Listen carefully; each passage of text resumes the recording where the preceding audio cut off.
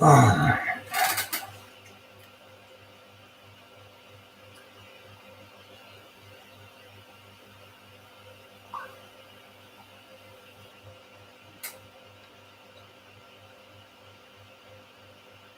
right. Can you hear me? Yeah, I'm sure you can. Anyway, all right, I'm going to start this thing. Let's see. Yeah, all the temps are up. Yes.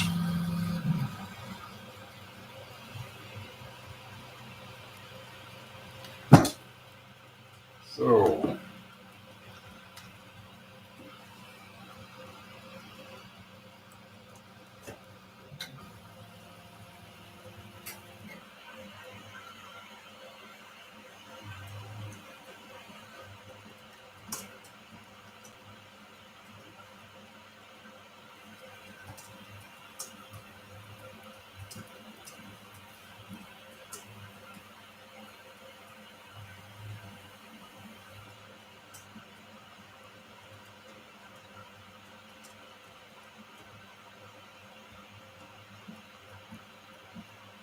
yeah, sorry, I can't talk and type at the same time.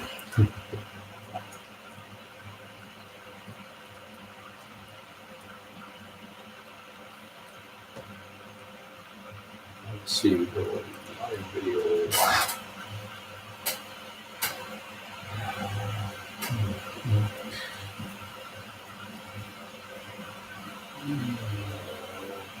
Okay.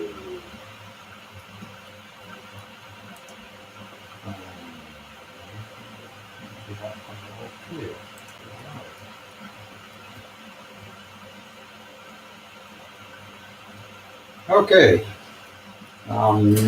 Live on Brant's forum too, BD3 printing. So we'll see what happens here. Let me take a look at the first layers. Oh. Brim's looking pretty good. In fact, I look them dang good. I don't know if you can see it. Yeah, somewhat.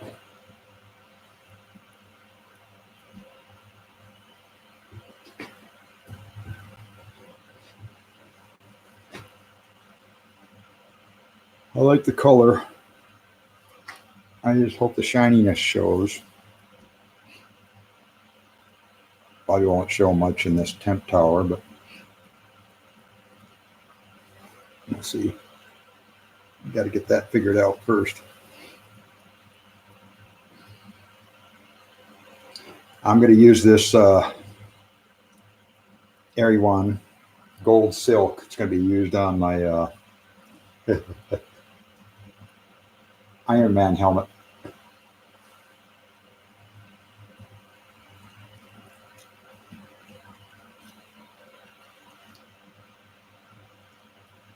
And yes, another one's going to be printed out. I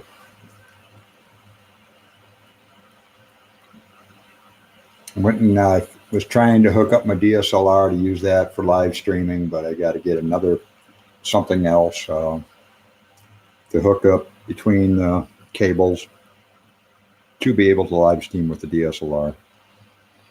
I went and got a different webcam, and I'm not happy with that, so that's going to go back. It's not wide enough field of view. My DSLR, I've got a wide field lens for it, so I just may end up saying to heck with it and getting I can't remember what you call that little, it goes between the USB cables, hooks up, I can't remember what you call it, but that's close to $100.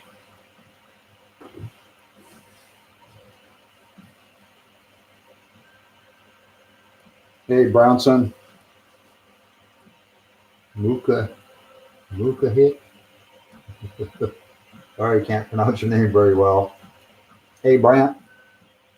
Yeah, I'm back to the original webcam. I tried using my DSLR. I need some other device to plug in on the USB to get it to work.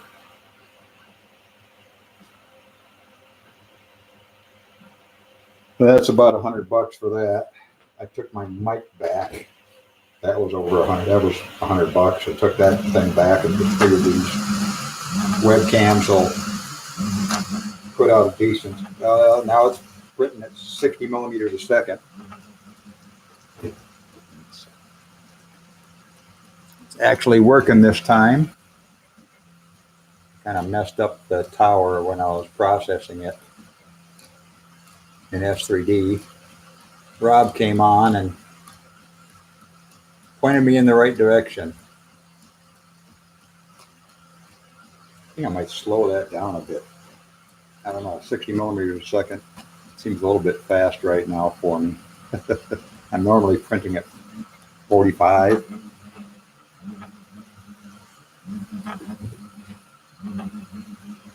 Yep, it's my webcam.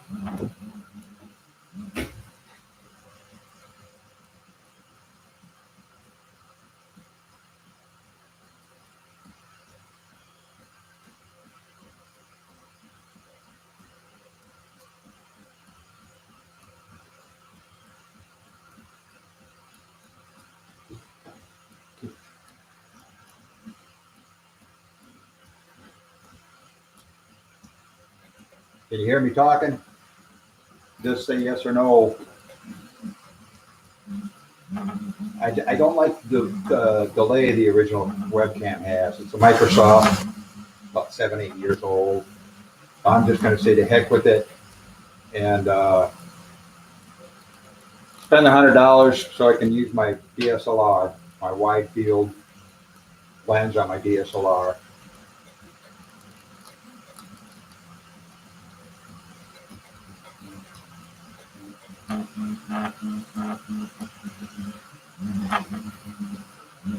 I've still got some tightening to do on the right side. I think I need new parts. I'm still getting a little bit of vibration noise out of the right side, a little bit, not much, out of the right side stepper motor.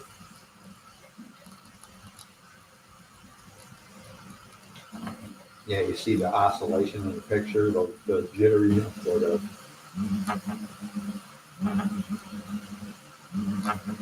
so I definitely want to get my DSLR going on. That buzzing noise is just this stupid thing. A little bit of buzzing. So I need new parts. They're as tight as they can be.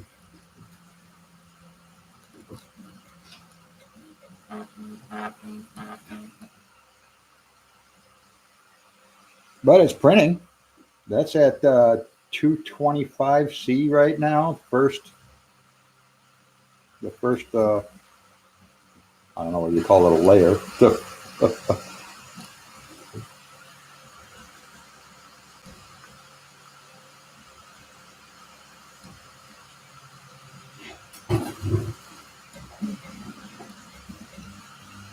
The first section of the temp tower is 225. And that's not horribly bad so far. We'll see when it gets up to that portion. And I've only set it at, about, what was it, 10% infill.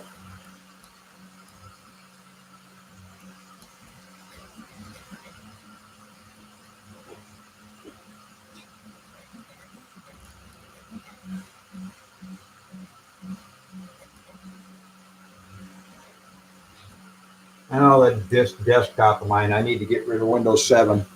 I need to put Windows 10 on it. I don't know if that might have something to do with it, or the fact I'm running the Wi-Fi is at 2 gigahertz for the printer, and I'm running my camera now. I'm running YouTube on my laptop off of 5 gigahertz, so I'm not interfering with the band.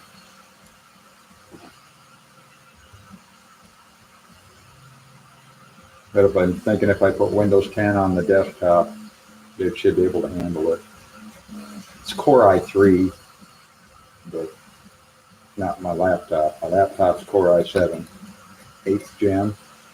No, not 8th gen.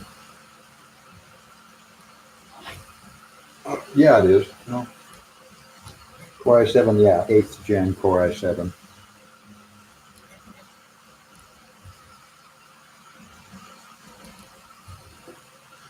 Seems to be doing okay. At least it's printing. I couldn't earlier. Of course, I had the settings all messed up. I was trying to print in the first layer, and I was printing the second one, the first layer for the second, the first layer for the. It was really messed up. Didn't know what the heck I was doing, I guess. Rob came in and took care of that problem. Oh, let me figure out what the heck was wrong with it.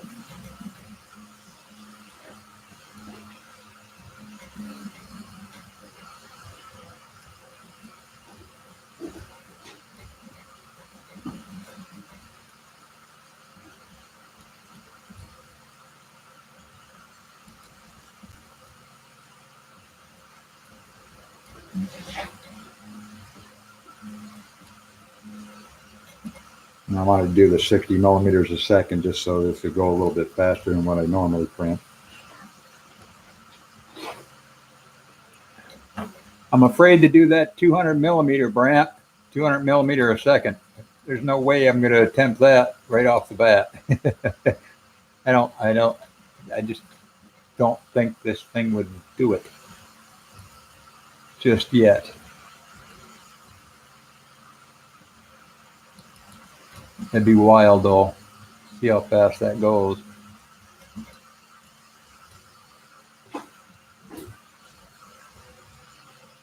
I don't think it could do this small a part. It wouldn't get to 200 millimeters a second. I don't. Too small.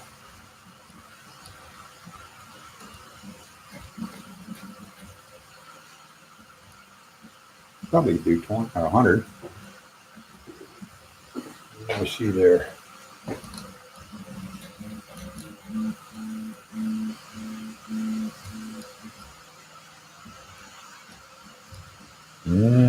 What did I see here now? Yep. Doggone it.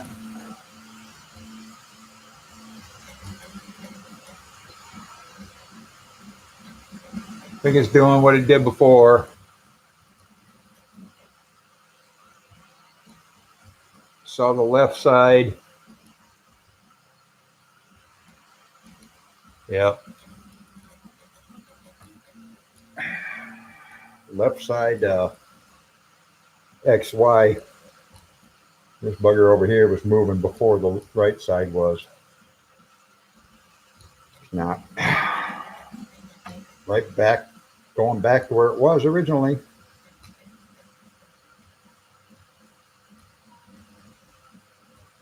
Well, I got to get this. It's not skipping yet or nothing, but that left side just moving ever so slightly.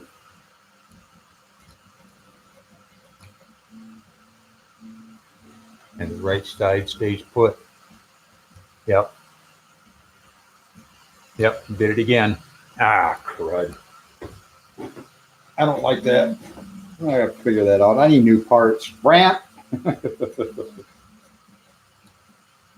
Send me the files, please.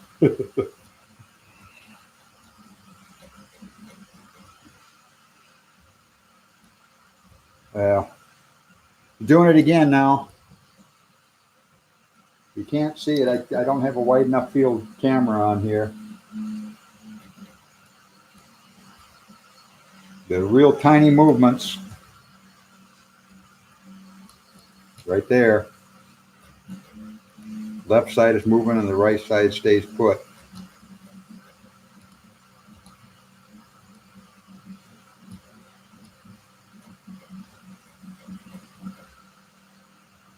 That was after I tightened the belts a little bit more. Well, I don't know if I need to back them off or what to get them to quit doing that, because before I tightened them up, they were both moving just fine. Now I got them, left side is tighter than the right, or the right side's too tight or something. I don't know.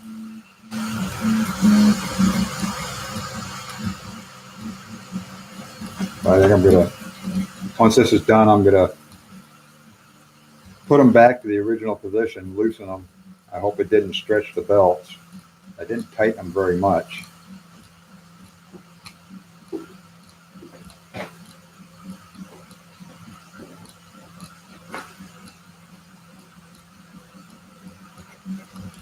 When it does the bigger movements, though, in the Y, it doesn't do that. It's just the real tiny movements. It's like the right side, which is, I think it's the left side's controlling the X and the right side is controlling the Y. But I might have one side just a hair tighter than the other.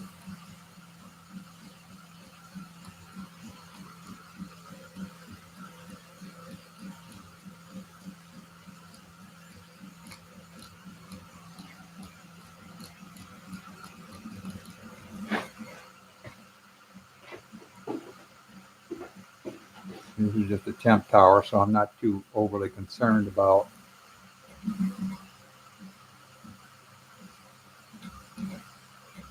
banding of any kind.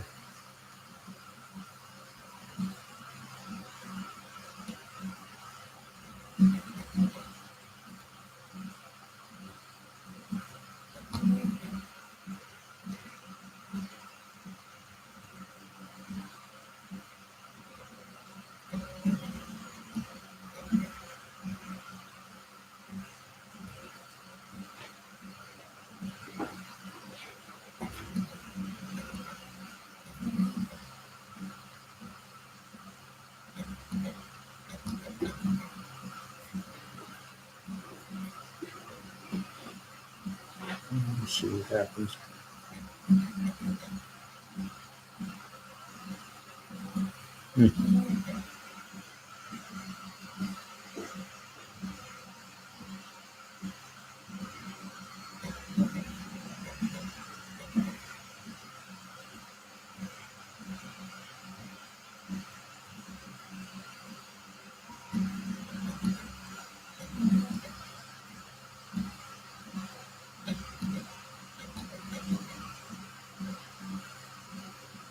That's different.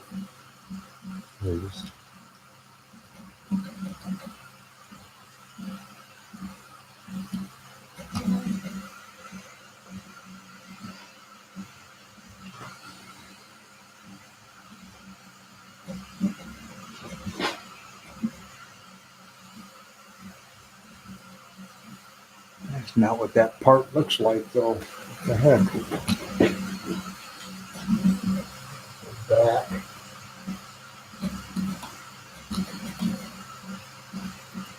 Look at that. Yeah, not what that part looks like at all.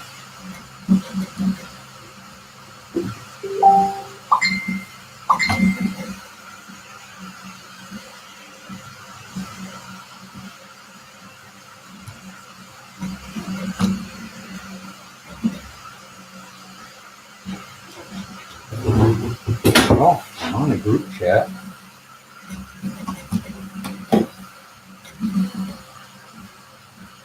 Oh, okay. Oh, it doesn't automatically. I see.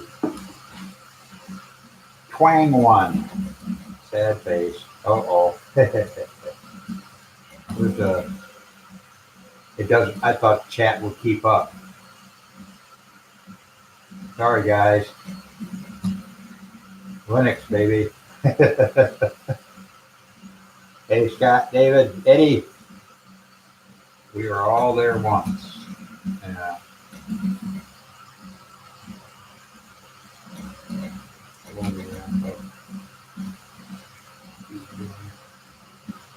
Move the camera closer. The camera will not focus when you go closer.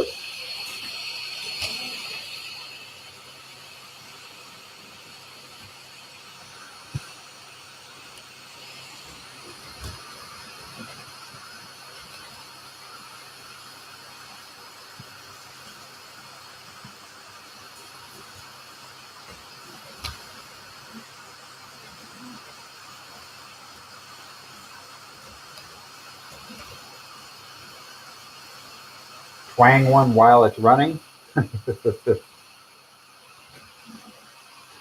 Slow down the print should be less of an issue. Okay. Yeah, I'll slow the speed down a little.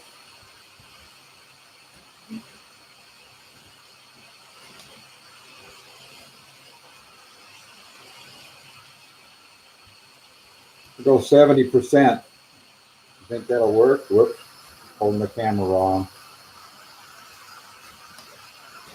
I'll go 70% is 60.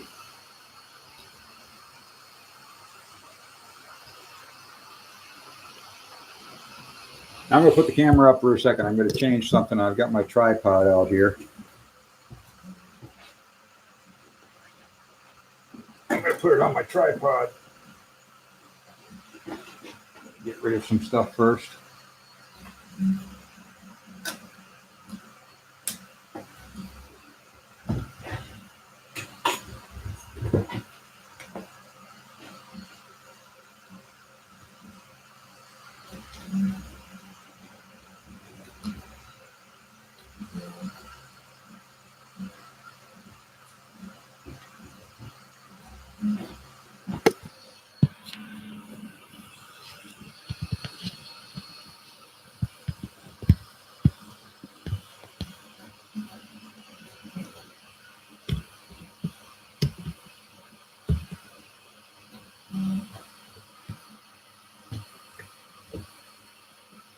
That's as close as I can get it. Sitting on the tripod at that angle.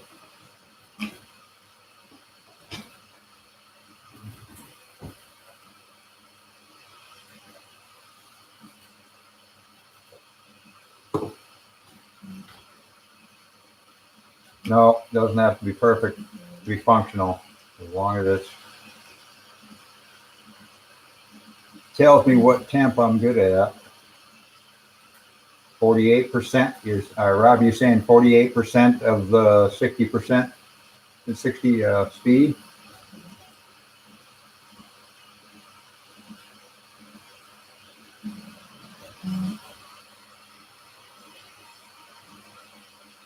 Bridging settings.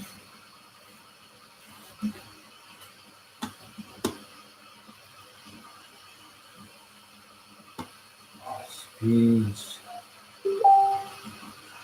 Code. And the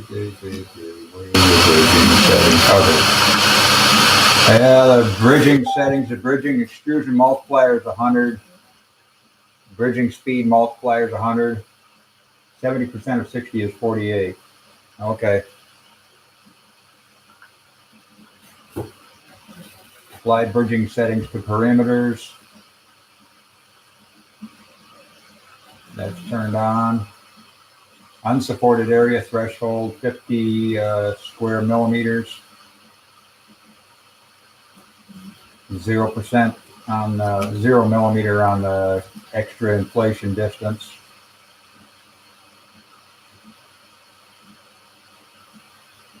So 100% on the extrusion multiplier for bridging and 100% on the bridging speed multiplier.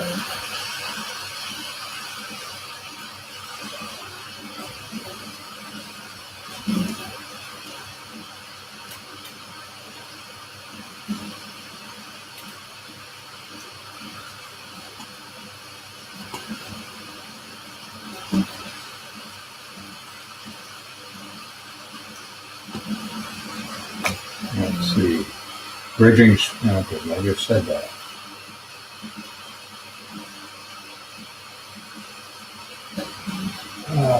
What else?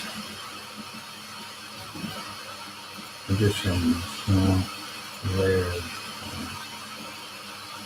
Oh, we're doing 3 parameters. I didn't realize you switched it to 3.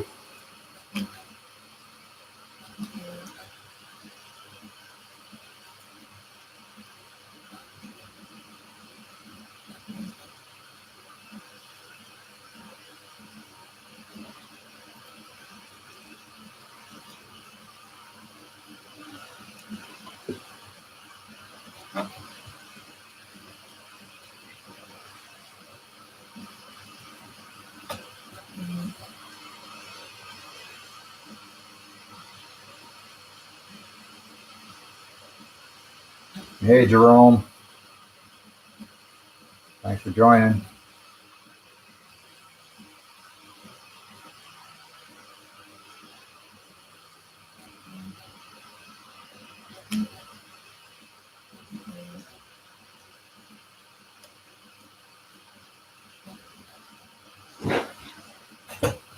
I think I need to get some, I don't know, I'll end up needing to get some different blocks, or at least one block.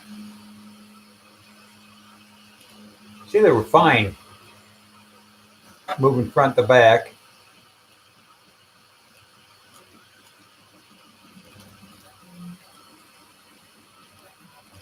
They actually seemed to be fine. I was doing that infill really fast. Nope, now it's starting to bridge. Oh, I think we're going to go with 225. There is nothing underneath, hanging low underneath. The 225 might be the ticket. There's absolutely nothing hanging underneath on the bridging.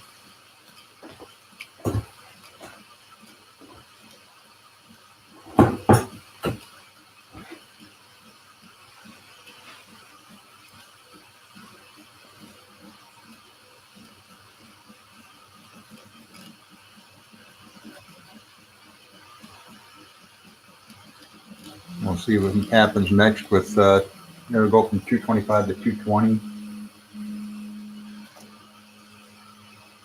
See what happens next with 220.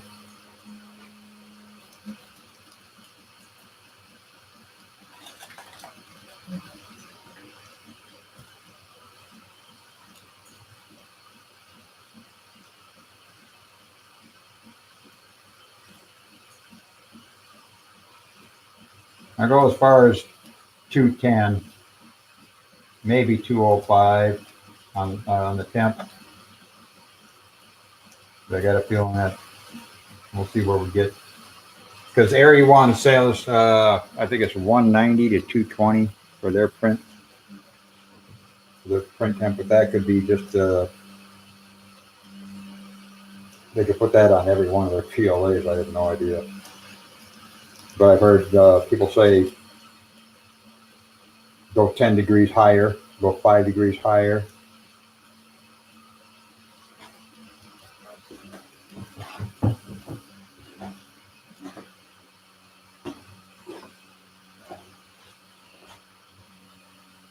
Yeah, that underside of the bridge looks pretty doggone good.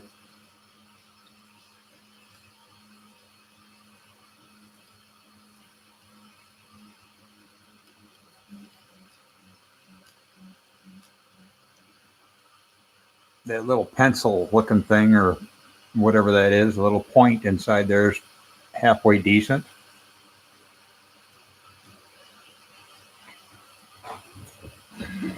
Overhang looks pretty good. There's no hanging stringing. But it's starting the second part of the tower.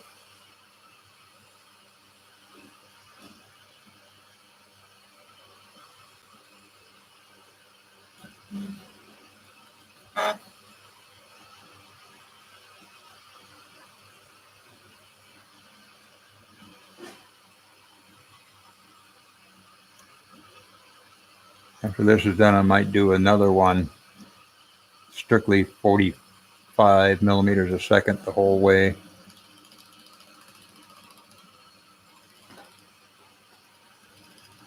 And a fast little infill between the walls there is pretty quick.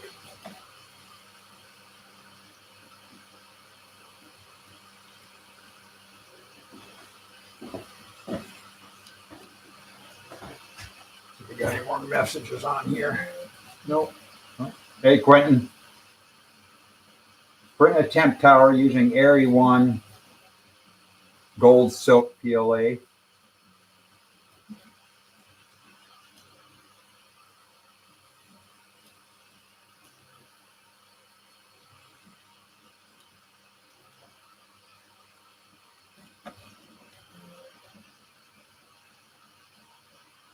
Started out at 225. I need to go back on the other computer and see if the temp changed. And yes, it did. The temp is saying 220 now. Started at 225 and it's now 220. I got the bed temp at 60. I don't know why. I've always printed with the bed temp of 60.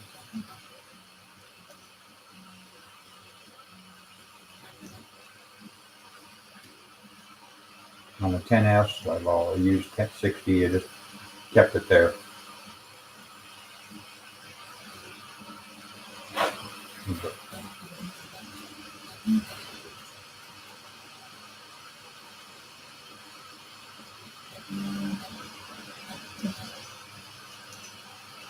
Each portion of the tower is 12 millimeters.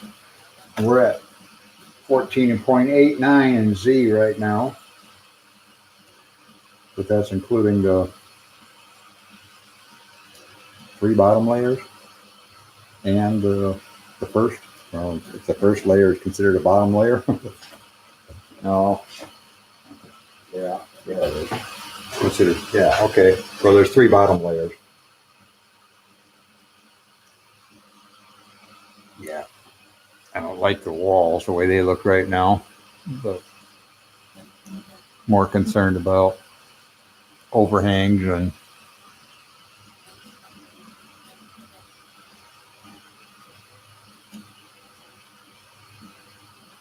I think I got this Z-hop set at 0.3 millimeter. 0.2 wasn't quite enough. Didn't seem like it was quite enough. Whoops.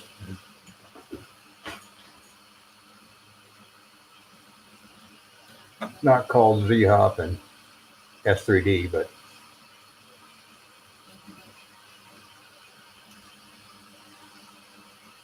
I've got the where is it at now?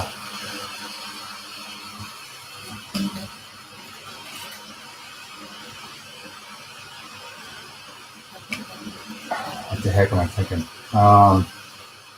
Retractions.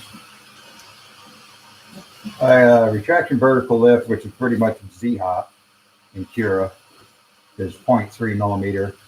Retraction speed I've got at 85. I upped the retraction distance a little bit to 4.20. It was at 3.8, I think, millimeters. I raised that up to 4.2. Because first time I went to print something with this, I was getting a little bit of stringing. Oops.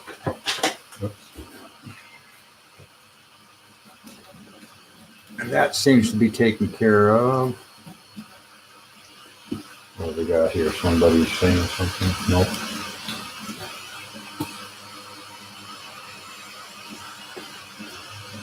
All right, I can go back over to the desktop to see what Facebook is doing. Nope, somebody messaged me.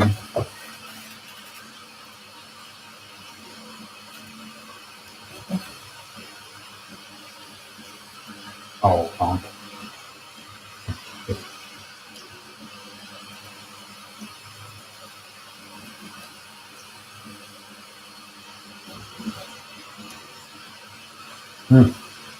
Trump didn't kill General or whatever you want to say that guy's name is. General Soleimani. Soleimani. He gave him a late term abortion. Trump didn't kill General Soleimani. He gave him a late term abortion. Okay.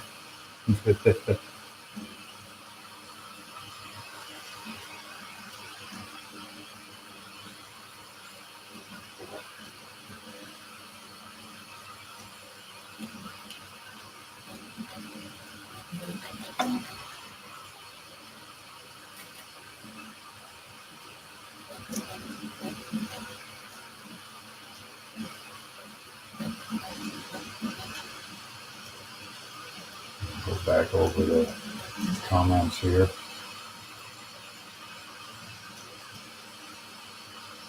Come on. And that's not coming up the way I want it to. Mess up anything. Well, 220 is looking better, but I did slow it down. It is slowed down compared to where at the point it is now on the first portion of it. That could have something to do with the speed.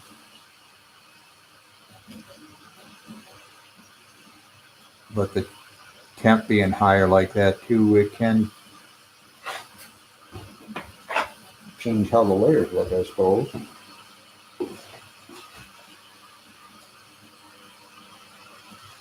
All right, 220 is looking a little bit better.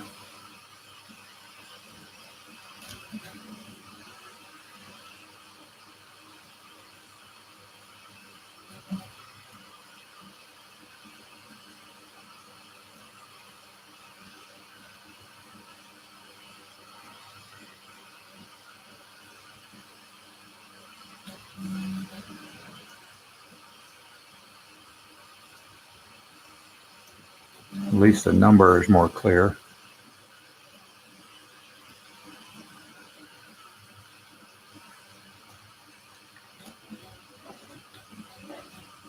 Let's see how the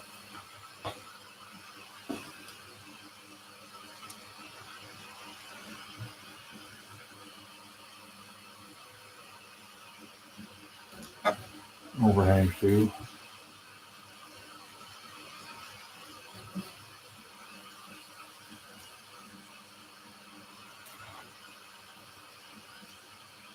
I wish I could get that closer.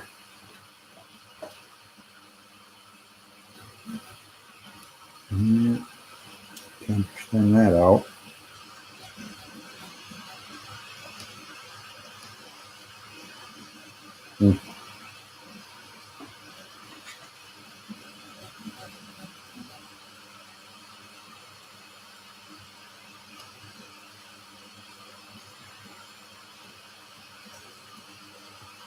Go back to the comments.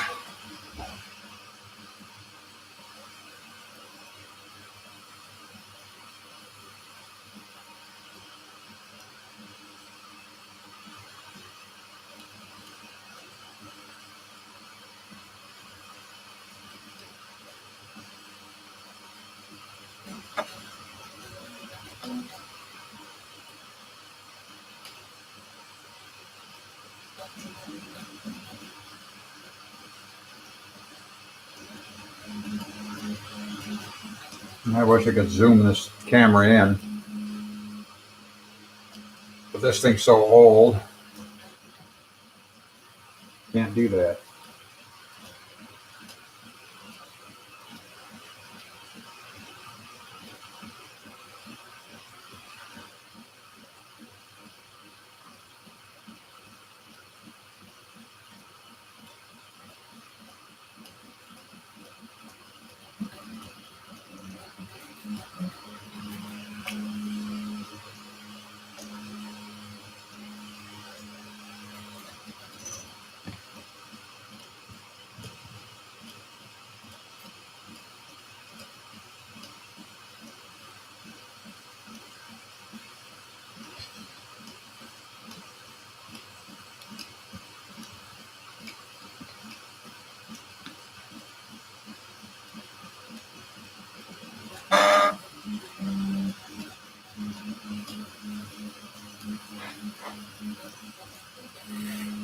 Now I'll have to get that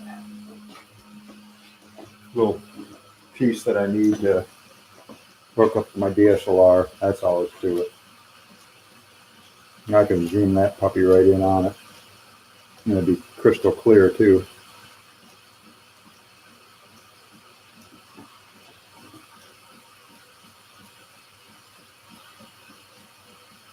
Yeah, not getting the sticking.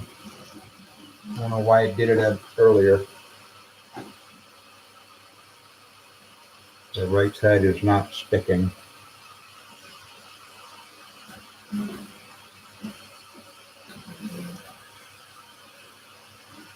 Oh, actually, yeah, it is. They're really slow, short moves. You see it. That could be the belt. Yeah, there we go.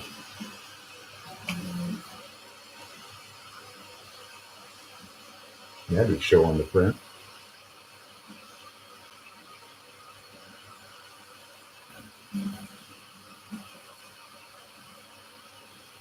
Top belt seems like it's a little looser. That's the left side.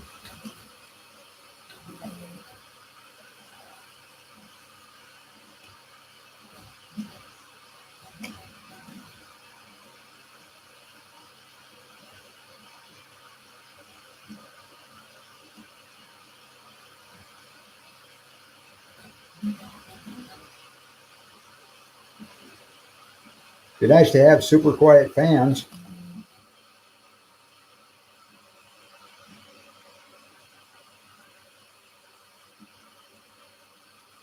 I got two of them going right now in the 240/40/10s, keeping the board cool.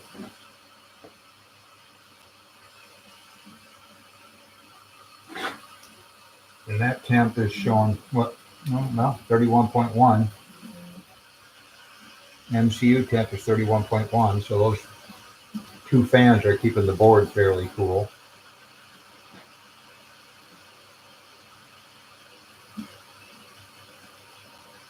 I don't have the cover on it, so I can actually feel the air movement coming out from it. I don't know. Let's scroll down, see what we got here. Anybody else comment? Hey, Robert. Temp tower. I'm sure you see that. This is Eryone gold silk PLA.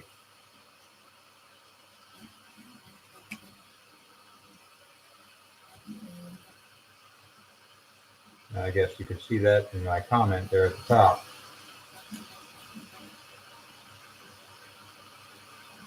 Right now it's at 220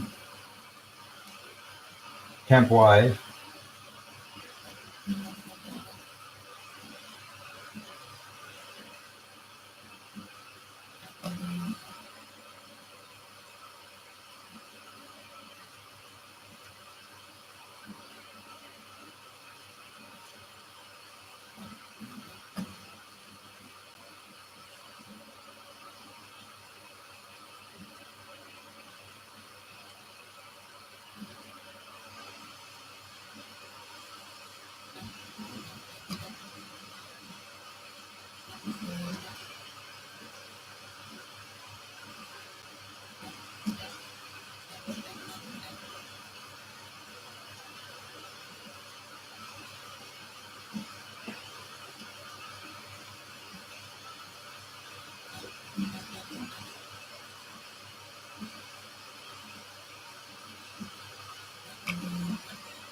We've got the parts cooling fan going at 100%.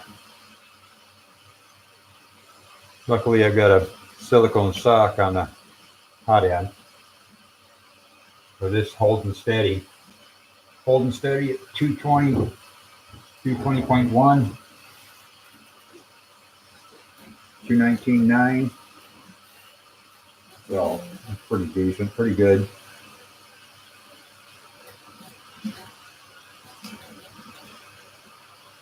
19.7.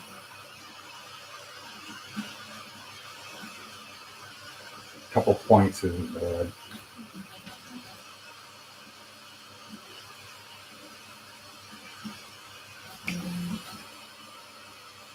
For those of you that don't know, my board is Duet 2 Wi-Fi.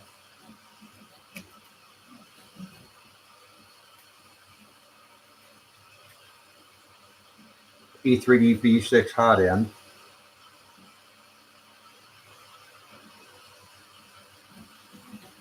I got the BL Touch on there. I'm sure you can see that. If that tape wasn't on that BL Touch right now, the camera would be overexposed. You couldn't see as much of the part.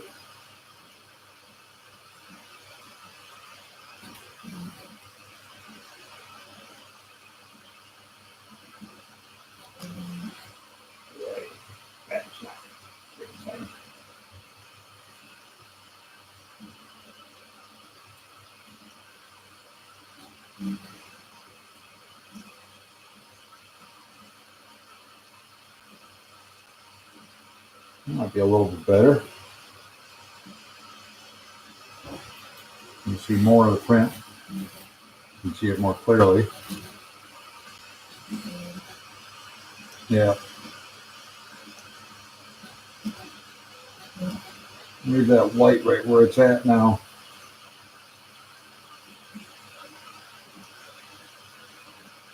You actually see the numbers. Okay, what we got there? Somebody messaged me. Don't mess with that. Get up here. Oh, okay.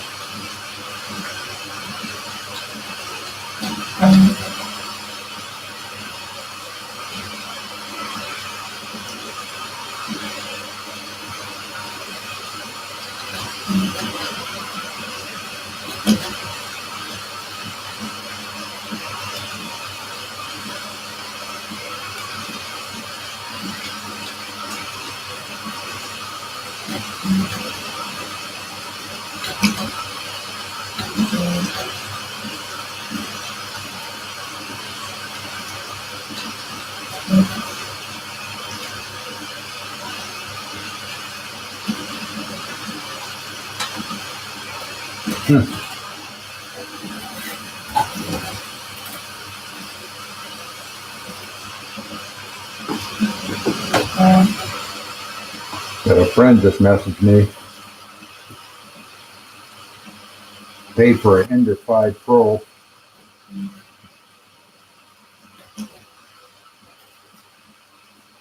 Yeah.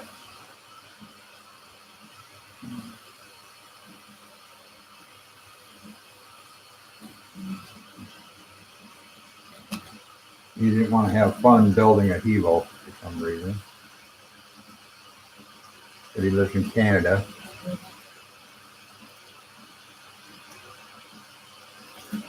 Yeah, the overhang. And that second level here, that overhang looks pretty good on the left-hand side. It looks a little bit better than the bottom one.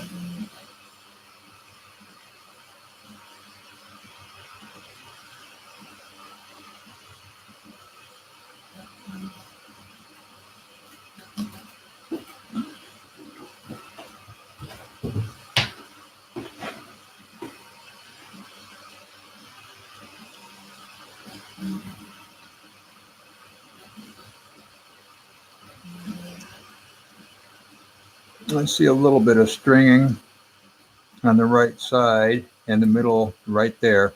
A little bit of stringing. going towards that point in the center there.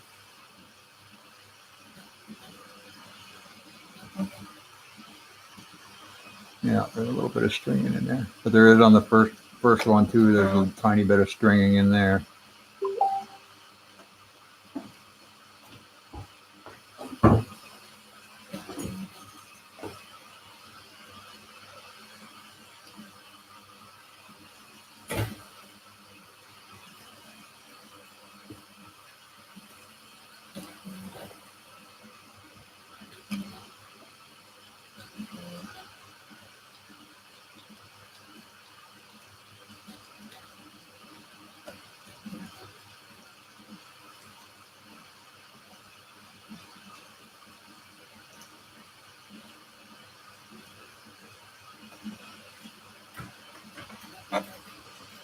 Hey Rob, I don't know if you can hear me or not. I think you can.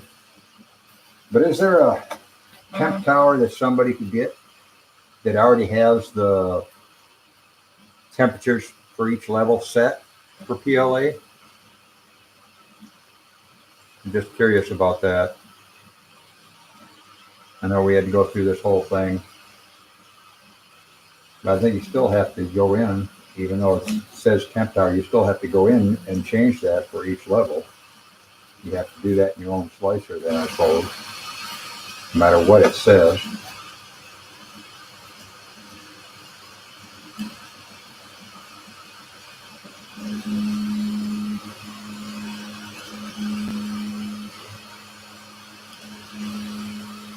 Friend I know was just asking me that.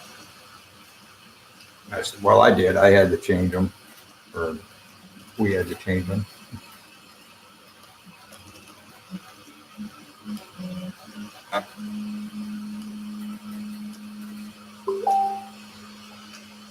And Kira, yeah, he doesn't have S3D.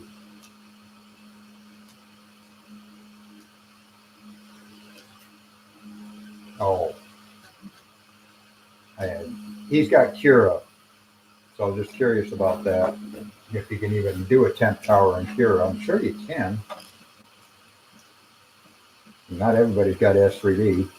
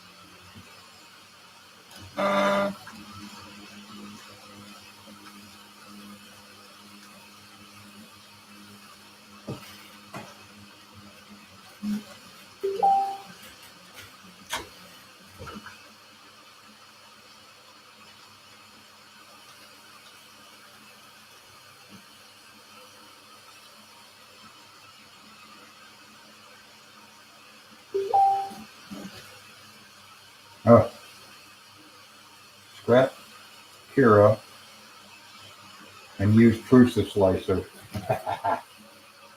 All right, there's another somebody else I'm messaging back and forth on There was a tech guy that told him to scrap Cura and get what the heck? Use Prusa Slicer instead. Another freebie.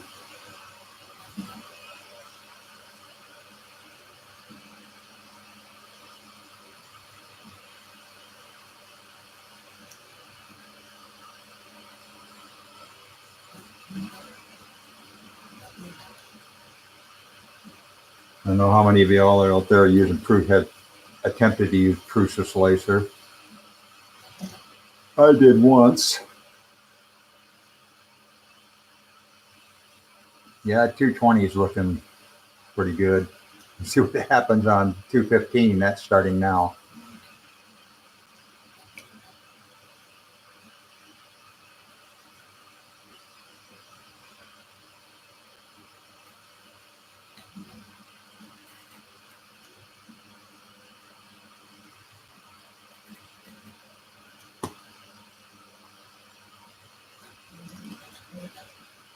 No, wrong mouse.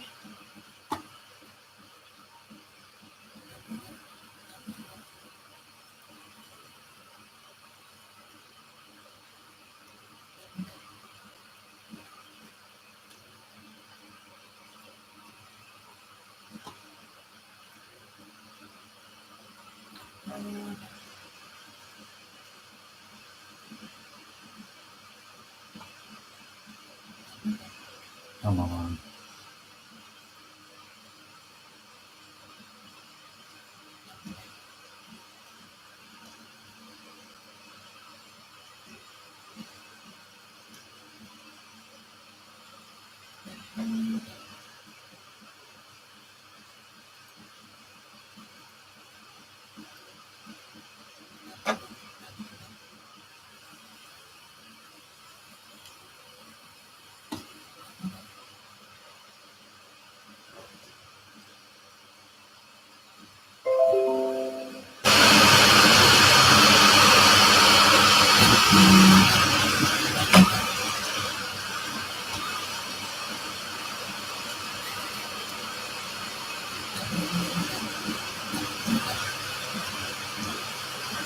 You know, I started this morning at 235. I'm glad to drop it down as low as 225 at 235. I think that was a bit too warm for this.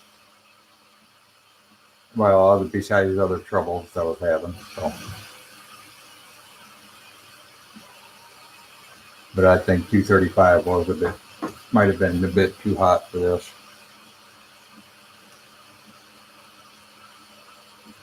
215 is going down pretty good so far.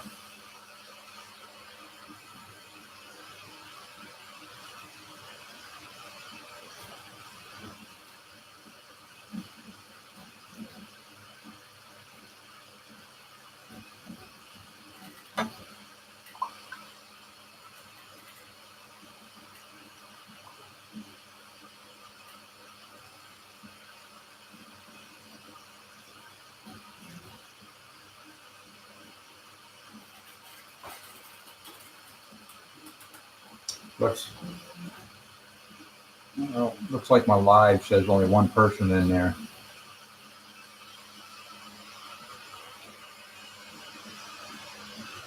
But in the chat, there's quite a few. But on the live, it says one. That could be the YouTube thing.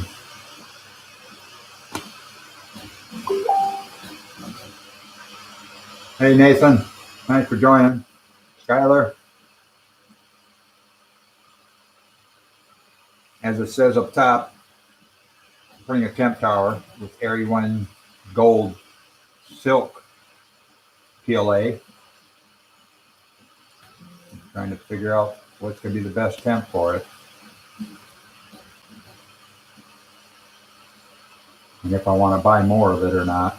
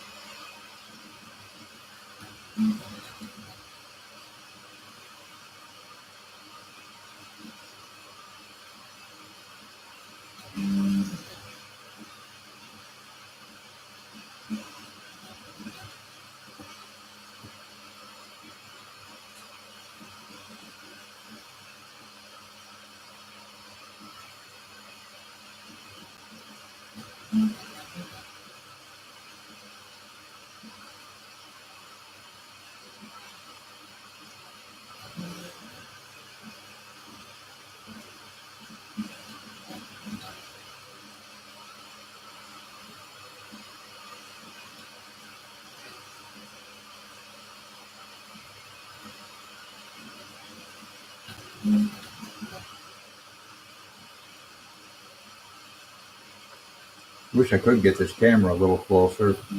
I got no way of mounting it. I'm on the edge, right on the outside edge of the Hevo right now. But at that level, I have no way of getting it closer. I'm sitting on the tripod. I might be able to get a little bit closer. Swing my.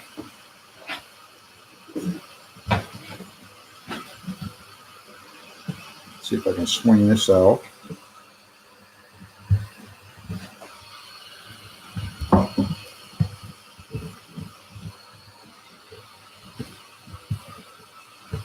And turn this.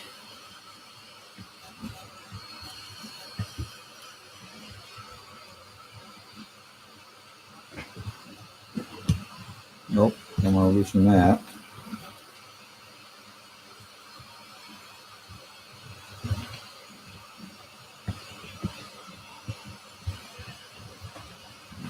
All up.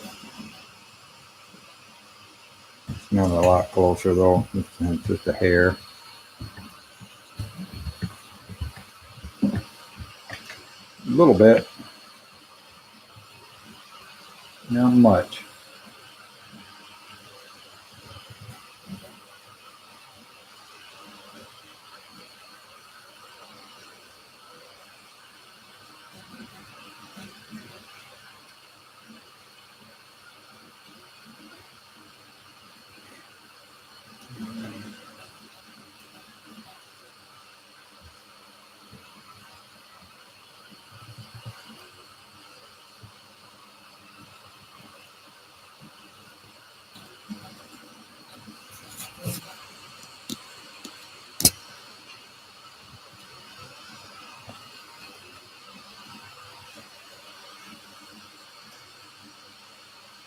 Tad bit closer.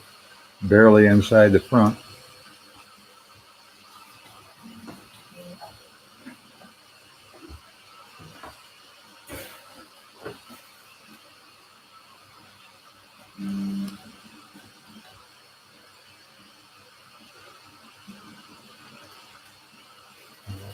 Check.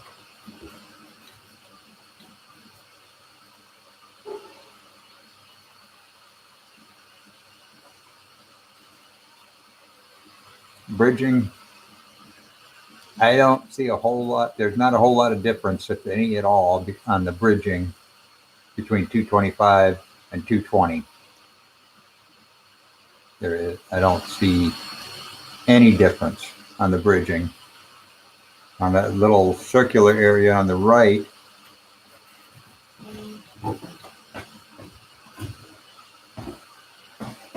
now that looks a tad bit better up towards the top.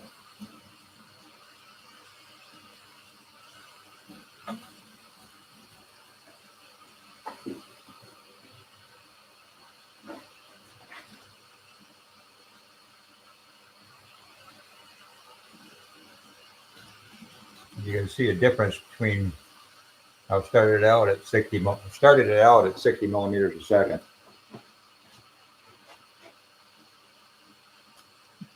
When it got about halfway through that first section, I switched it.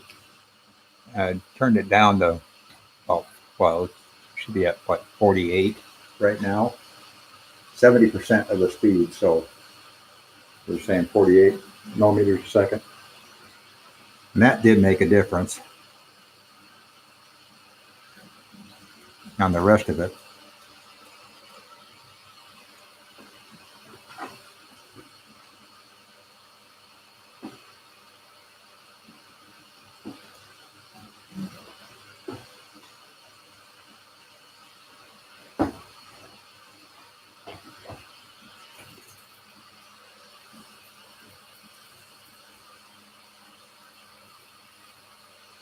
the temps are changing, so that part's working.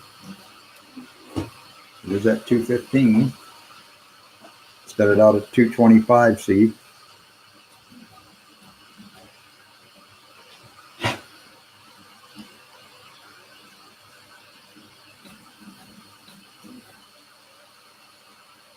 Outside walls don't look that great.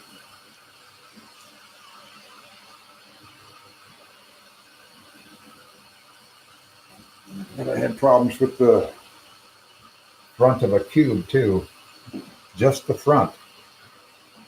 They had lines that made it look, lines on the out, there was a hollow cube, put it in base mode, 40 by 40 by 15 with no top. And of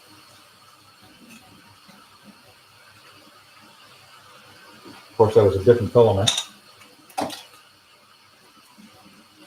But the front, the sides and the back look pretty dang good. But the front of it looks almost terrible. Okay. There we go. I don't know if you can see that at all on there or not. No, you can't see that. Well, maybe you can a little bit. There. That's that 40-40 hollow cube. And that's the front. That doesn't look that great. On the inside of the front. Yeah, there it is a little bit. You can see it. That part right inside the front here. Right in there. That doesn't look that great, but then when we switch it over to the sides, sides look pretty decent. There's the left side, there's the back side, and there's the right side. Three sides look good, but that front just doesn't do it for me. Now, if I can get the shadows on it. I can't. I don't like. I gotta get my DSLR hooked up. Working on this. Need to get that part that I need for it. Can't remember what it's called.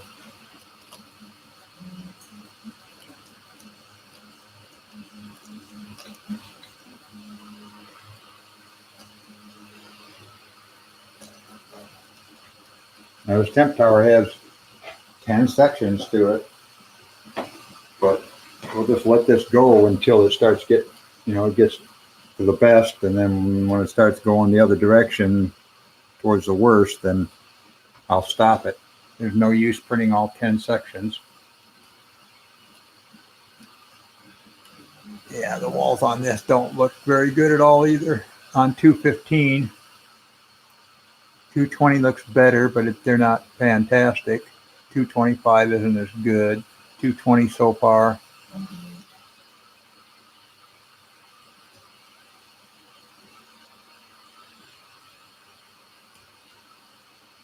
But and I don't think it's not a squish thing. It's not a first layer thing.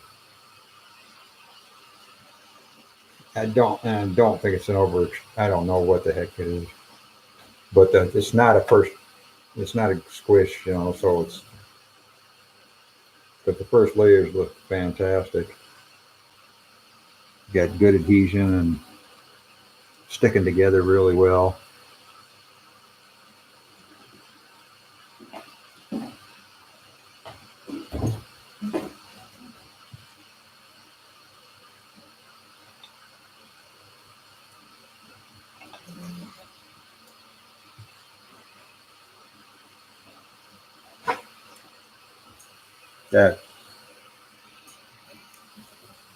Ooh, that's really shiny. Shining a lot of light.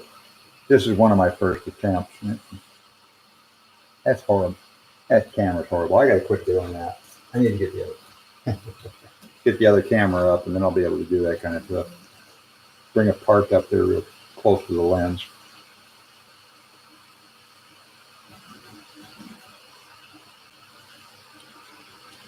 Looks like it's halfway through the 215.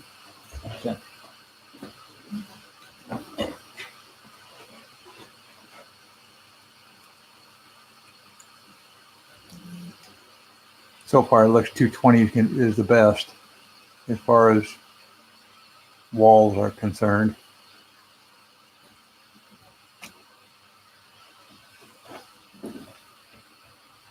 The bridging looks just as good on 225 as it does 220. And 225 is 220. They both look exactly the same as far as bridging is concerned.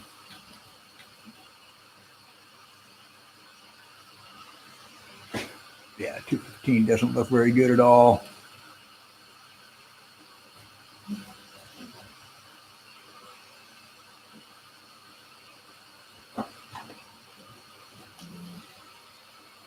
And it's only going to get worse as it drops down in temp.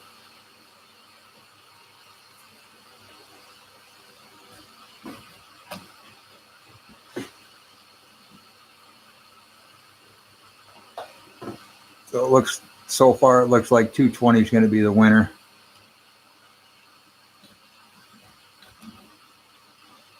Even though it don't look that great.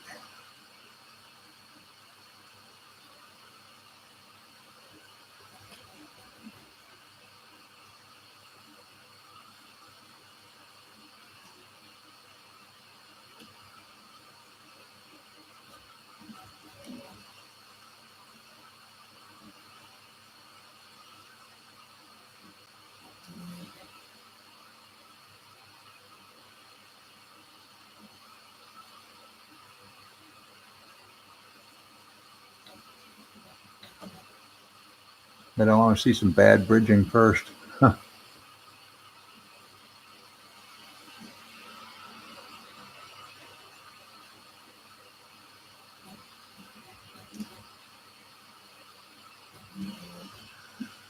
Bad bridging and bad overhangs. And that little cone.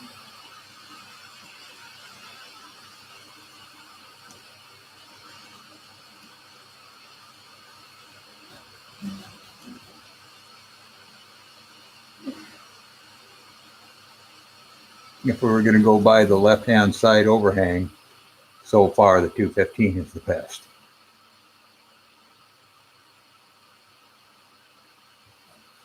If we're going to go by the walls, 220.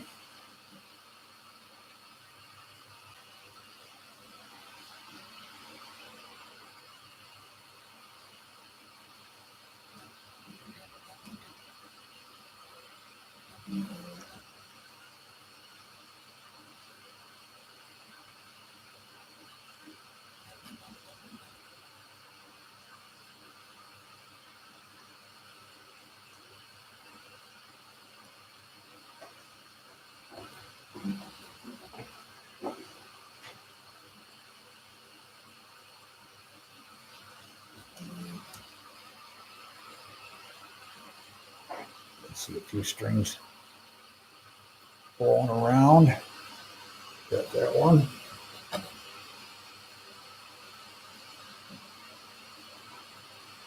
Pretty doggone good.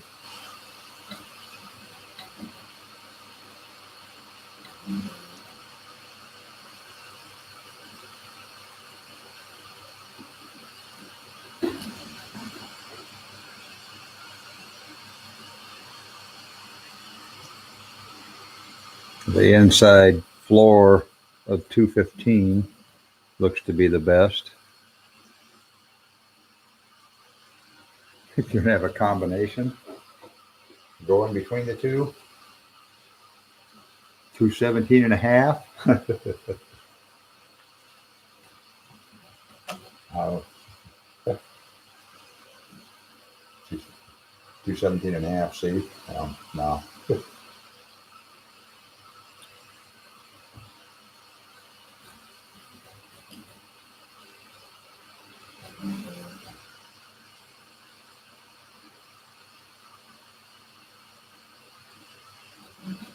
If you look from the top down, Walls look like over extrusion.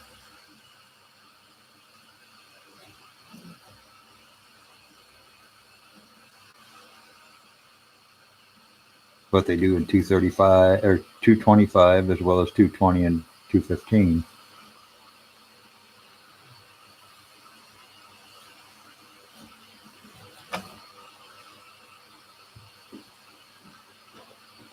Yes, I know we're just testing to see where bridging is at, overhangs, see how that cone does. I'm not overly concerned about the walls, so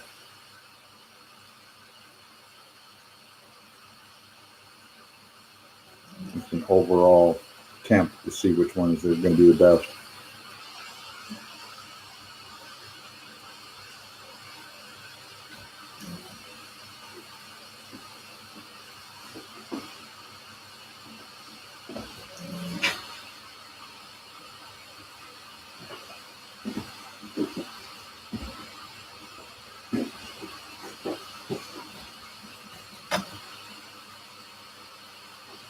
Had a little bit of snow today. Anybody east of South Dakota, you're going to be getting snow. Depends on which way the jet stream's going.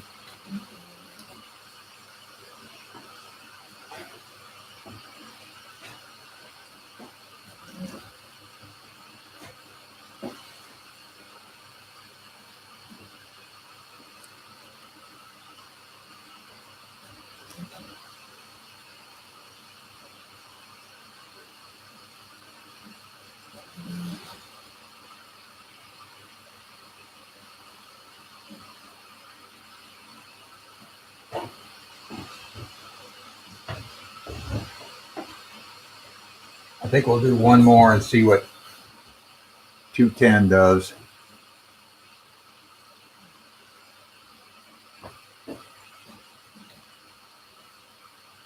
I don't want the live stream to get too overly long and get quite boring. Hey, Brandon, Nathan, how's it going?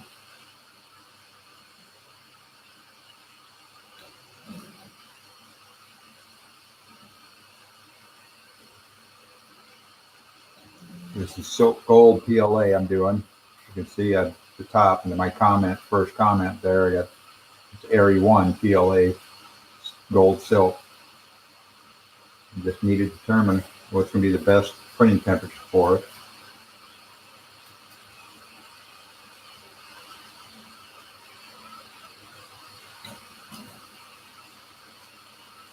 So far, it's a toss-up between 220 and 215s C.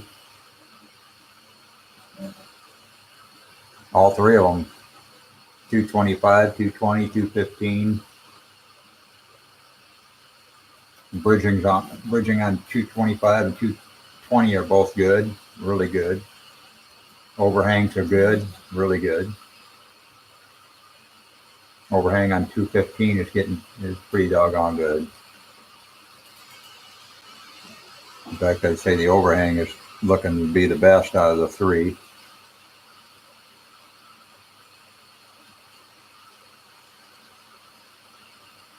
The cone looks to be the best out of the three. The wall outside the wall doesn't though. That can be taken care of, I'm sure, with tuning. But I'm going to let it run. I'm going to see what 210 does. 210C.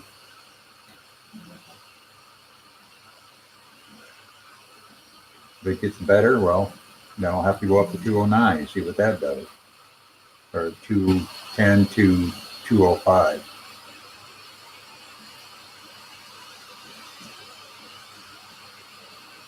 I think Eryone's got a generic temperature on the paper that they're saying. It's 190 to 220.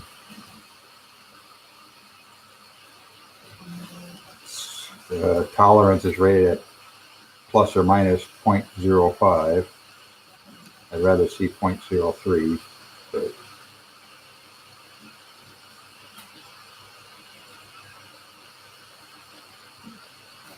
I've got Eryone Gold and Eryone Red.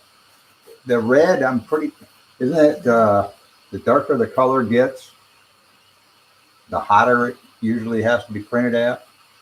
I know with black, I've got to print black PLA at a higher temp than I do silver or white. There's pigments in it. You need higher temp. I think I print my black PLA at 210. I print my white between 195 and 200.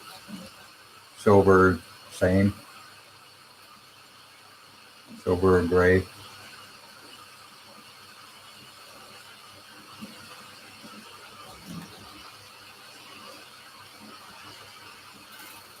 I printed red. I don't remember, it's been a while since I printed red. Just regular red PLA. But from what I understand, there's something in some type of material or something in silk PLA that makes it shiny. And I've heard that that's what actually causes it to have a higher temp.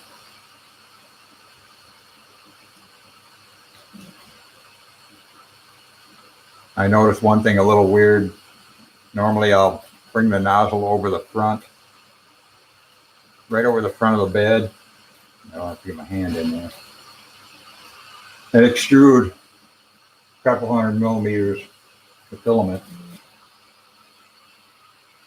to get it primed before I actually run my prime line.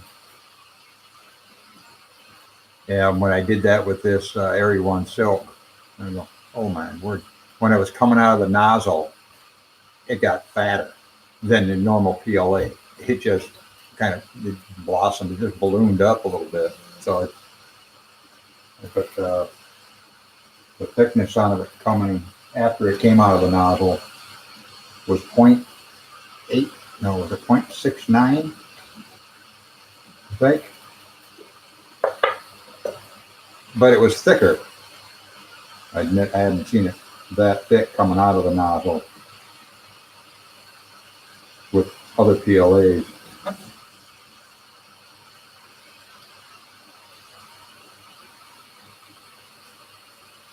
I held it from drooping, you know, making it thinner coming out. And I've got a 1.25 millimeter thickness of it. So it did thin out. It's 1.75. This is 1.75 millimeter filament. So it did droop a little bit.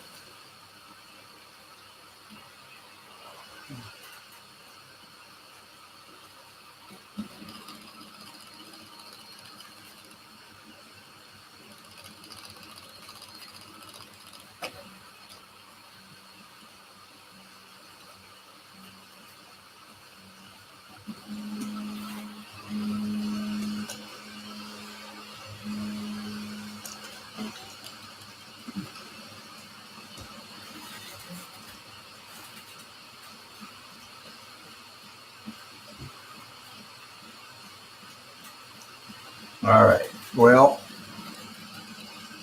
there we go. You can see it now. I think 220 is going to be the answer there. You got a bad one there.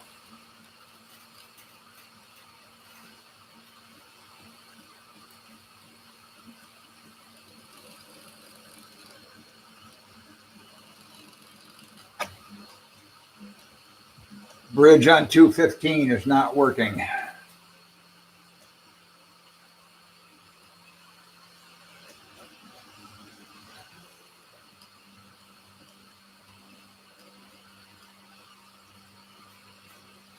I'm going to take this out of take the camera out of the tripod.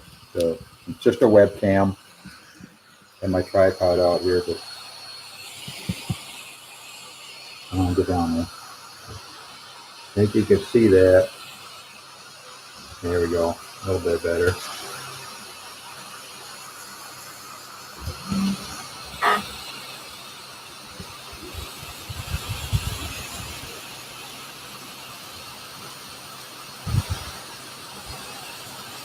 Sorry, I can't control the focus on this thing. An older webcam, about 7, 8 years old. But you can see that there, there's bridging there.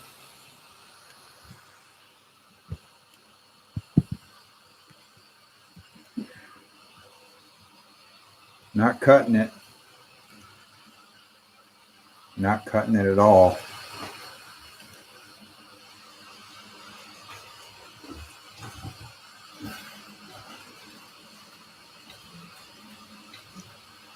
But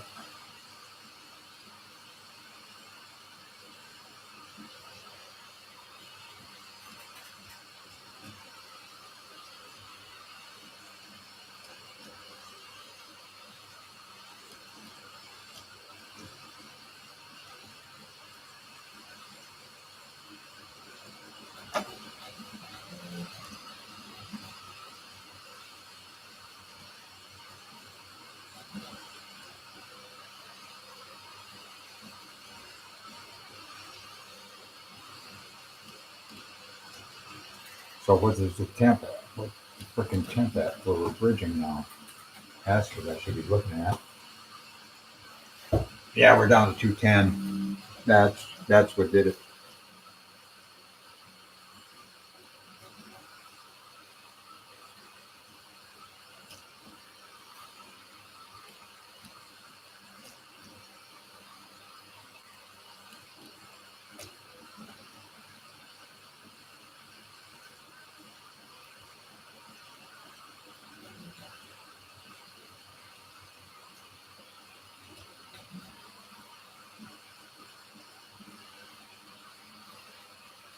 Pretty sure that's where the temperature change was. Maybe I need to keep a closer eye on that. I'm going to let this one go. One more. Get this one more. We'll see what the bridging does up there. I want to see what these walls look like at 210. 210C.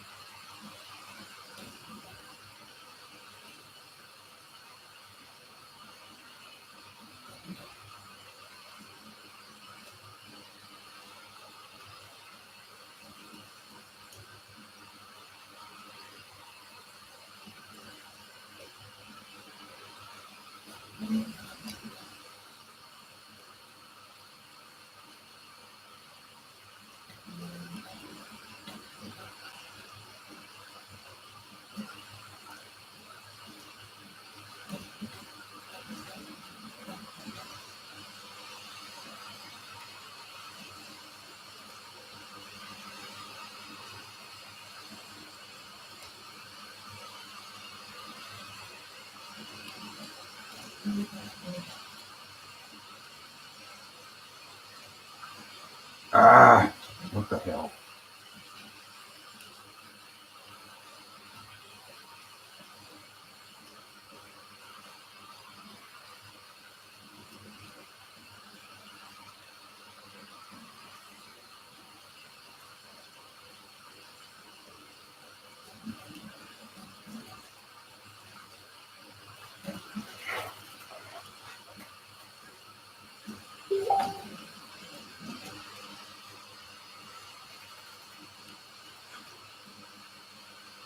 Well, no, bridging didn't fail.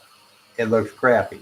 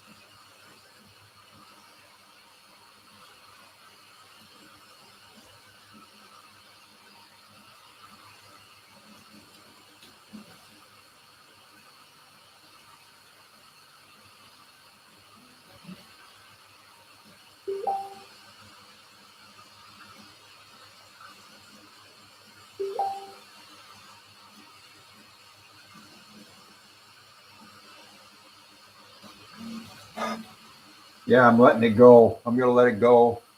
Get through 210.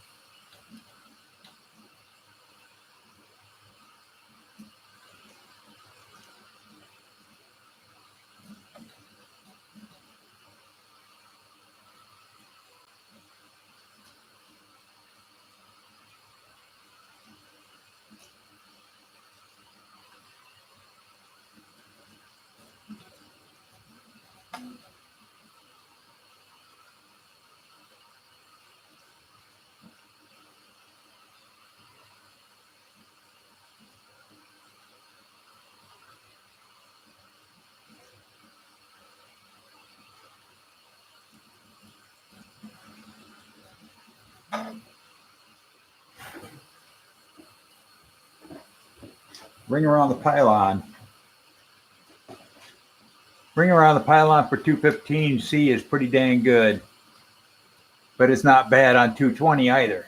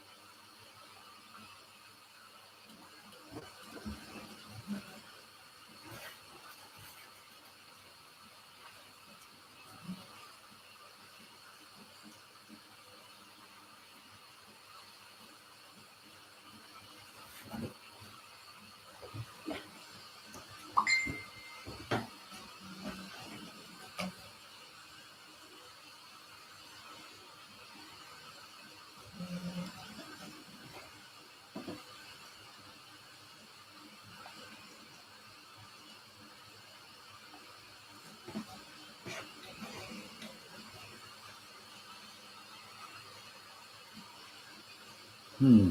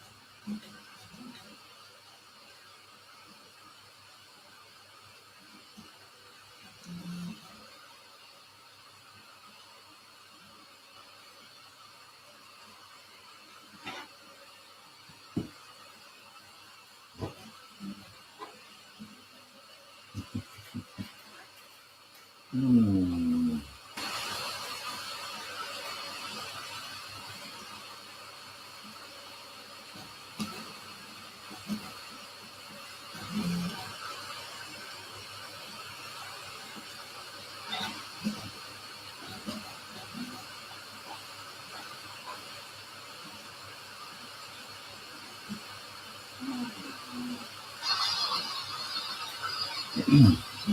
Can't believe that. Actually, did that. No, you can't put pictures up in during a live stream on Facebook. Just found that out.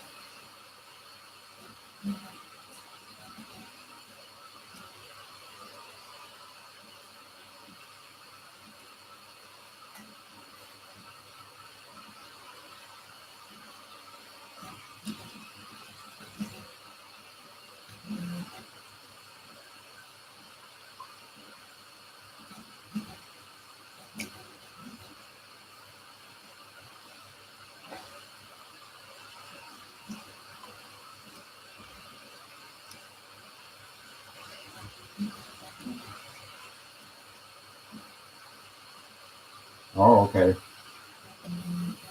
Yeah, I don't want to mess with OBS. I'll put some pictures up when I'm done with this.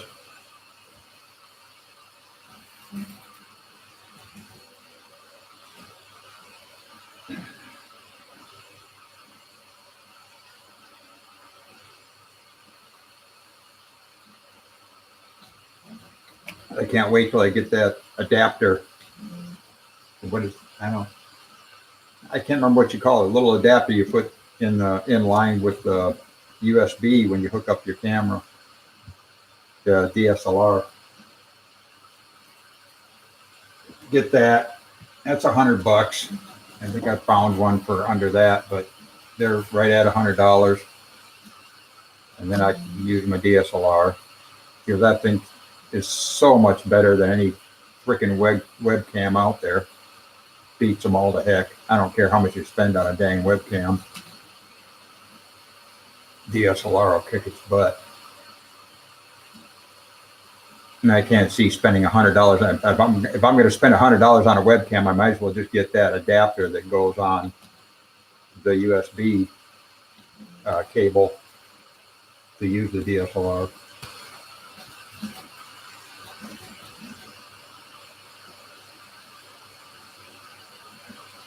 I got 3 DSLRs anyway. Might as well put one of them to use out here.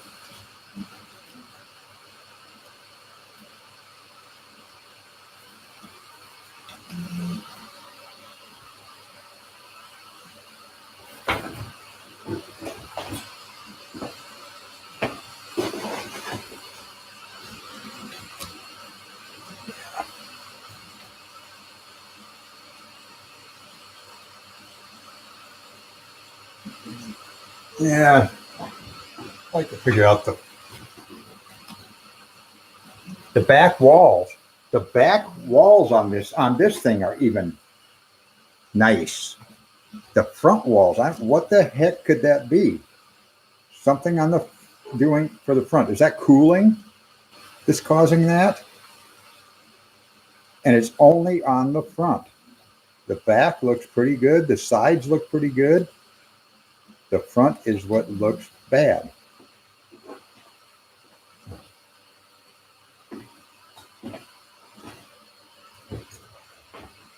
So I'm wondering if that's cool, a fan cooling thing, part cooling.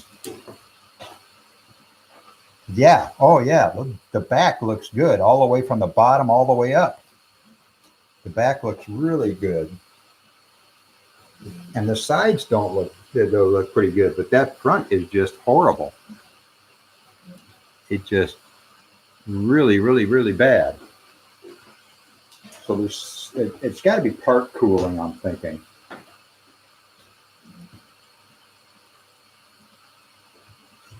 Everything I've printed, cubes and everything, the front has looked terrible. They've made it look like over extrusion.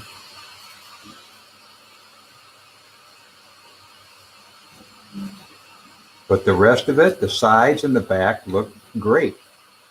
All the way up, from the bottom all the way up, just like I said. When I'm done with this thing, I'll show you. I'll show you guys that. I'll take some pictures and put it on here when I'm done live streaming, and you'll see what I'm talking about. So I have to figure that out. I'm really thinking that it's cooling, but I'm not positive.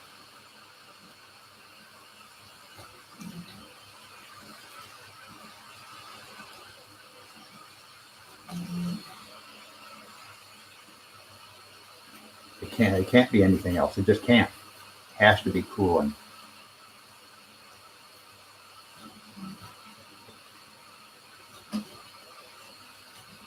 So I need to get some new parts done. I can't change this fang out with anything else. There's nothing else that I can do with this particular carriage. I kind of cannibalized it, and then was able to fit the fang on the front. Thought I was going to like it, and I'm just not so certain now.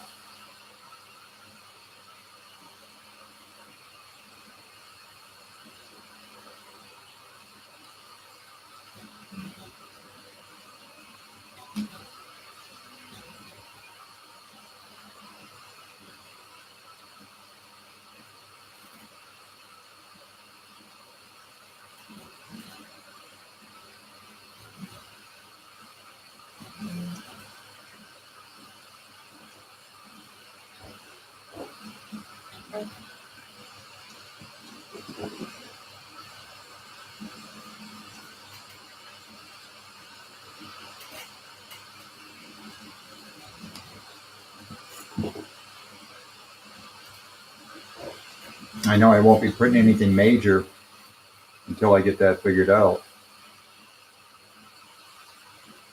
I mean, Yoda was fine. I did a baby Yoda.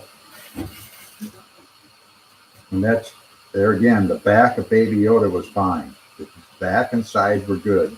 The front, it's the front of this thing. So it has to be parts cooling.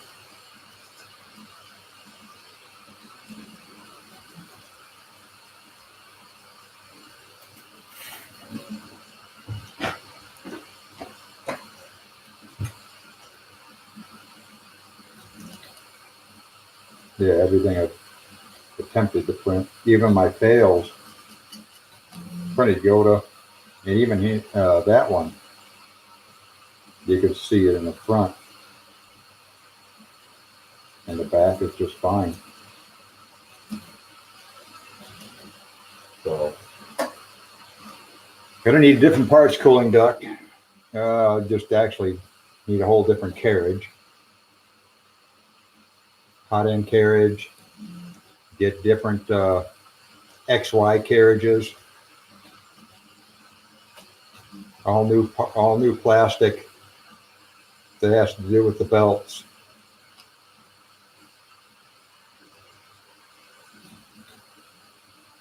The stepper motors. I'll need to make. I'll make new parts for that.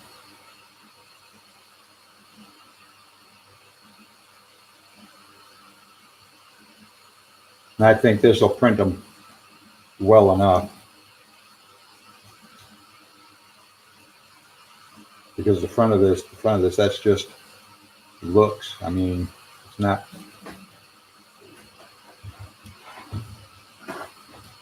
It's just aesthetics.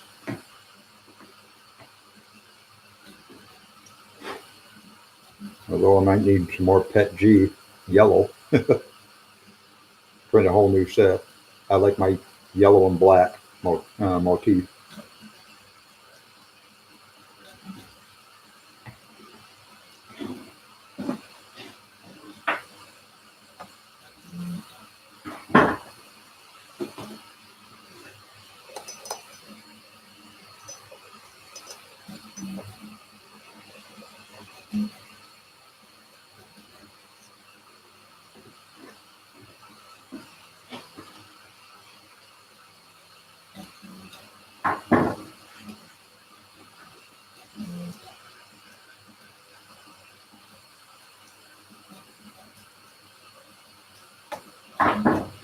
So I'm sure I'll have to get some more yellow Pet G.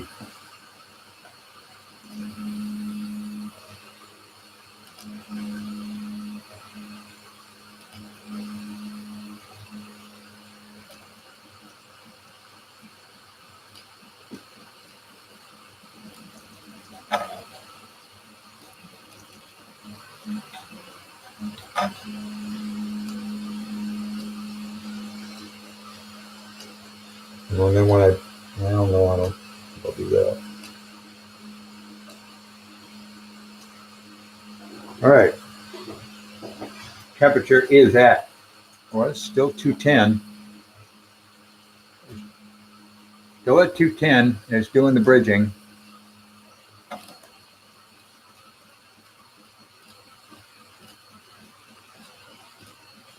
So the bridging at the top there of the 210 section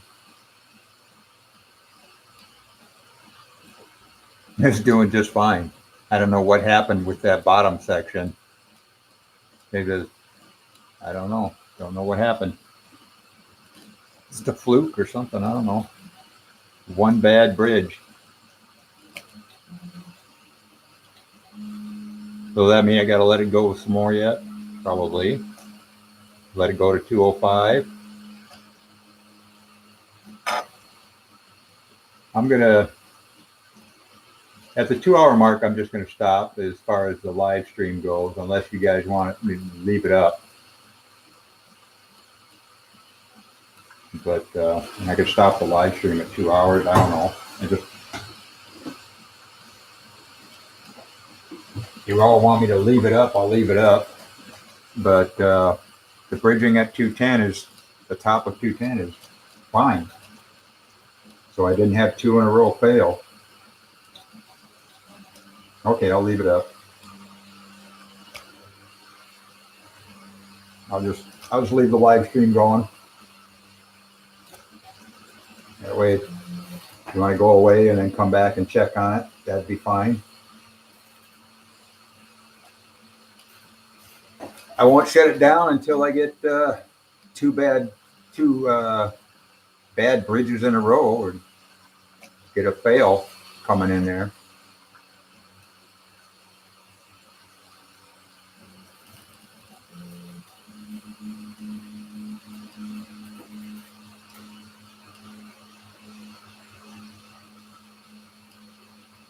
I thought for sure with the way that last bridge went that this one was going to do it too.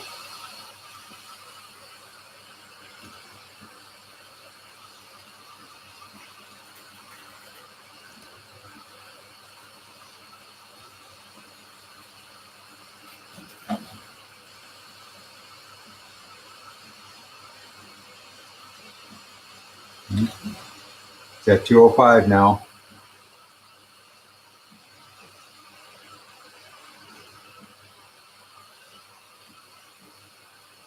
You must do a gradual switch over to the temp, or just start dropping. I don't know. Because I thought in the slicer it had it set wait for the temp to change, but that could be just the beginning. I can't see it waiting for every temp change in a tower like this. So it just must be a gradual thing.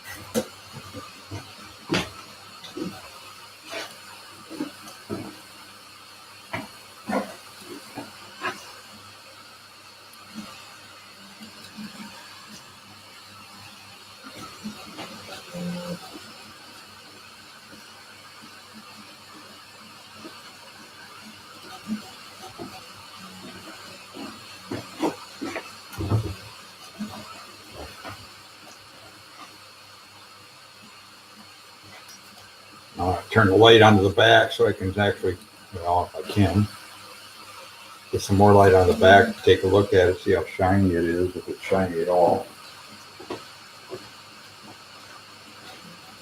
Yeah, not really shiny. Not like I think it. Not like I was thinking it was gonna be.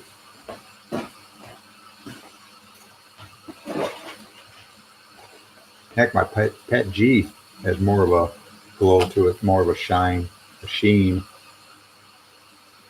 than this does. That yellow pet G I've got here.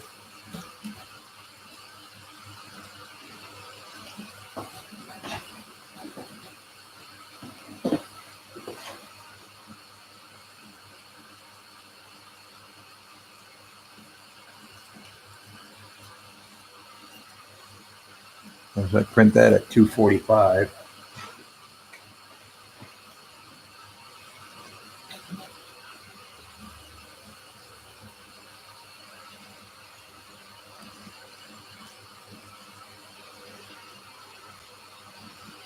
And that's almost a kind of a semi-transparent.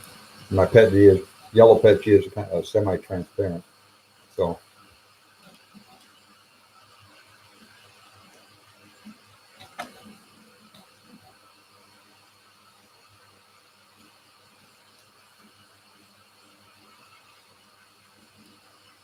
yeah, that left side still moves and the right side stays put. And there's really tiny movements there.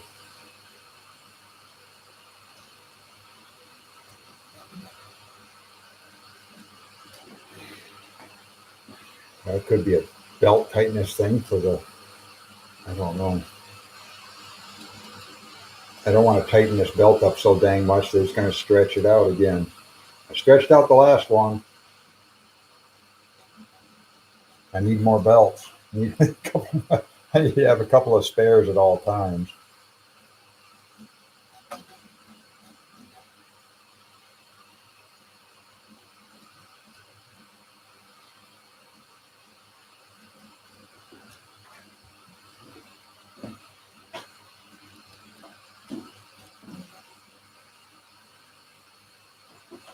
The top, I don't know what it is. The top really has a nice glow to it as it's printing, you know. It has a really nice glow.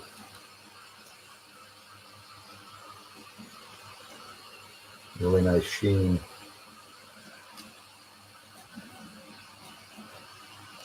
Looks more like gold.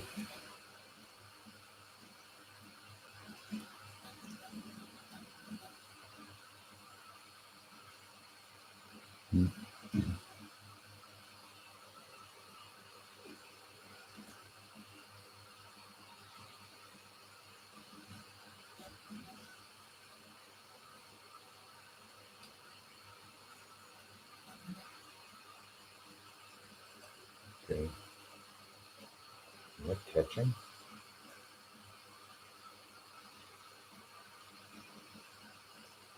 What's it doing? Oh, okay. It's going around the numbers. That's why it looked like it was jerking. Making the numbers.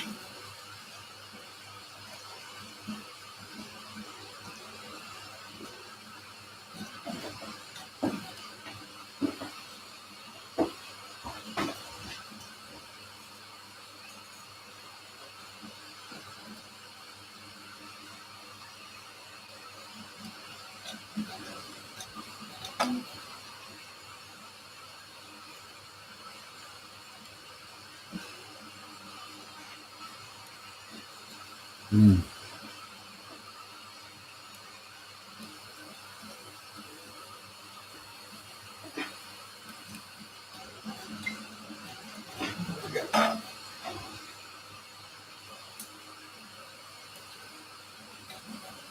$52. So we're not quite. Yeah, we only got 1, 2, 3, 4 sections done out of 10. Watch it get all the way to the top. And I'm going to say, what the frick? Which one's going to be the best? They'll all be the same. And we have temp changes.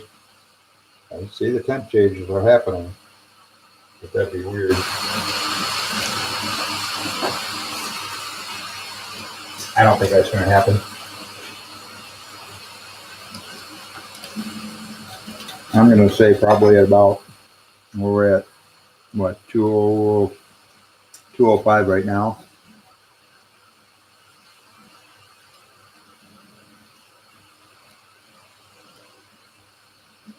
Give a 195.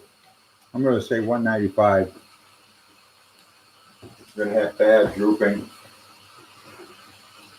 in the bridges.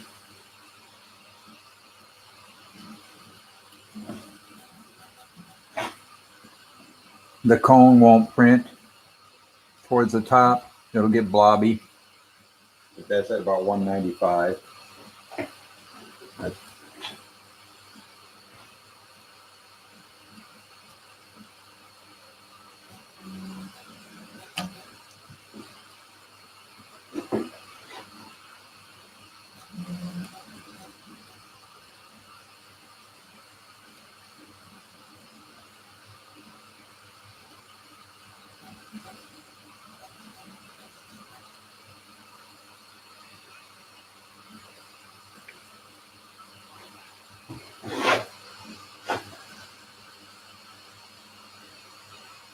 Yeah, my fang.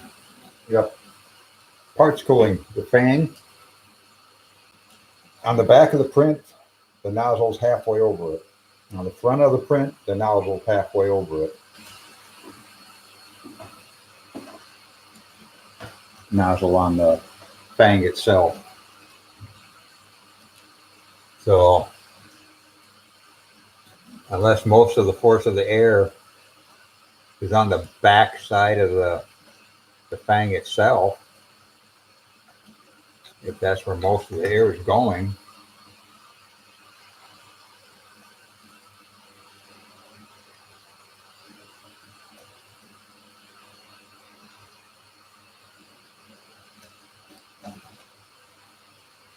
there's not enough getting towards the front, but that's the only thing I can think of that's causing the front to look as bad as it does.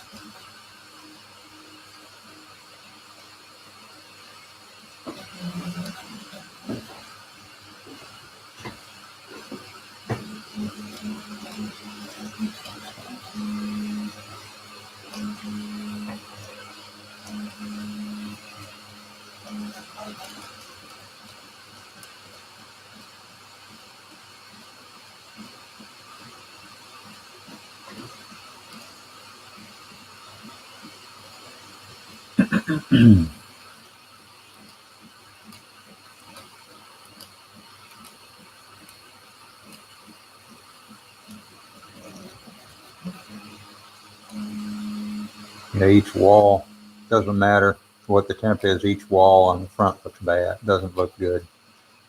With the back and the sides look fine. They look good. Well, come on, people, tell me. Tell me what you think. Need to know. I need to find out. What is causing the front of the print to look like over extrusion? It can't, it's when the back and the sides, everything else looks good, but the front.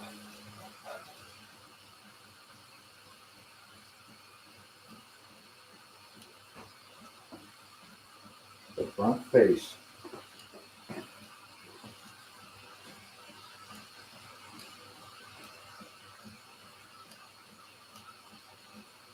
If it was over extrusion, it'd be over extrusion all the way around on this small of a part. So it's not over extrusion. There's no freaking way it can be over extrusion.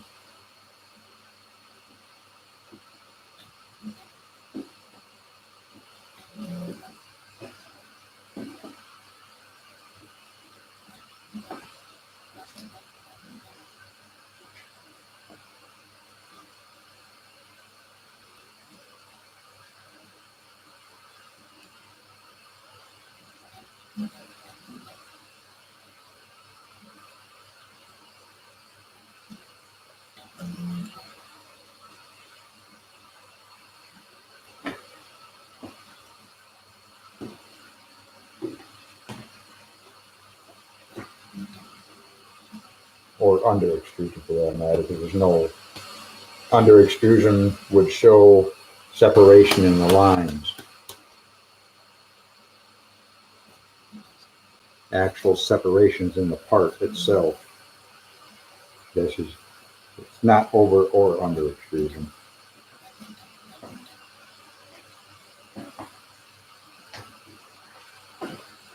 Printed long enough to know that.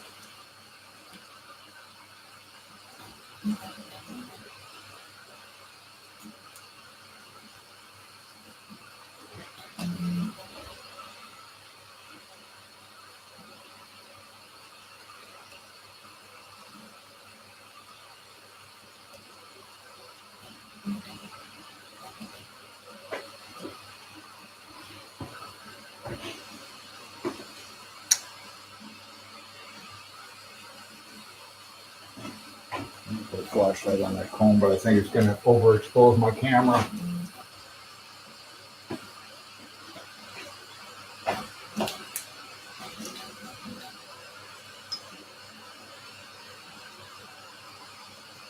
Oops.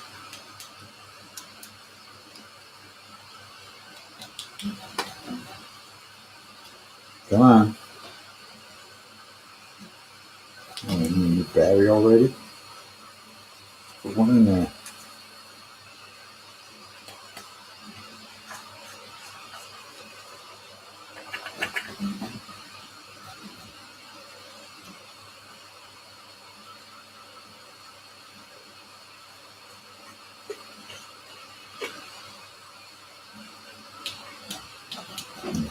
You gotta be kidding me.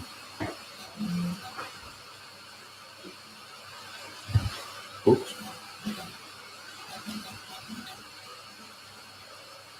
All right. There's my other battery. Two here. I'll be back in a second. I'm going to go in and grab some new batteries for my flashlight. Better shine some light in front here.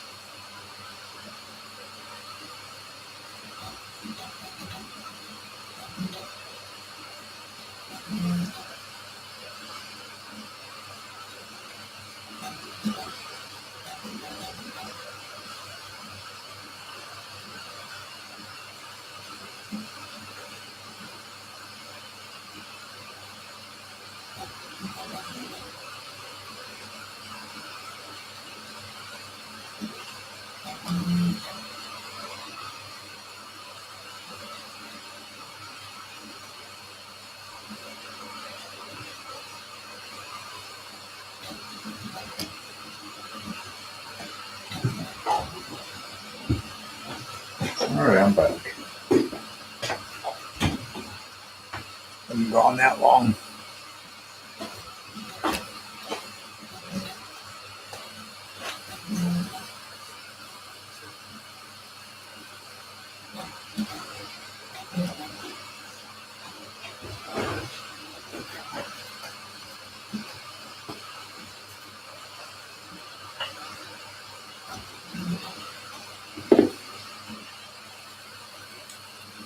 Oh.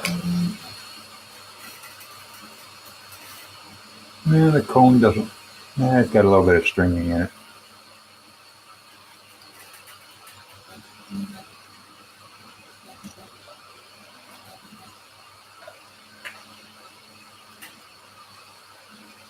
Oh, looks like we got some comments. What we got here? Sounds like my ex.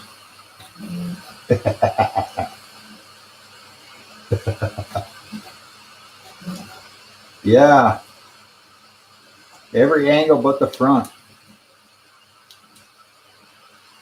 Hey, Tony. Sounds like my ex. Come on, people. Help me out here. Let me know. Let me know what you think. There. Probably too shiny. Yeah, that's too bright.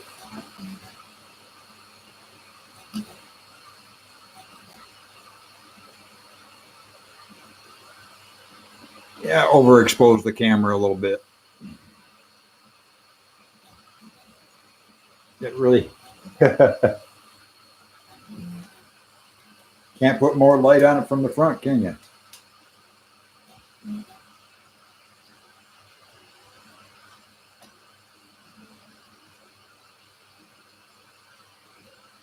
I got another toggle light. I could go from above on this side, but then it'll shine off of the bed.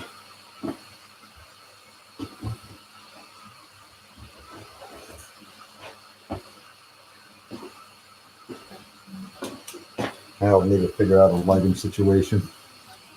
Yeah, there's bat. Well, third from the bottom. Yeah. There's just a little bit of junk. The Chef's backs look really nice. The sides look really nice. Those circles around the sides look pretty doggone nice all the way up. What the heck is that? Oh, I hit my big tape measures, my big rulers.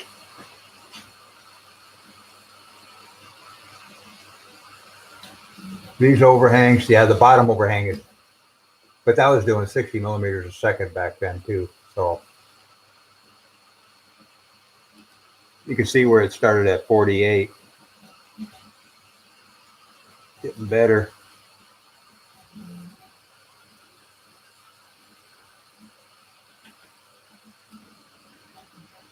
There's some shiny stuff once you put some light on it, but that, like I said, that's an old camera.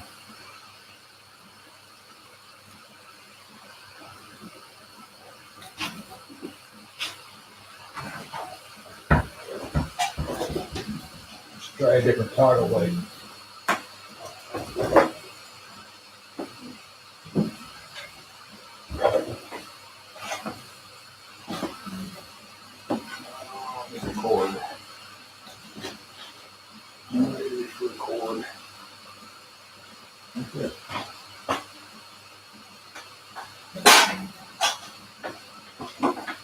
Sorry about the banging noise there.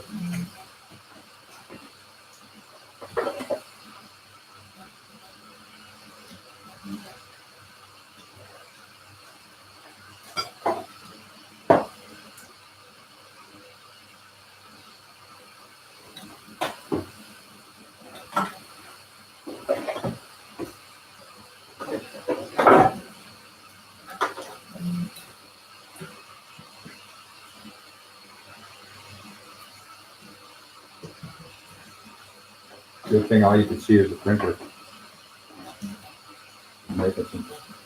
Making some comments on there if you saw my shop.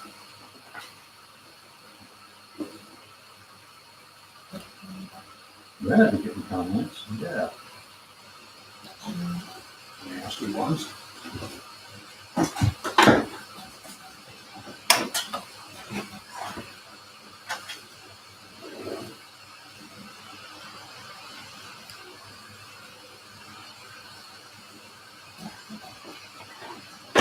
Trying to see what I can do for. Oh, that's too much. That's a little better. Whoops. Sorry about that.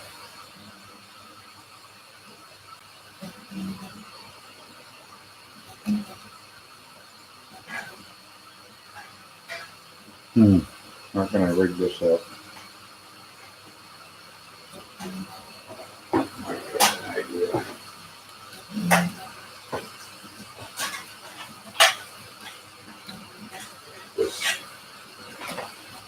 Shield off of here. All right. Let's see what happens when I clip it on here. Dang it, come on.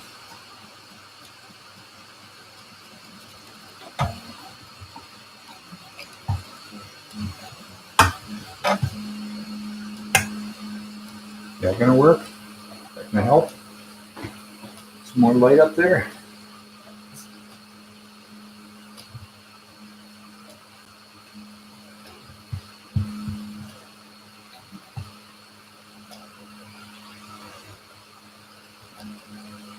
Does that look any better? I don't know.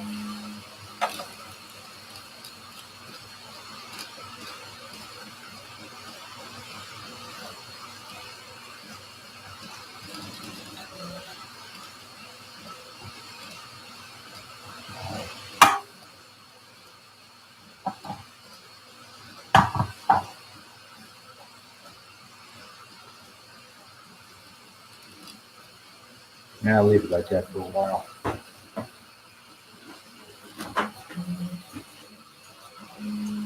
All right, won't be long. We'll be switching to 200C from 205.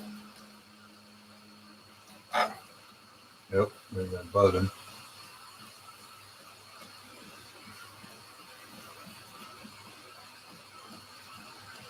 A little bit of stringing on the bridging.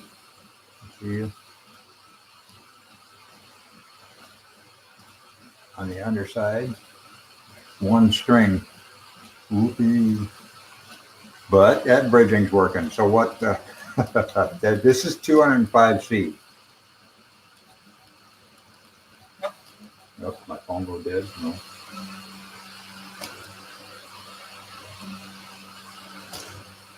No, if I leave that on. Yeah, that buzzing you hear. This is plastic. Harmonics.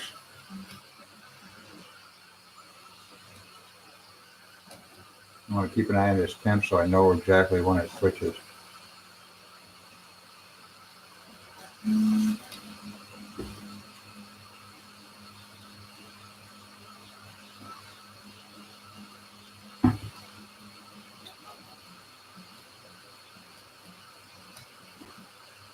Oh, just switch to 200. No, you go on. Get. Bam. Go on. Just switch to 200C, so that bridging that you see has a little bit of drooping there at 215.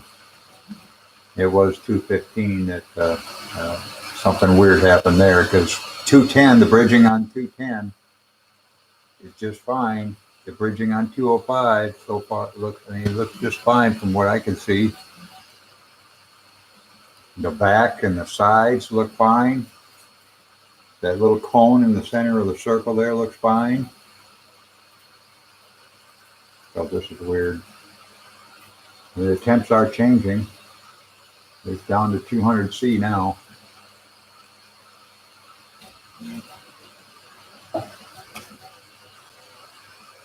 It's got to be something major. This guy. I said 190. I was thinking what did I say, 195? Yeah, I think I said 195.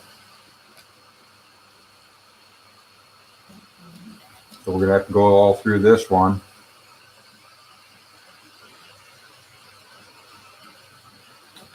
And then I gotta have 2 fails in a row, or not so much fails, but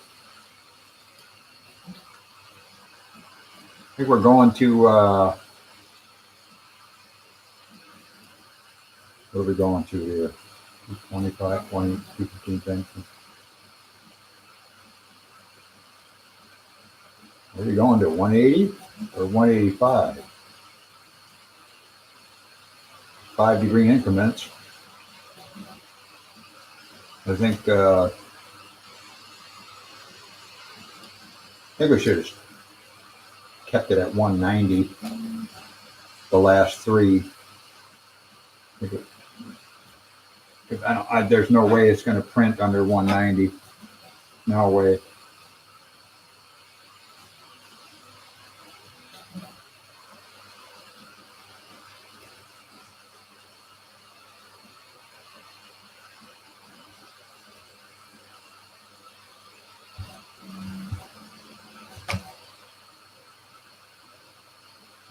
Okay. Cat's rubbing against the tripod. What the heck was that noise?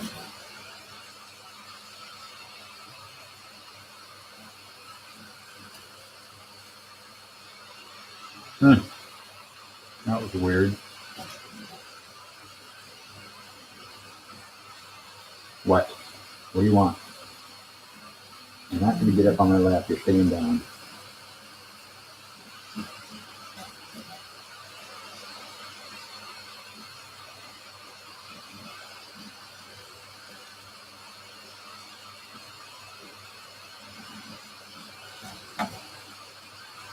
There, did it again. Is it catching again? Catching again? You guys are kidding me. Am I going to have to freaking mess with that again?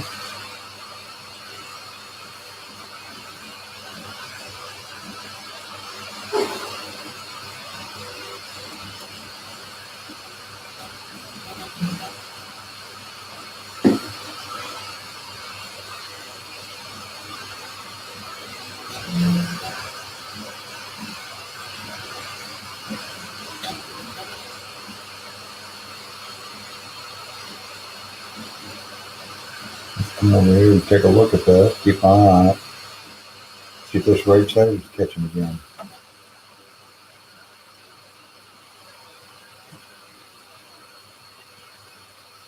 I took the bearings all apart, greased the dickens out of them. I didn't over grease them.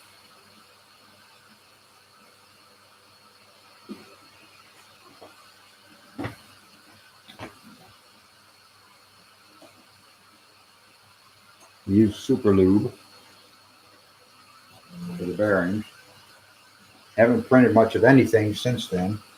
Well, I did print a couple of parts.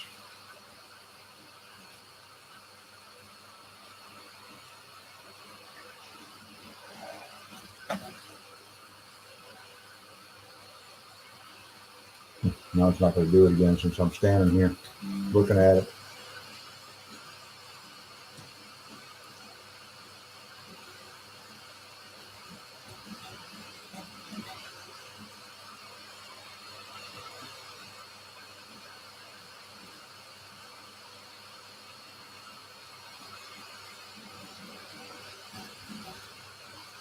Okay.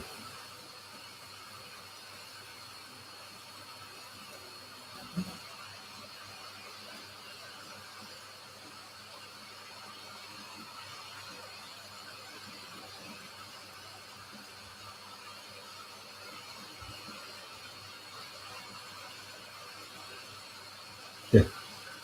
Now that I'm paying attention to it, it's not going to do it again.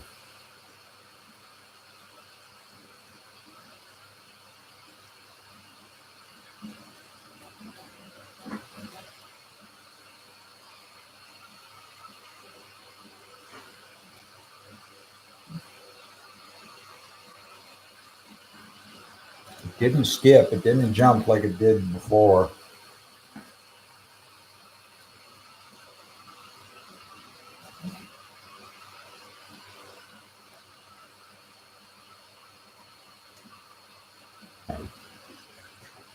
Pay attention there.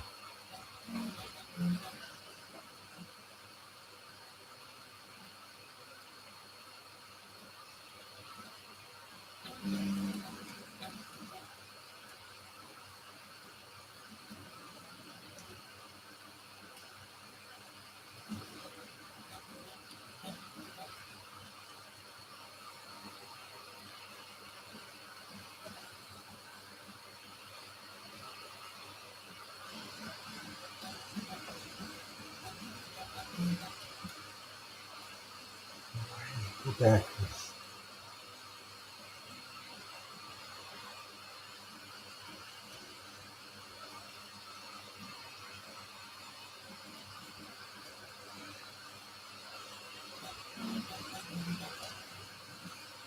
Makes no sense.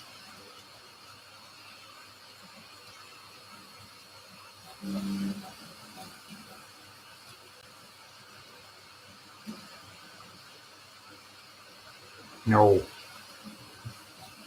Oh, stop it. I need attention all the time. Go on. Go on. Sam, no. No. Go on. No. Go. Go.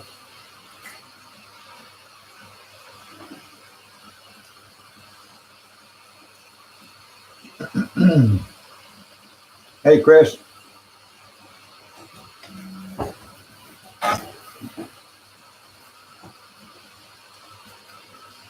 I'll say again, the Eryone Gold Silk PLA Temp Tower started at 225.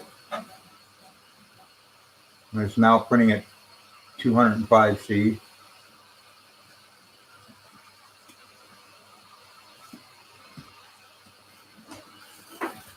Maybe you can throw some insight on what's going on.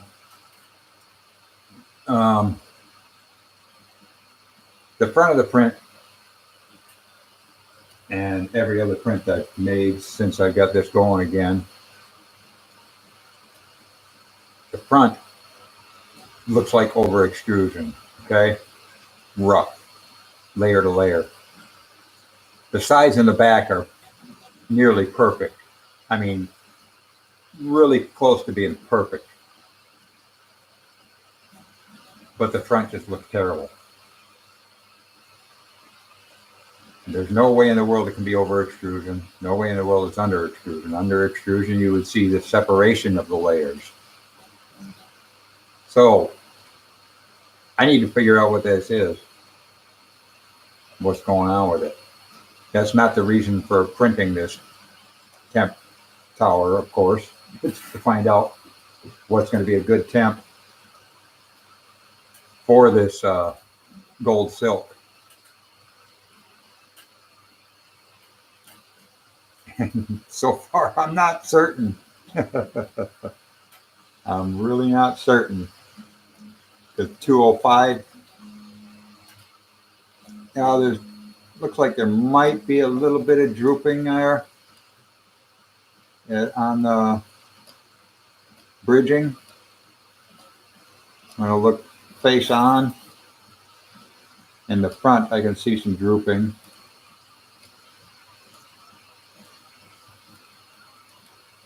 $220, like I'm thinking 220 is going to be it, but just letting it go. Boy, I just seeing the sheen on 200, how it looks. That is nice. I think, I don't know if it's the angle or what it is. Maybe the extra light I put on, but the sheen, the shine of this gold silk is just fantastic. I like it. Eryone. But at 200 right now, I'm looking at it. It might be because of this new light, this other light I threw up here. It looks like gold bars.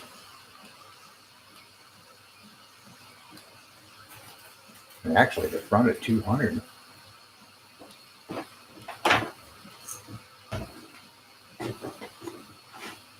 Now, when you look at it on the side, that front doesn't look good at all. But when you, from where I'm sitting on the left-hand side and that light shining off of it, it looks, the color looks really nice.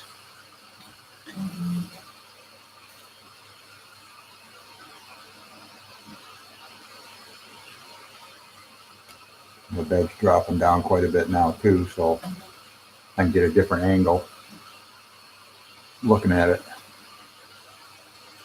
Yep, I think this color is going to be a winner for the Iron Man helmet that I want to build. What do you guys think? Mark 3 or Mark 45? Mark 45, from what I heard, is going to be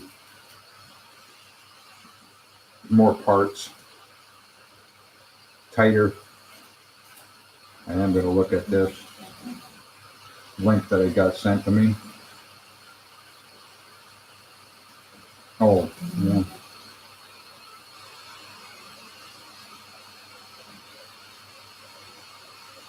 I think I better move that to the computer though.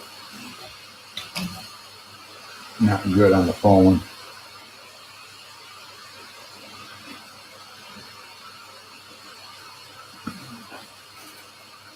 But not going to mess with that. I don't want to mess up the live. I'll do it later. I'll do it later.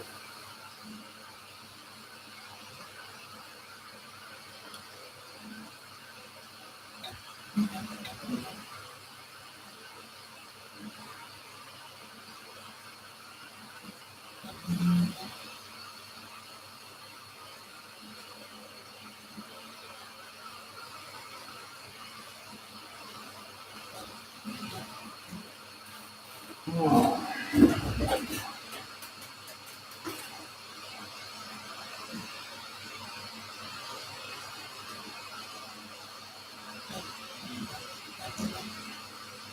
Okay, that's Mark 49.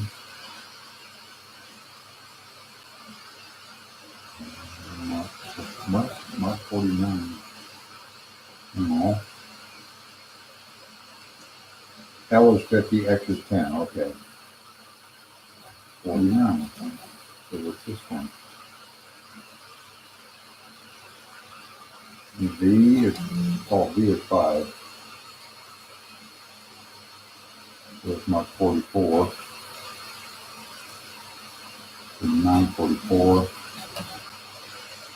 46. 48. 42. Yeah.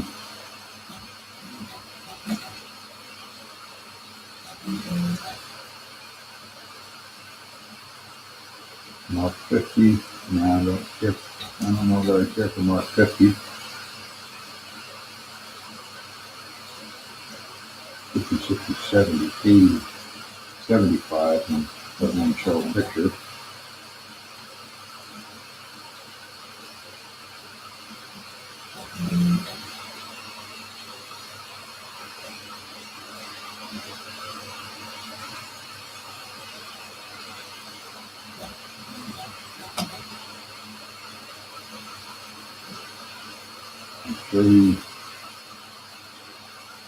41, 2, 3, 4, mark 45.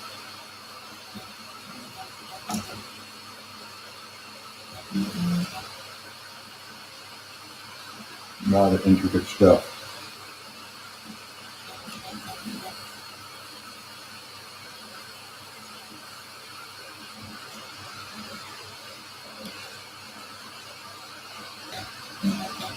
So let's look at mark 3.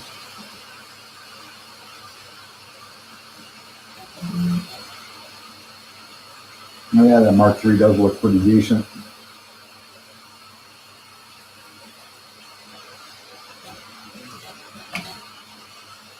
Did it again.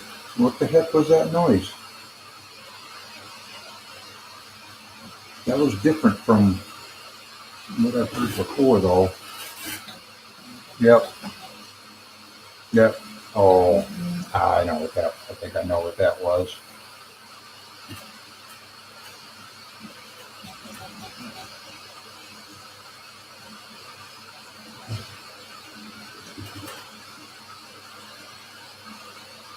Yeah, I just might go with Mark 3 on this. I'm going to do an Iron Man.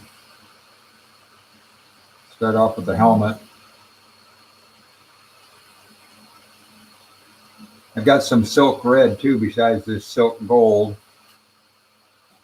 But see, the gold on the phone, the gold looks deeper, the color.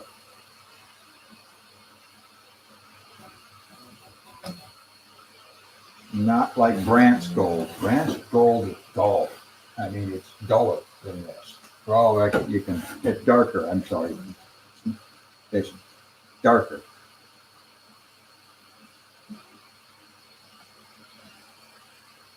Almost need a tint that's halfway between the gold that I'm printing right now and the gold that I have in my hand, the gold filament.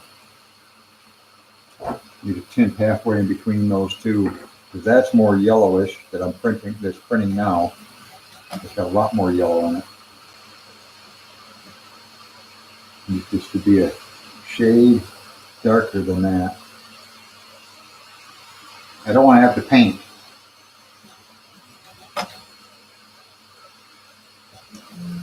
I may end up doing it though if I don't get a decent print. So I'll need to sand quite a bit, and then I'll have to use primer.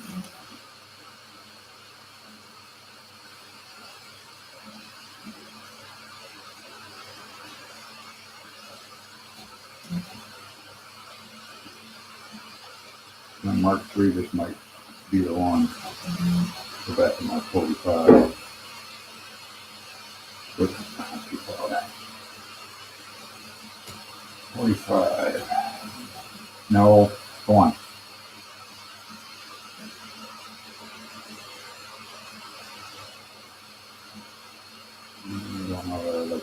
Go on. Get.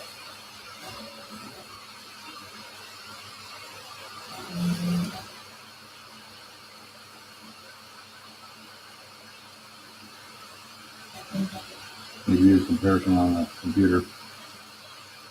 Then it's going to cut it.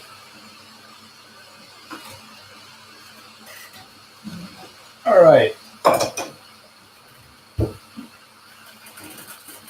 I want to find a silk filament that has a darker hue than this Eryone.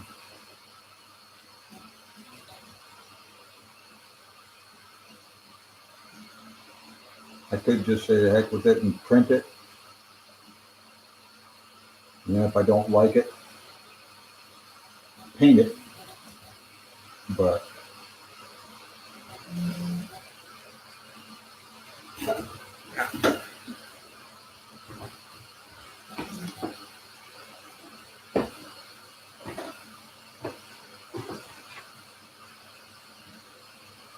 before I even get to that part, I got to fix this problem with the face, the front side of these prints.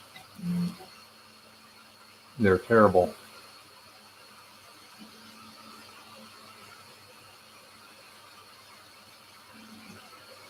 Won't be too long and be doing the bridge on 200C.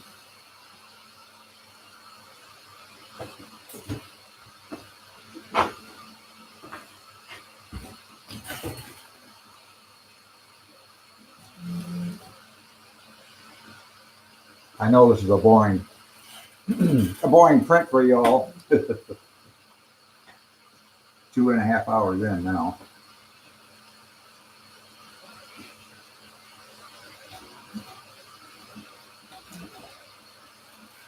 It's actually printing wise, time wise on the printer itself.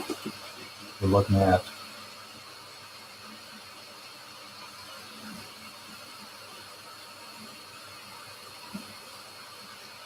oh my gosh, are you kidding me? No, that can't be right. Yeah, so far we got 2.5 hours into it, and we're on 1, 2, 3, 4, 5. This is the sixth section with 4 to go, and we're 2.5 hours in. So it's pretty close to what the only about 2 minutes, about a minute and a half off on the live feed time and what the actual printing time is. I'd like to find out how many hours this is going to take. Figure I can see where that's going to be. Different.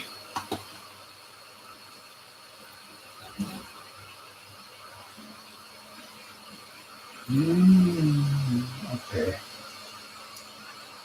Come on, cancel. Prepare to print. Select all.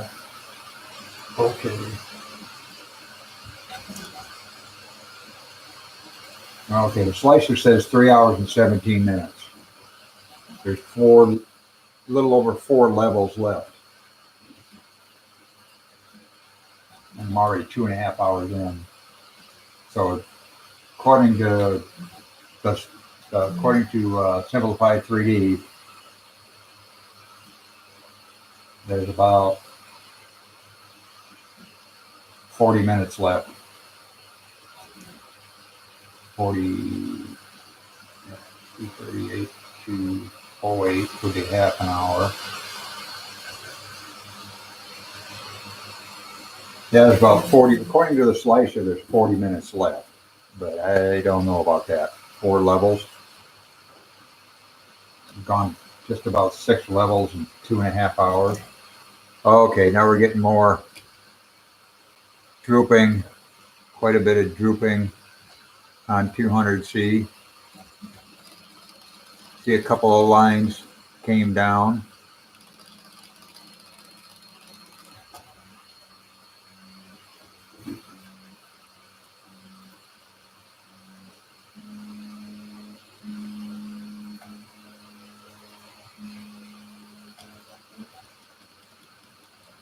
See those lines came down on the bridging.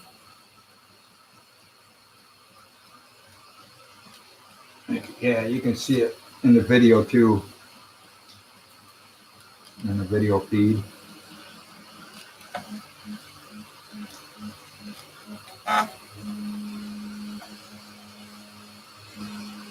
But it did that earlier too. You look at the top of 215 and it did it there, and at 205 it didn't. And it started drooping a little bit at the top of 205. On the face, it came down a little. So I think 195 is going to be it. That's what I said earlier.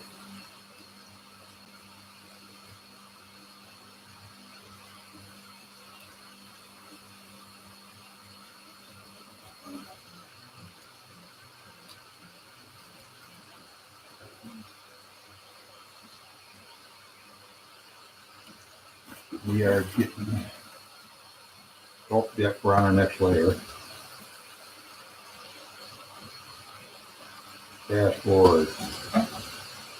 We're at 195 now. This is the one that I think is going to be showing the bridging is really going to drop.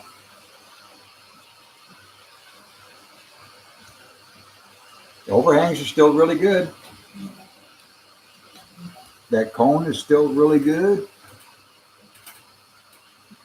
Cone in the center of the circle there, that's still pretty good. The best cone so far is 215 C.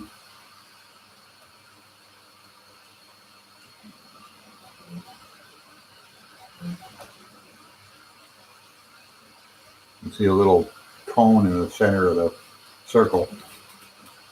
The best one so far is 215.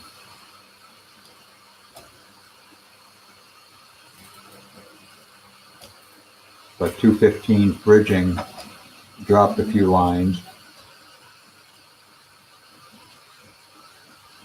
That's where it started dropping lines, is at 215. Because 210 looks like the face dropped a little bit on the bridge, and then it dropped even more at 205. So I think 220 is going to be it.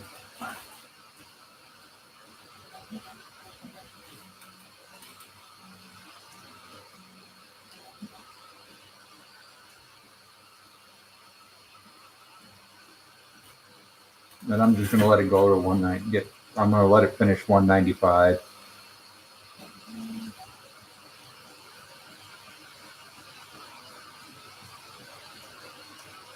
Three, 4, 5, 6. 195 would be level 7. And we'd still have 3 more levels after that. So let's see what happens with the bridge on 195 temp.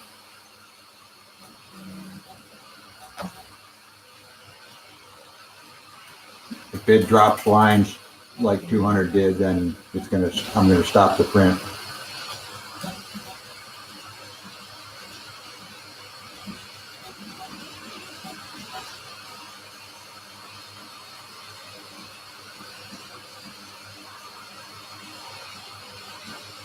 You think?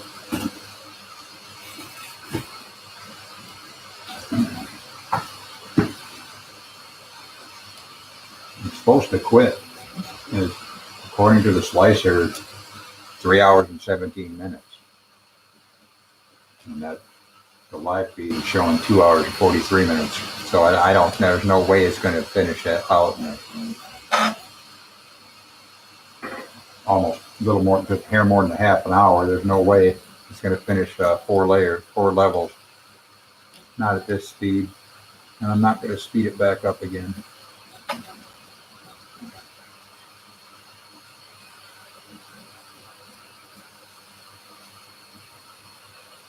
No, let's see. 2 hours and 45 minutes, 6 levels.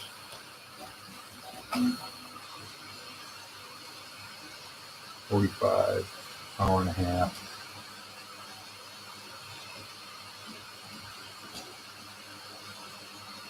Maybe. I doubt it, but maybe. It'll finish out. Might see. It's really hard to keep talking, people. Yeah.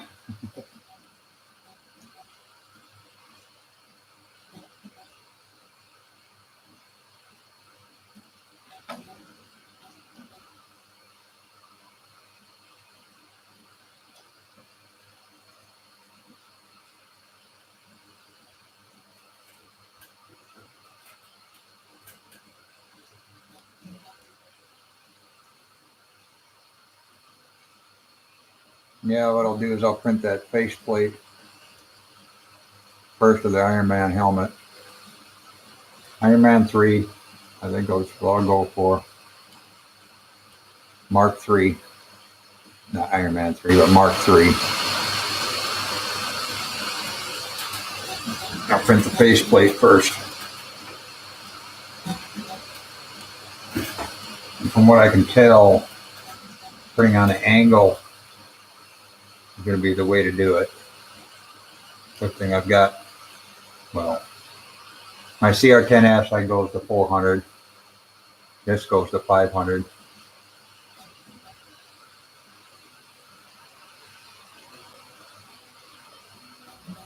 But this 10S is a bed slinger too, so there's no, I don't like printing tall parts on it, tall, thin parts. Lift vanes did pretty good on it, but they weren't overly tall either.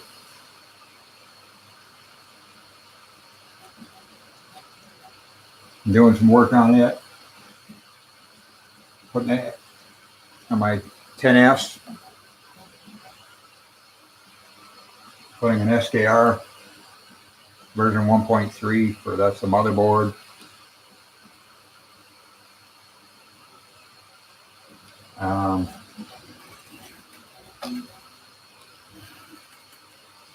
What the heck is this thing called again?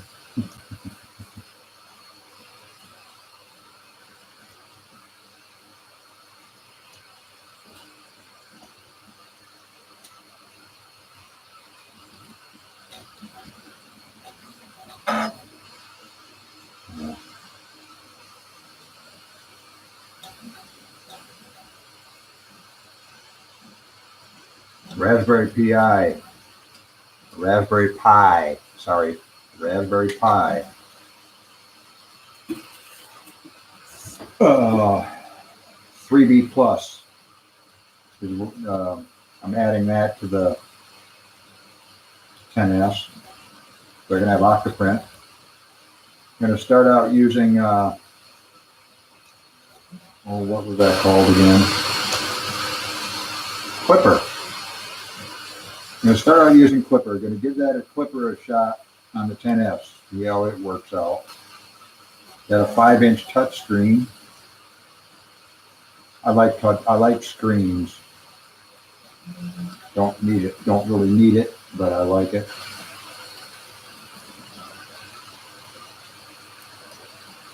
So 5-inch touchscreen with it. Raspberry Pi 3D Plus. SKR version 1.3. I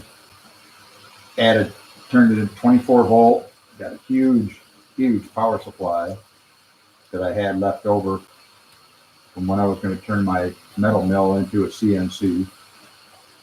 But I changed my mind on that for now. And I put a 110 volt bed on it. The reason why I've done this is because the bed failed. Quit working. So I figured, heck, since I'm putting a new bed on it, going to put a 110 volt bed on it, I might as well jump up, put a 24 volt power source on it, better board, got 32 bit, and a Raspberry Pi, and do Octoprint. I'm anxious to get that one going. But tuning the Hevo, getting it going good is more important right now than getting the 10S going. The 10S, I'll work on that afterwards. We had a little trouble getting the screen working. So I think once we get the screen working on this, if we can, on the Raspberry Pi, with Clipper, running Clipper, then I can get back, I can get back to the 10S and get it running. I made some major changes. Take my webcam.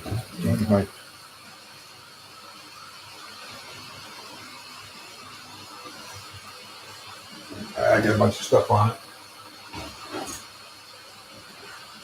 It's basically, the 10S is basically a shelf right now.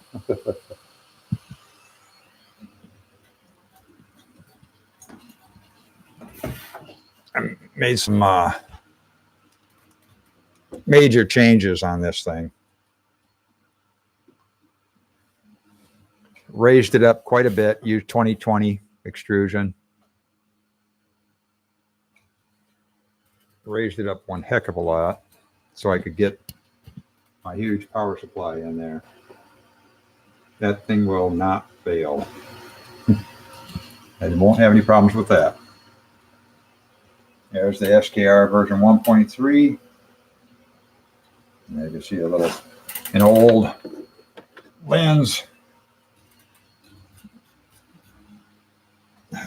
I remember right, where I got these from a buddy. I don't recall exactly what that was from anymore. But then I got the 5-inch screen with the Raspberry Pi 3B Plus.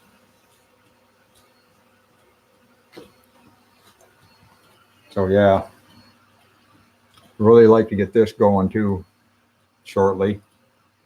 Built the shelving I use for storage. I haven't finished this up. I got to put doors on it yet. There's the power supply for the Hevo.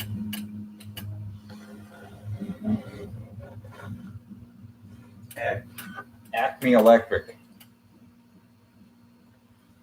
24-volt power supply for the Hevo. I got a multi-screen. Oh, that's kind of cool. Make you dizzy out there. And my screen in the back. I got a little mini computer there.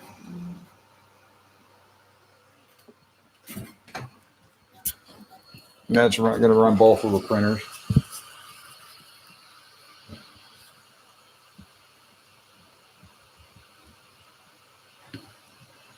Okay, I got to turn it back up.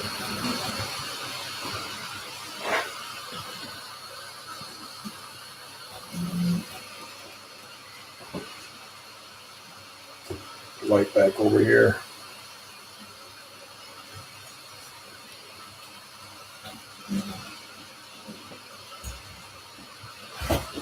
There we go.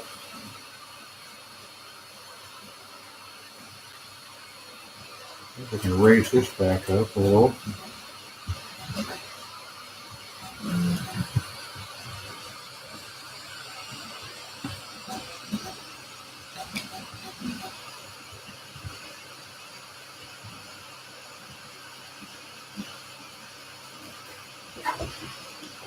Not too bright now.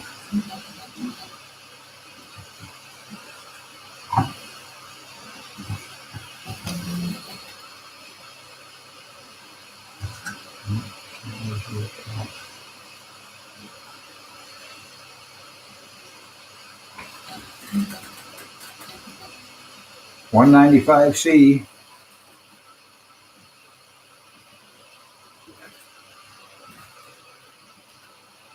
Looks like got more stringing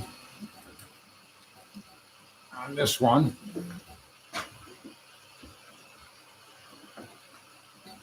They got retractions set to 4.2 or 4.3 or 4.4. One of those, 4.3 or 4.4. God, I can't even talk. At 80 or 85 millimeters a second. And definitely getting stringing in the back here. A little bit. Yeah, it's not horrible. See quite a bit of stringing on the cone compared to the previous ones. There's a little bit of stringing on each one, except for 220. Now there is one string on 220C.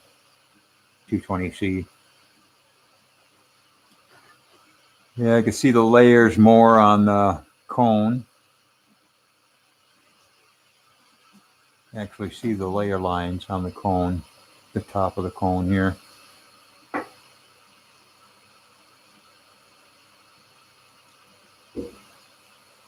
don't know if that's, but the back and the sides look pretty doggone good on every section being printed. Just this front stuff is just driving me bonkers.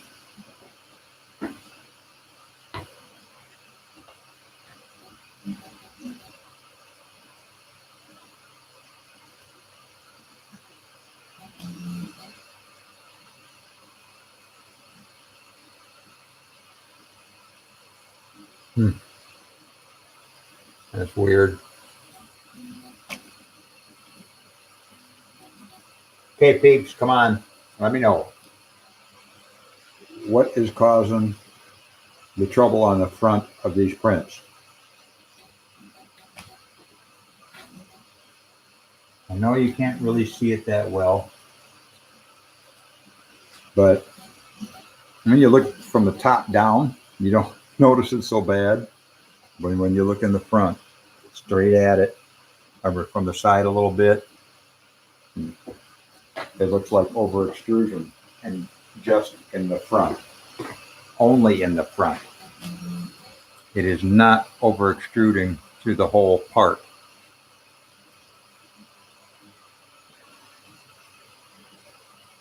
The back and the sides. When I get done, I'll take some pictures and I'll put them up on the site here. I'm streaming on BD3 Custom. I'll put that on the site here of the live stream, and can't do it until then, until it's done. So you'll be able to tell what the heck is going on here. I mean, first layers look fantastic. Those first lines going down. I did a brim, 10 millimeter brim. I do not like rafts. I will not print a raft. I tried it once. Brims are so much quicker. They hold well, very, very well. I haven't had it. As long as I had good first layers, that brim has held on to everything I've ever printed.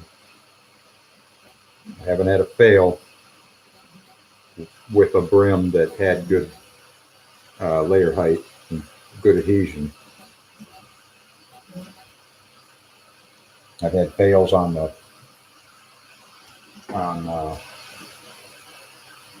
supports, and I've been able to repair them, pausing and using a 3D pen, but haven't had a part fail because of that brim not holding on to the part. And with this PEI sheet, this flexible steel sheet with PEI on it, the magnetic base with it that I got from Brant Denkers, got through him. Brant Denkers of BD3 Customs.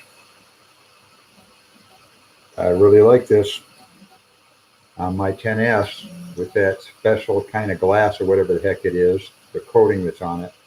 I've always had, I shouldn't say always, when I first got it, it would adhere to it, and parts would adhere to it without any glue or anything.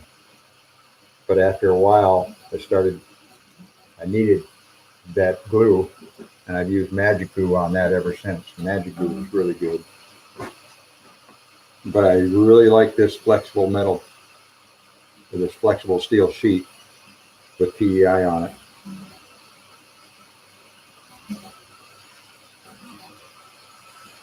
Just pop it off.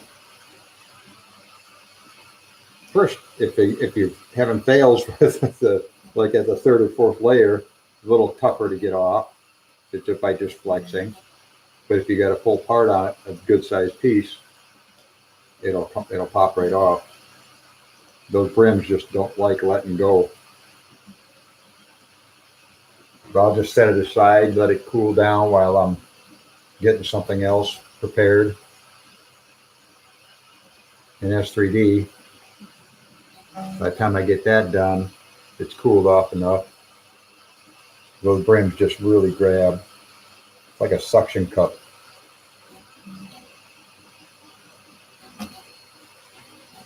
And then I'll be able to pop stuff off. But I print with a bed temp of 60 degrees C, centigrade. Getting close to the, yeah, I got a lot more stringing at 195. Getting close to 190. Making the switch over. Getting close to the,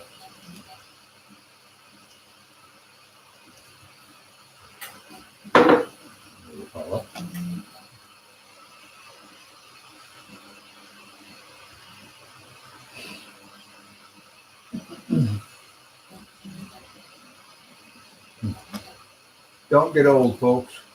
Your short-term memory starts going. I'm only 60, but so that's not really that old. But bridging won't be long. It'll start bridging.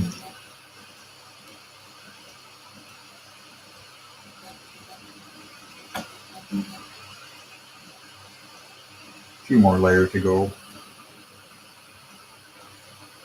I do see a lot more stringing though.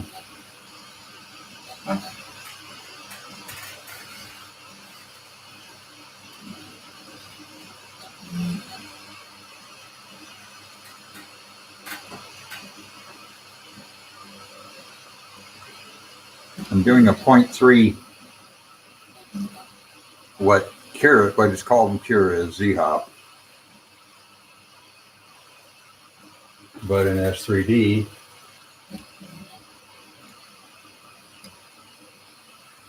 that is called, here we go, code. No. Sugar. Yeah. See, at first, I haven't had S3D that long. So I'm still figuring things out on it. But in Cura, it's considered Z-hop, if I remember correctly. In S3D, it's considered retraction vertical lift.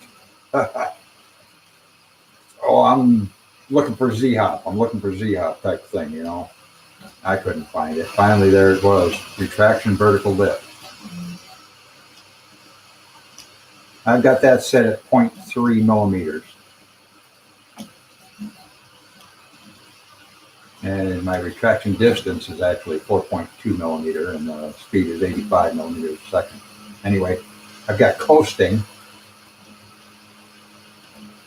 end.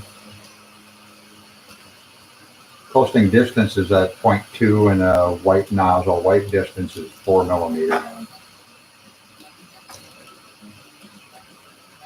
Well, setting seems up. There we go. The bridging going on. Boy, there's a lot of stringing. There's a lot of stringing in there. And it's so far.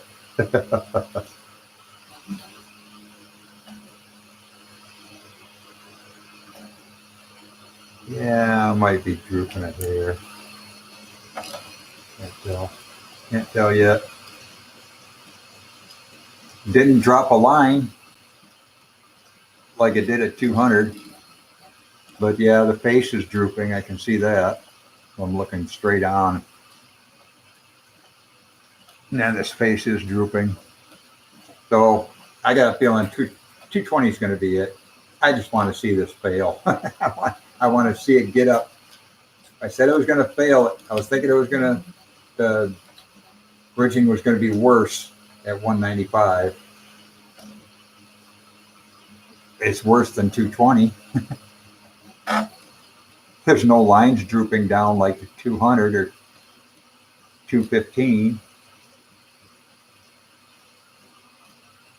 But at bridge, you could take a hairdryer to it and get rid of the stringing.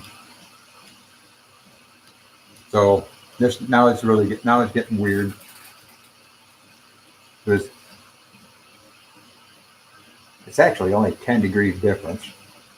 Not 195. No, that's 20 degrees difference. What is it? 10, 20, 30 degrees. Okay. 195 to 225. Been a long day.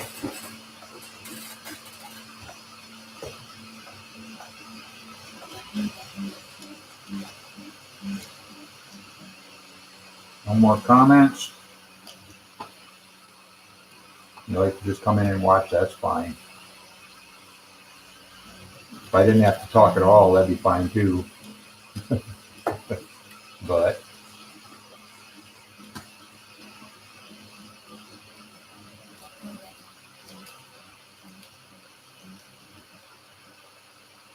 yeah, 190. Starting 190 now. The way this is looking, it's going to finish out without a major fail. Knock on wood. But I want it to.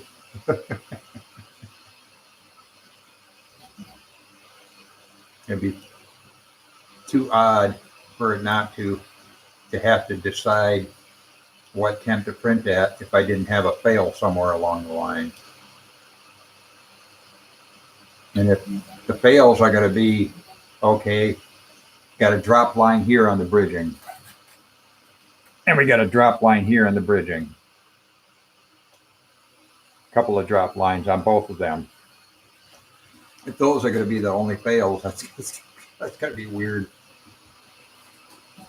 Those cones all look decent for their, they're tiny. They're tiny.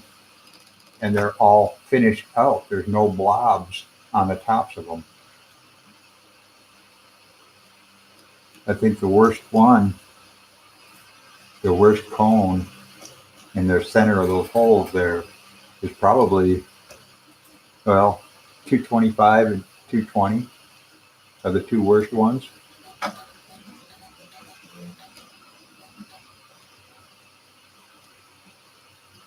Stringing wise, 195 is the worst.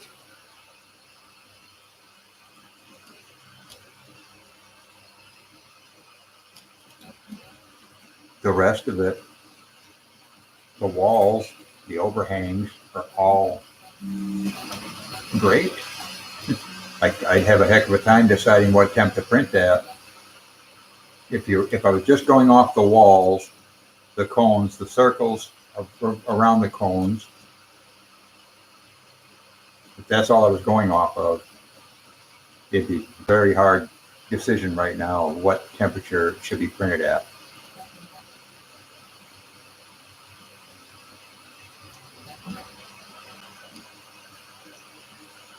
It'd be really hard.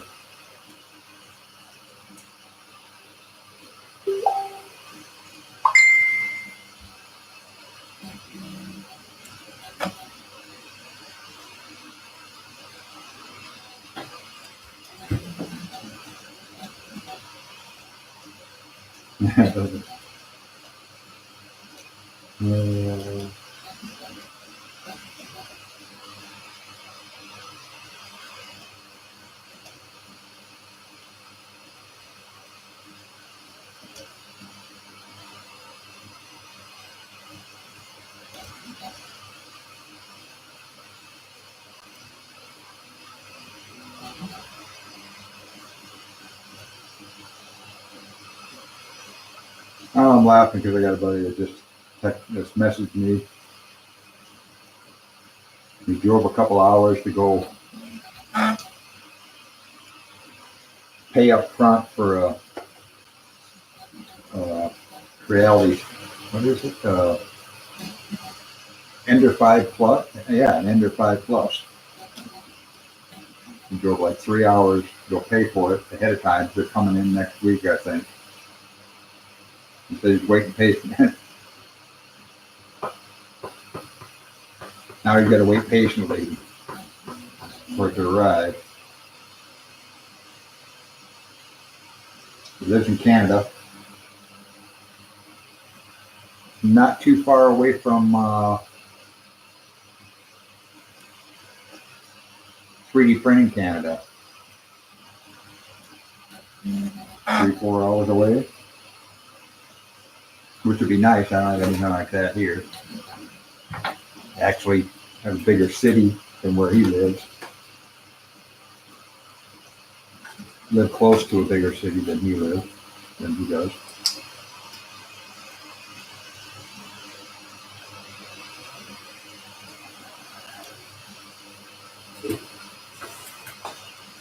But he's got a couple of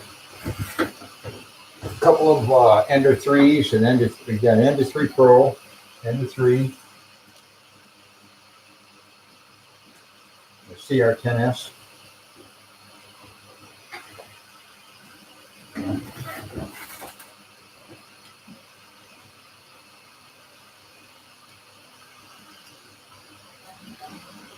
Personally, I like my Hevo, but it's a lot more money than a Ender 5.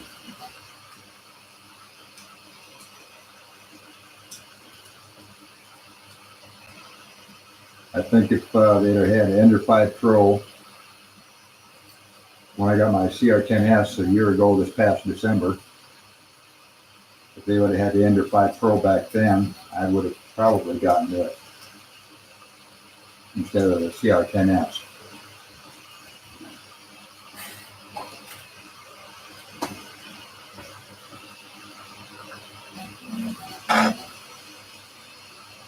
And I would have known more about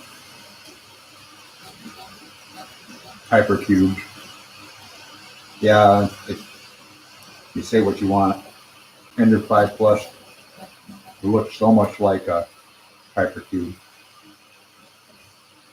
Not going to print like it. Well, you get really good prints out of it. You won't get the speeds. I don't think you get the speeds out of it that you can in hypercube. We got another one. Monday or Tuesday, huh? Should. Okay.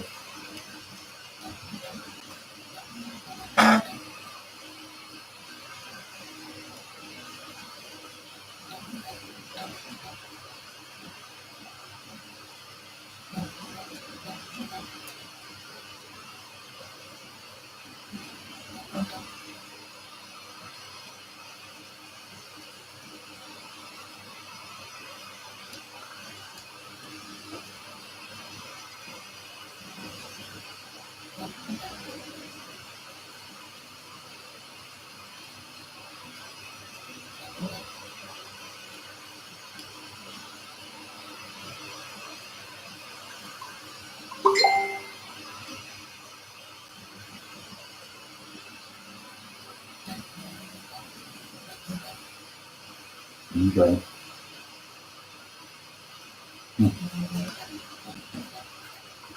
Well, getting close to halfway on 190.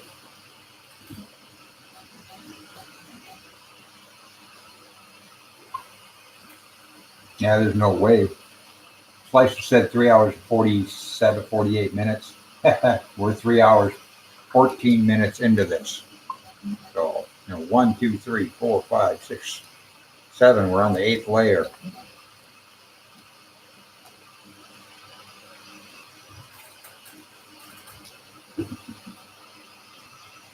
Okay. Yeah, hour and a half each way.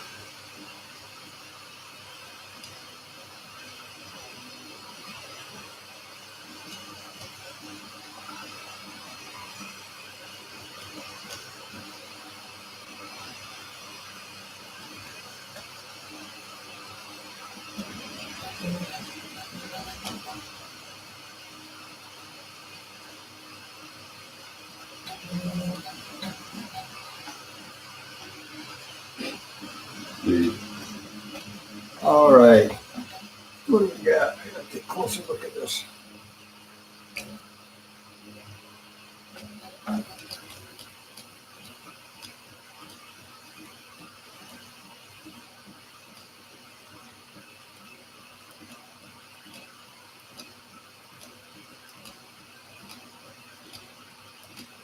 See this was.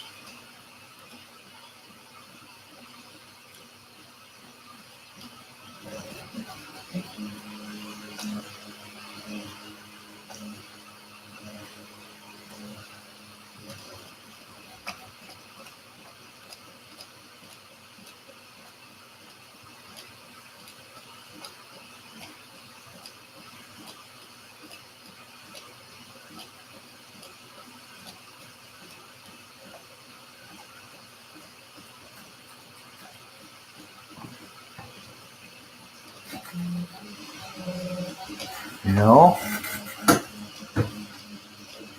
Hold on here now. What's going on? No. Okay.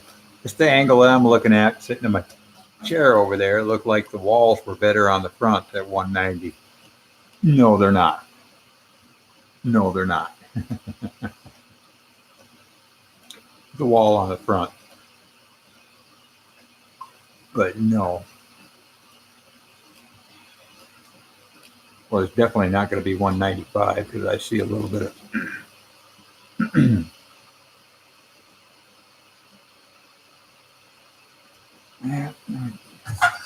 this light up here. Yep. I think I'm going to be sold on 220.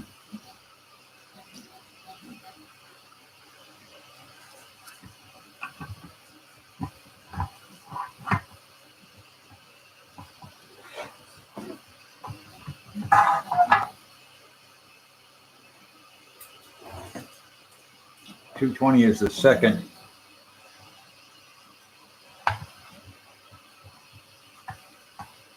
section from the bottom. And I do believe that is where we're going to be printing at.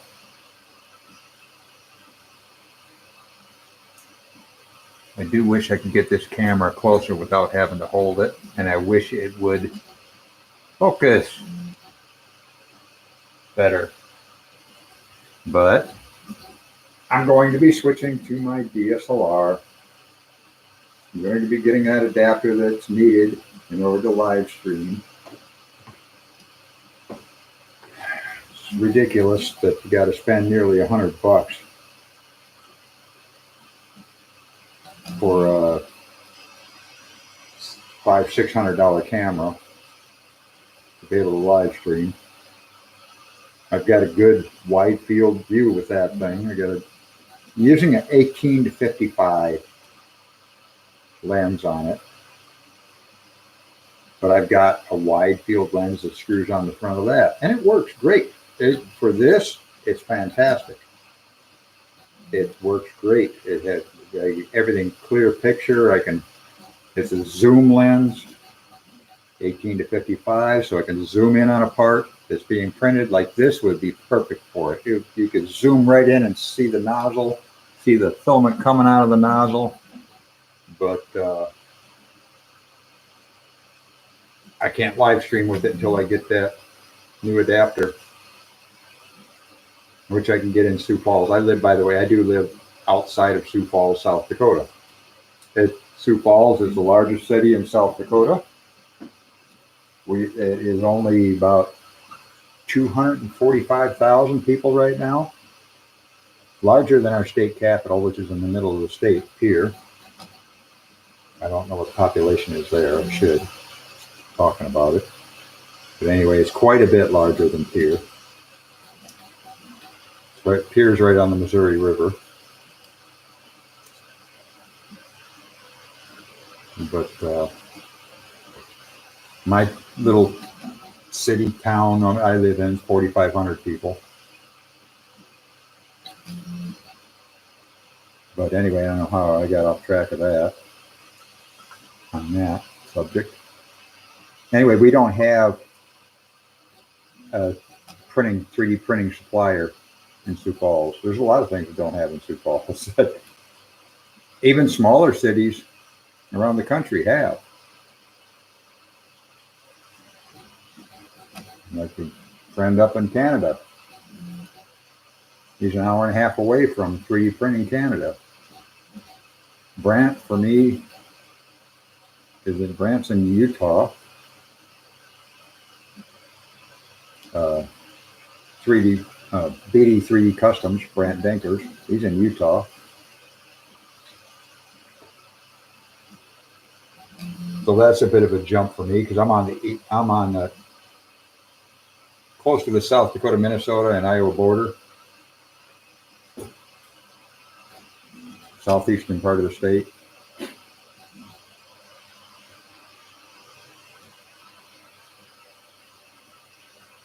But he's pretty fast with shipping on stuff. I go chatting with him all the time. I'm gonna order a new flex plate, the new one that he has now. It's got kind of a little bit of a rough surface on it on the flex sheet for PEI. And I think I'm going to order that for my 10S, which is 310 by 310. Get rid of those clips that I got on the glass right now. I don't like those signs on there. I started out with the Bowden tube on the 10S, and I ended up with the Titan Aero direct drive, which I like. Don't know if I'll ever go to a direct drive on the Hevo. I don't know. I thought about it. But I'm a tinkerer. Brant knows that. Rob knows that. I like tinkering. But with the way it is right now, the parts I've got to get through Brant. Get the files so I can print them out. I wouldn't put a direct drive on here. I could print. I'll be able to print TPU with the 10S with the build size. It's on a 10S. That's plenty big enough. I printed TPU on it before, because I got the Titan Aero on it. I would not attempt TPU on this. My Bowden tube is way too long for that. This is a 400 by 400 by 500, and it's actually bigger than that now. It's still the 500 in Z, but I could put a 500 by 500 bed on this. I've got room for it now. I made the extrusions. I've got 30 extrusions on this. I've got the extrusions, made them longer in X and Y, so that any hot end carriage I put on here would not hit the edges. When I first put it together, I was having that problem. I could not print on the entire bed surface. It would hit on the right-hand side. It would hit in the front. And it was a different carriage I was using at the time too, though, because I had the rods, the stainless rods, not the MGN 12s. Only I will not, when I switch parts on this, I am not going to be going with the 2020 on the X. People will say, yeah, but it's more stable. Well, it's also a lot more weight you got to sling around if you want to print fast. I'd end up having to put NEMA 23s on here. I don't think 17s could handle that added weight.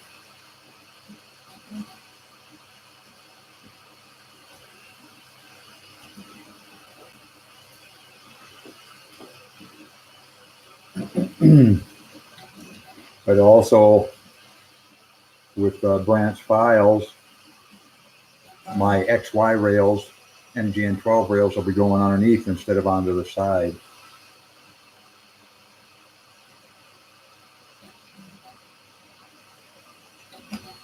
I've got them mounted on the side now. I think you can see. No, well, you can see a little bit. You can see that The rail's mounted on the side now. These parts I'm going to change out. This in the back I'm going to change out. And then the motor mounts in the front I'm going to change out. Both X and Y carriages. Going to change out. Going to change out the hot end assembly too. The whole assembly. I like what Grant has. He's got these arms, printed arms in the back that help stabilize the rail. Now I'm fairly certain that I will not have to get another MGN 12 rail. Fairly certain that this will be long enough so I could just take it off of these and put it on the new parts.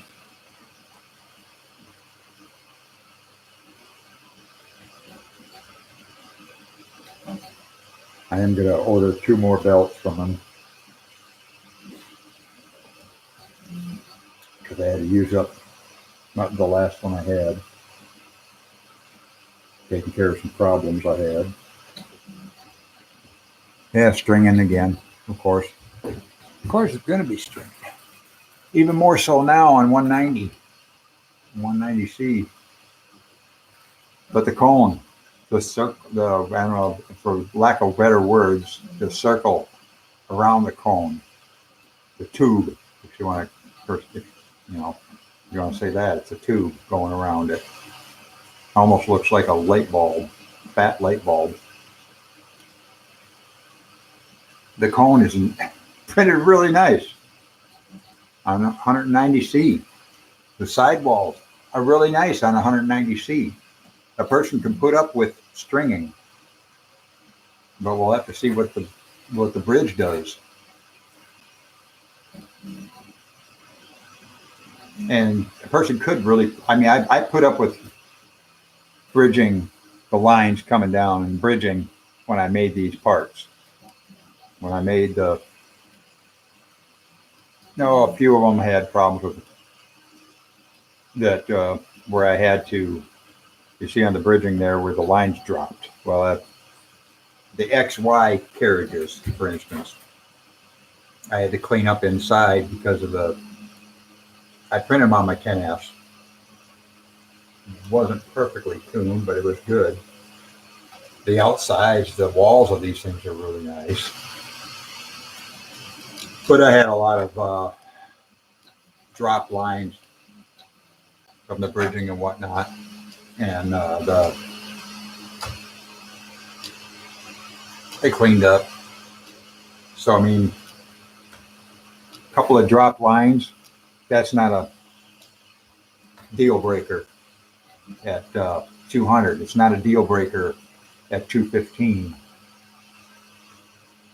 Like I said earlier, it's really going to be a tough decision on what to print at because this thing is doing so well.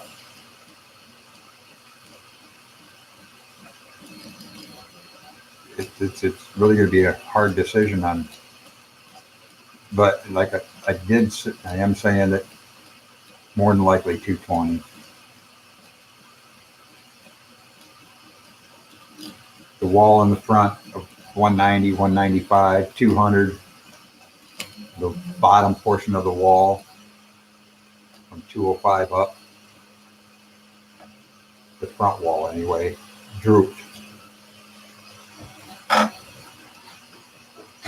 Still adhered, but it drooped.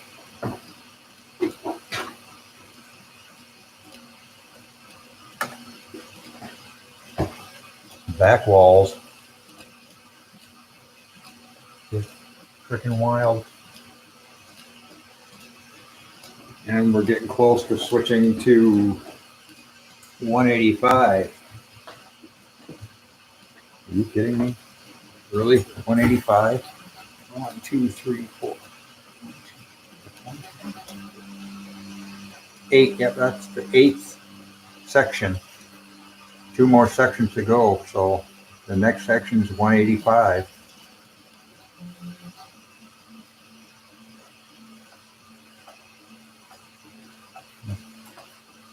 bring the top of the overhang now. And the infill for the next section.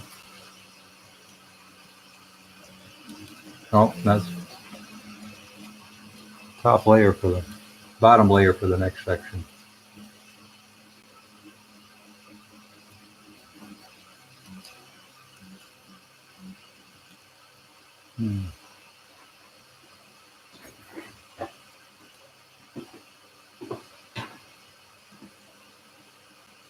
Oh, there we go. That should have started at 185. Yep. 185 degrees now. It's that layer. 2 to go. That bridge doesn't look bad. It doesn't look horrible. The overhang. I don't know if this is a true test for an overhang. I think there's another test print to do for an overhang. I know there is. This is basically a temp test, though. I want to do an overhang test with a bigger print for that I've used in the past. It tested overhangs, it tested bridges, it tested, really put a test on the bridges. And it tested, what the heck, pillars.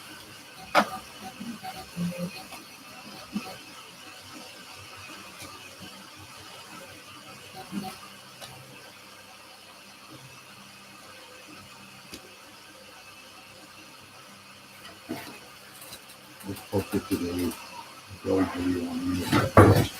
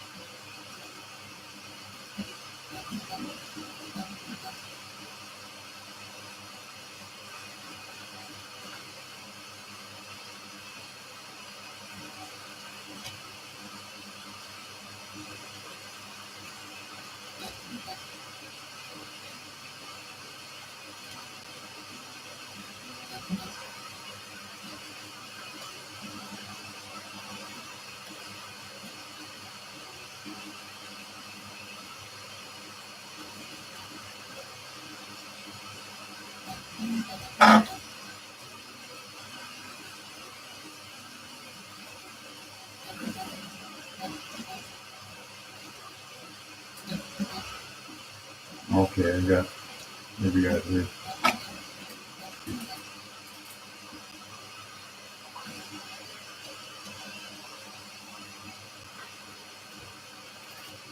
Oh yeah, that when you realize that was 20 minutes ago.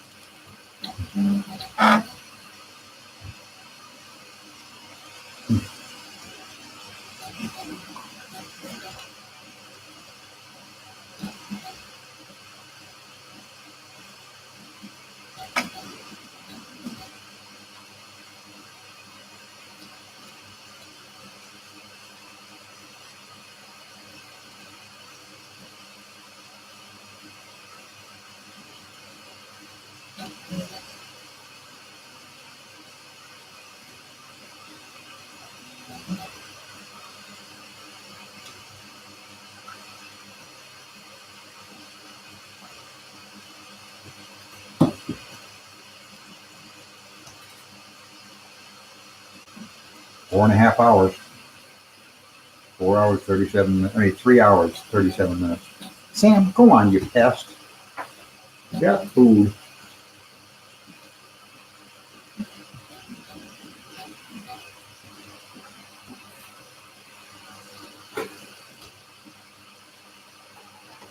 Well, it didn't feel like I thought it would at 195. We're at 185 now. 185.3.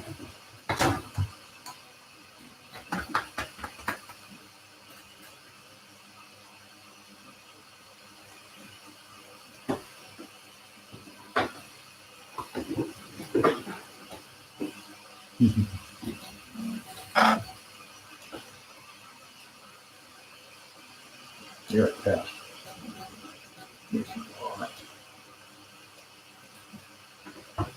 All right. It's 7:30 here, Central Time. Lots of stringing on 190C. Lots of stringing on 195C. A couple of drop lines on the bridging at 200. A couple of drop lines at 215C.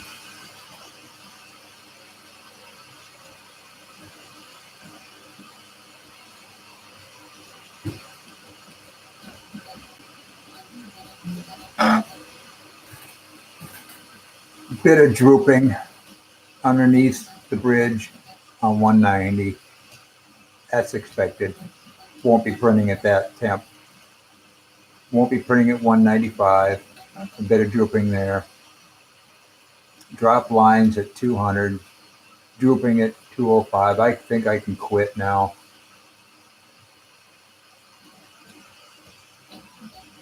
I'll just let it finish out 185 and then I'll quit. I'm just curious. I'm just really curious at how the last two will do at those temps.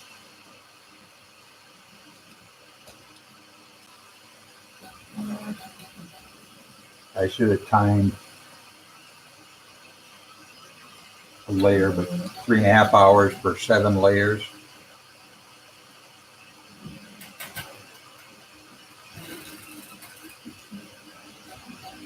3.5 hours is what? 58, 60, 120, 180, 210 minutes.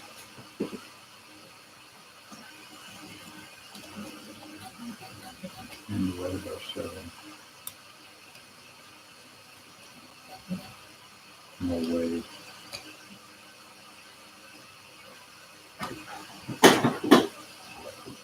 $30.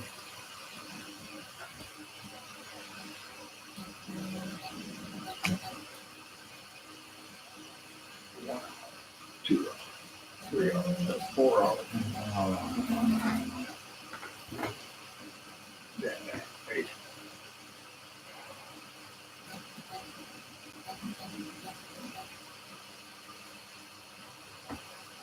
And then add 3 hours, 40 minutes.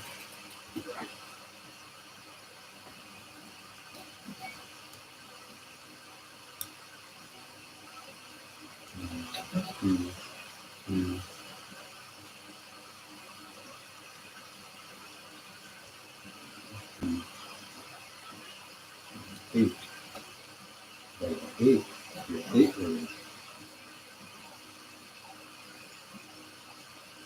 26 minutes, 26 and a quarter minutes, so 26 minutes, 15 seconds per level, printing 48 millimeters a second.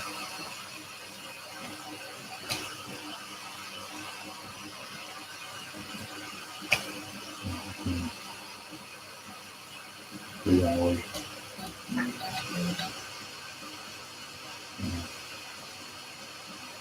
26 minutes of section.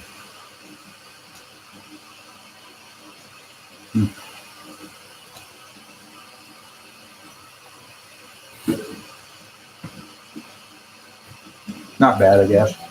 26 minutes per section being printed, 48 millimeters a second.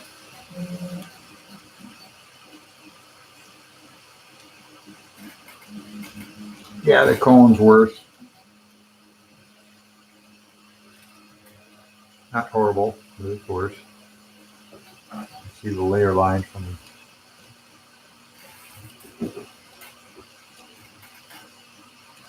almost 2 feet away.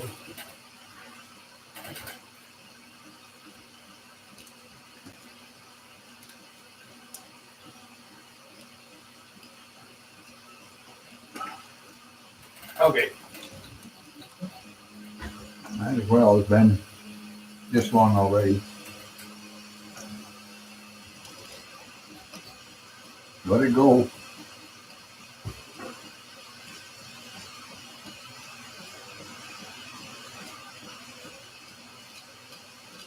Halfway through 13 minutes.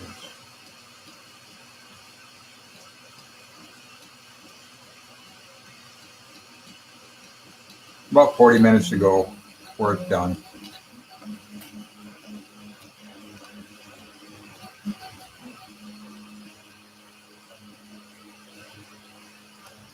Got 2 new comments. Well, who's commenting now? What the heck? Come on, mouse, work. Uh-oh. Mouse quit. Battery died. Battery died on my mouse. My computer mouse.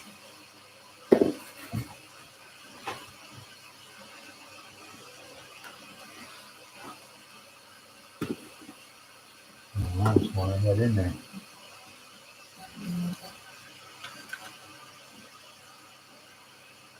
That one was all right. All right. Let's see here. Come on. That was no good either.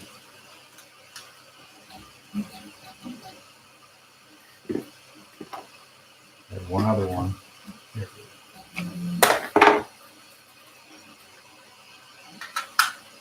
Am I boring or what, people?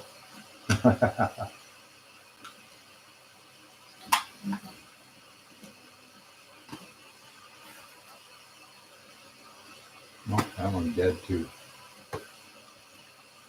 All right, I got to run in the house, get another battery. I'll be back out in a minute. Hopefully the cat will stay off the freaking printers.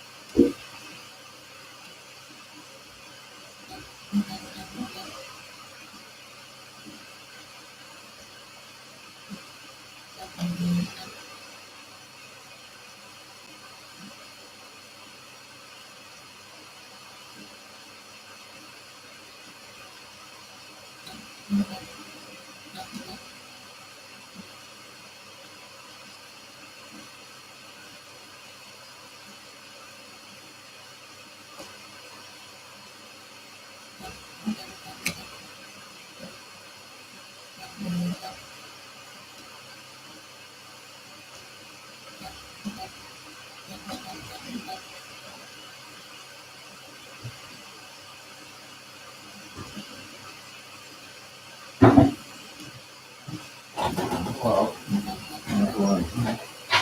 I'm back. All right. Fresh battery. That's an apple, huh? I had the wrong mouse, didn't I? Oh my God. What was I doing here? All right.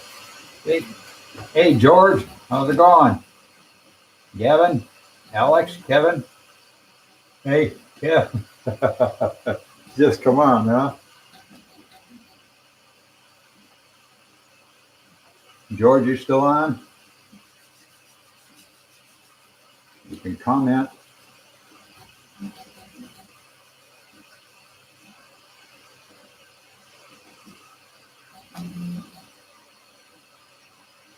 Good to see some new faces on. We only got about, maybe 35 minutes left. 40 minutes left before this is done. It's unbelievable how well it's still printing at 185 degrees. And we got a little bit of a line on the overhang there. But the cone is still in the center of that cylinder there. It's still pretty doggone good. There's no blob on it, as small as it is. You'd think there would be. But I'm printing at the layer height I'm printing is 0.16. So I think, no, did he switch to 0.2? I better take a look at that. Maybe he switched to 0.2. Let me take a quick look. Layer height. Yep. We're printing at 0.2 millimeter. I thought it was 0.16. It would have taken a lot. It would have been made more sense for as long as it's taken, but I can't imagine where it'd be right now if I was pointing at 0.16 millimeter layer height. Probably be only around 200 degrees right now, Celsius.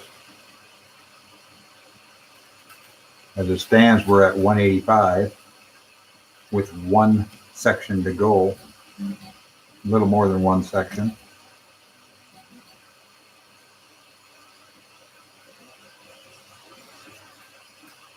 It's definitely not going to be, I'm not going to be printing at 185 or 190. I just want to see what everything's going to finish out at. A lot more stringing. The last three layers, the last three sections.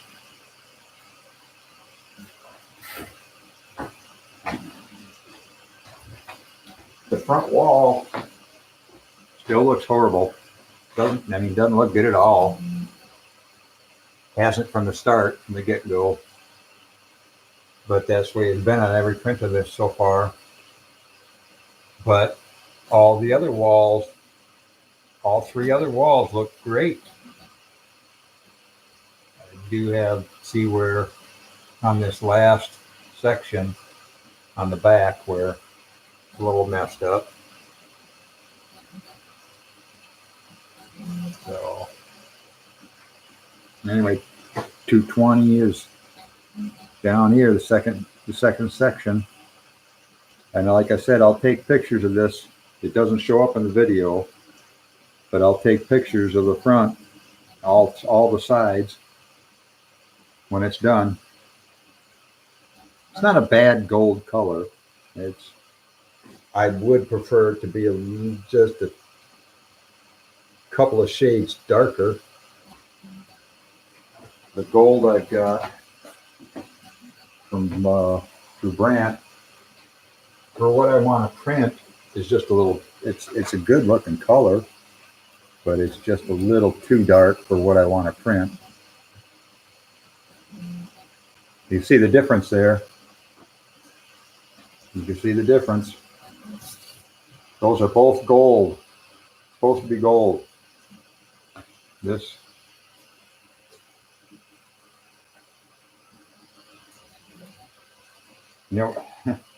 Bet you can't guess what that is.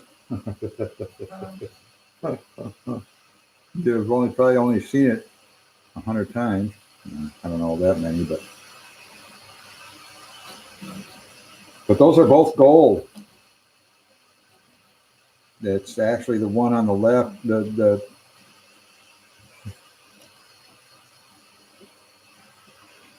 baby Yoda. I can get that out without stuttering. Is that's golden color, not gold color, golden. And I'm just thinking that, look at my pet G here. That's all. This is yellow pet G. And look at that gold. You can tell it's gold, but there's a bit of yellow in there compared to this. This is more. This is closer to shine copper, or I got some copper. I've got some copper. Where is it? Aged copper here somewhere.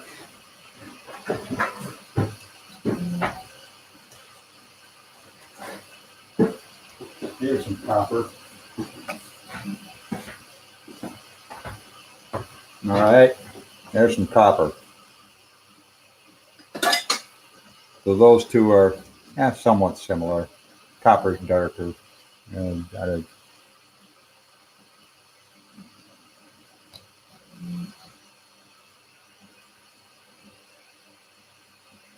so you can really shine copper up.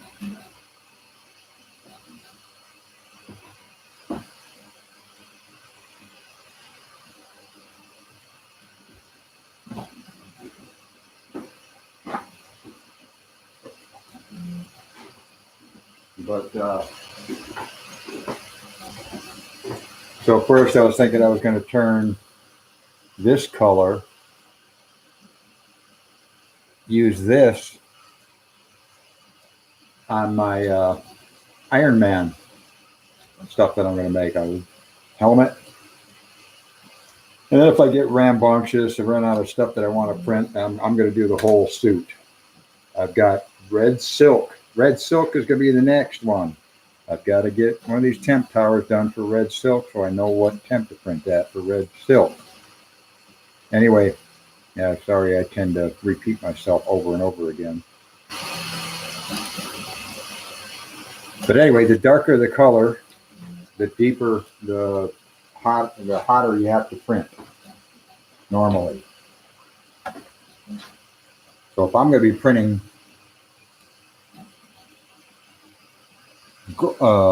this is Eryone, by the way, again. Oh, that's starting to move. It just bumped it. Why would it do that?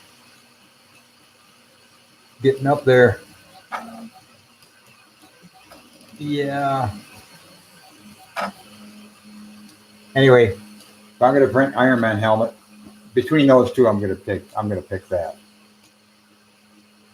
It'd be nice if I had a color that was a couple of shades darker than this, or a couple of shades lighter than this. So this, to me, this is more caramely looking than actual gold. Gold, yeah.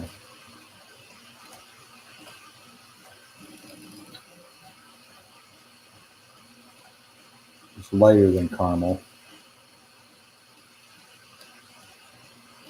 All right, starting to do a top layer.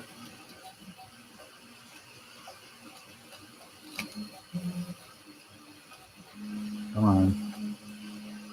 Over the top of infill to print the last. Boy, that's too.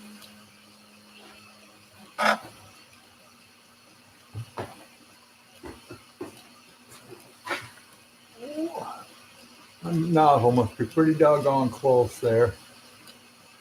It's leaving little pieces on top.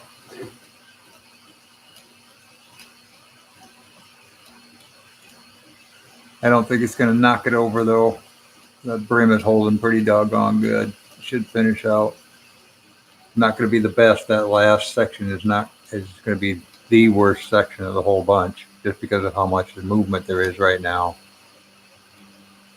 with the filament being laid down tall and skinny.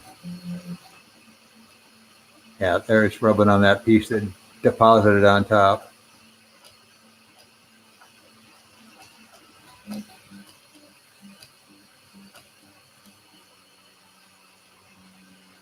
My first layers were perfect. I didn't have to make any adjustments on that at all, as far as the what the heck, baby stepping. Didn't have to do any negative or positive baby stepping at all. Won't be long. Last section will be printing.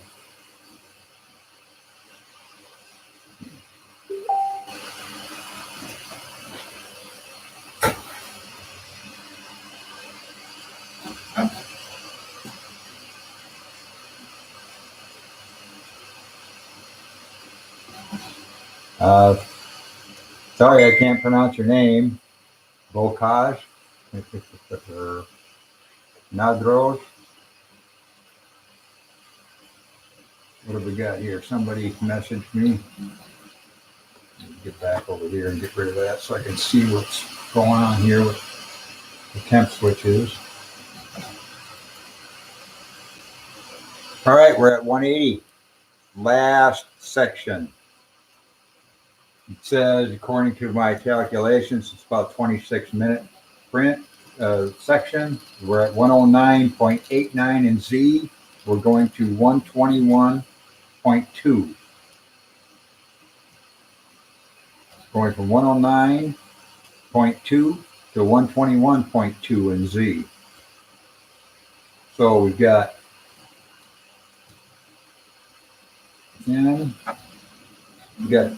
21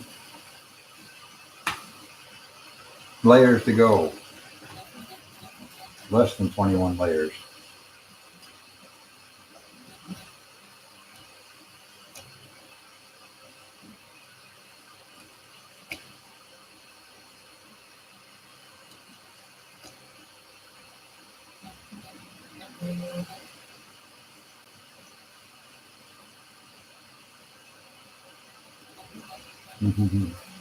I'm going to forward that. You can't forward it. There's no way to forward it.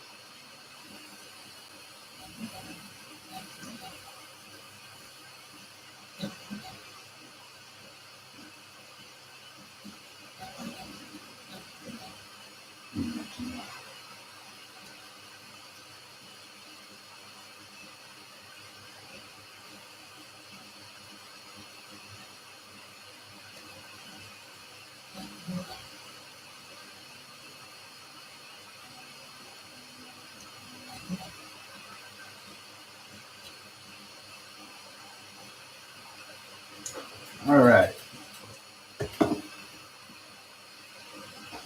20 layers, less than 20 layers to go.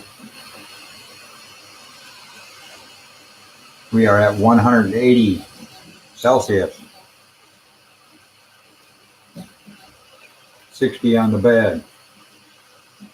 My MCU temperatures staying level. Does not go any higher than 31.1 C. So the board is staying cool.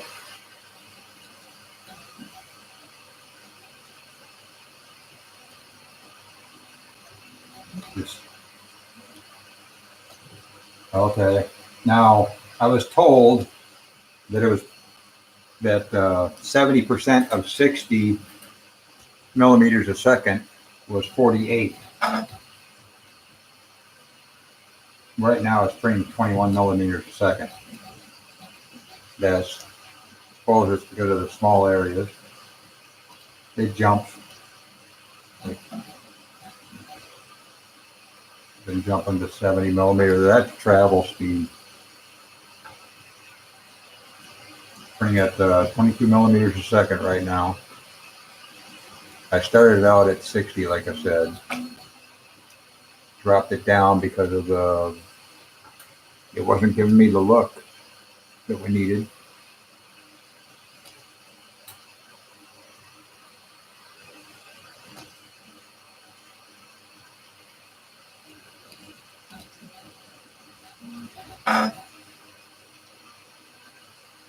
But it's going to finish.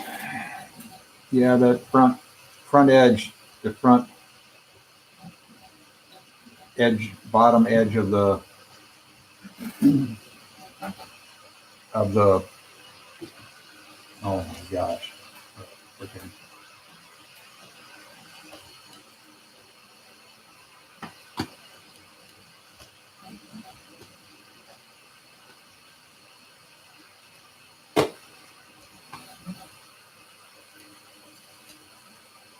Good grief. Front edge of the bridge doesn't look that great, but I just wanted to finish this out. I was going to stop it, and heck with it, let it finish.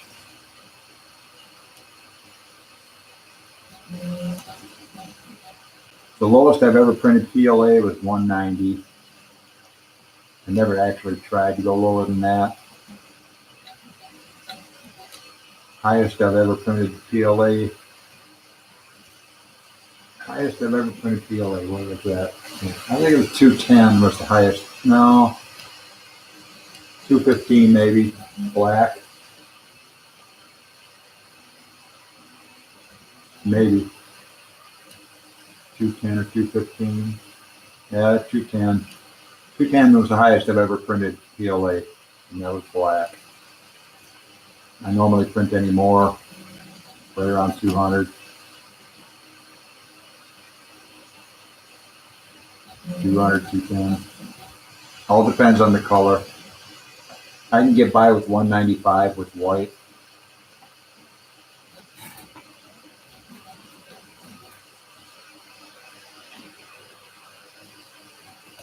If I want a lot of detail, I'll jump it up. If I'm doing lithophanes, I'm doing 200 if I'm doing lithophanes. I haven't printed one in a while. I need to do some more of those, but haven't really done anything. This guy right here is the first one that's actually finished on here. Is he sticking? He started to stick a little bit.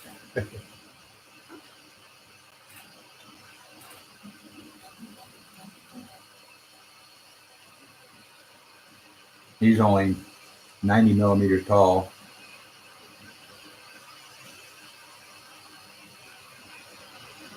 Took a while too.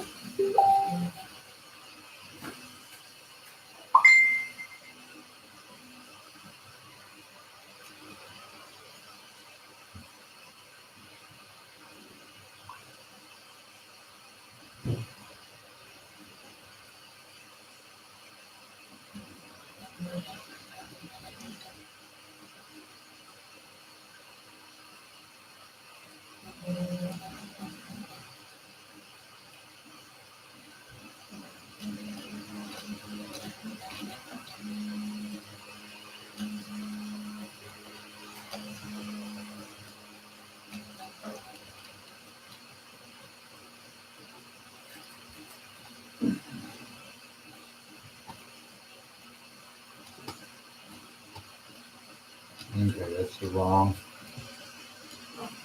Back up there. Just to reiterate what I said quite a bit earlier, I'm running a Duet 2 Wi-Fi. This is a 445 Hevo, 400 by 400 by 500 millimeter. Hypercube Evolution. Hevo's easier to say. This is Eryone Gold Silk PLA. I couldn't just pick a temp and try to print. I had to print a printing tower, the Temp tower, which was an experience to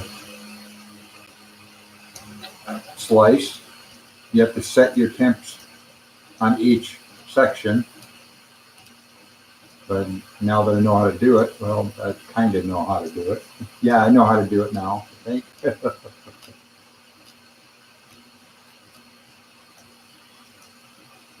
Had somebody else, Rob, help me figure out how to do that. I had a couple of failures right off the bat.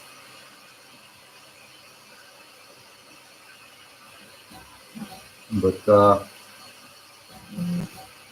I'm doing this. I want to use this gold silk on Iron Man helmet to start with, and I needed to know what the temp was.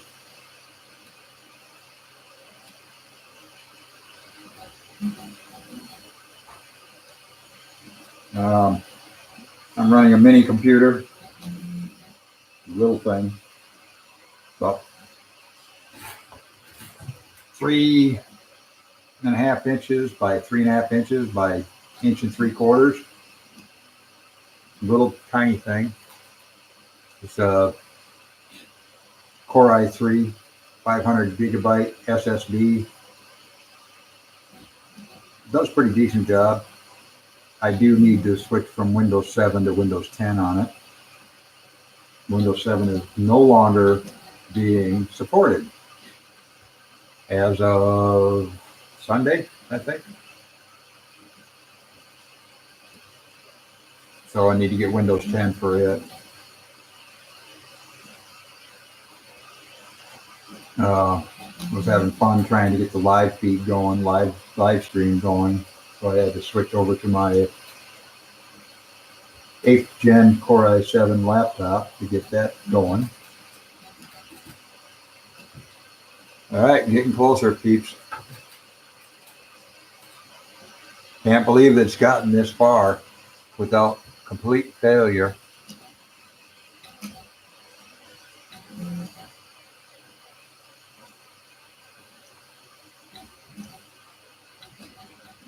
I thought for sure with this, if you don't have your temps right, as far as this silk filament, your prints aren't going to look good at all. I mean, you could be 5 degrees either way of regular PLA, 10 degrees either way of PLA, and still have a good looking print. Except you get below 190, probably not. But with this stuff, it's got additives in it, something in it, some kind of additive to make it shinier. So you need to higher temps. I've never printed PLA at 220 or 225 before, and it's looking like it's going to be 225 or 220. I tried 230 earlier. No, that wasn't going to work. That was too hot. 10 degrees. That was too hot. 10 degrees more. So, and I've never printed below 190 with PLA. So this temp tower is a challenge. It's something new to me because I've never done a temp tower like this before. I printed out test pieces that test out your overhangs and bridging, your pillars and all that. There's a test piece out there. You can do that all in one. the lettering and all that, but I've never done a temp tower. So I'll be doing this more often, be able to tune in on it. I've got red PLA, a red silk PLA from Eryone. I'm going to have to do one on that too. But I think 220, I'll start out with 220 on it, see what it looks like, instead of doing a complete tower. Because this actually takes quite a while. So we're already 4 hours and 14 minutes into this thing. And it should be done in the next 10, 15. I'd say probably 10 minutes, maybe 12.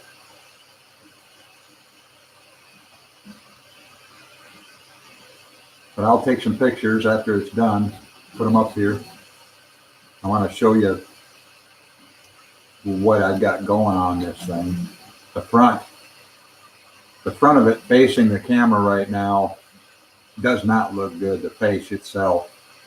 The rest of it, all three sides, look really good. But the front, something's going on. And I got a feeling it's the parts cooler fan. Not the fan itself, but the parts cooler. I'm not positive on that. You know, you can see I've got a fang on the front of this thing. You got a 50 by 50 by 50 by 15. I think that's 15 anyway.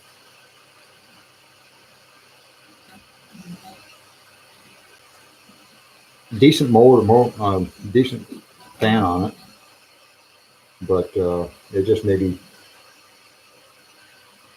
not enough to get enough air down to both sides. It could be blowing it towards the back of the fang and not closer to the front, because the fang, when it's in the front, it'll be halfway over the front. So I don't know. I need to get some other parts printed out for this. Yeah, but the front of the face does not look good all the way down, but the rest of it is nearly perfect. Just so dang close to perfect. Sides, the back. Yeah, the top two layers aren't that great, but that's to be expected at that temperature.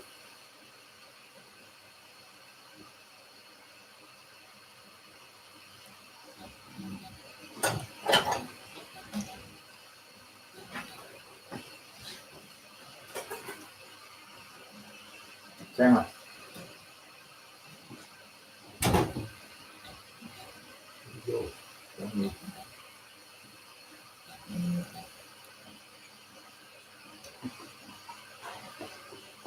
So anyway, getting close. 118.49 going to 121.2.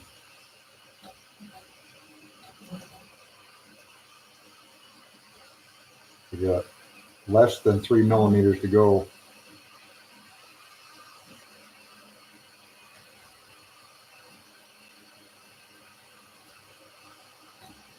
Little baby Yoda, you see there's 90 millimeters, right at 90 millimeters.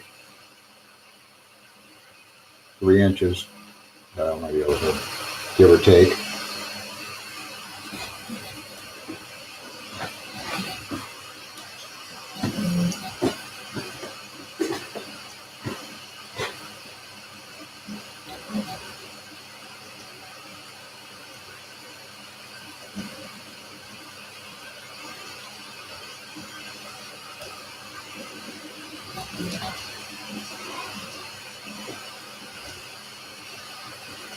I can't believe I've talked for 4 hours. Well, not 4 hours, but yep, 4.25 hours.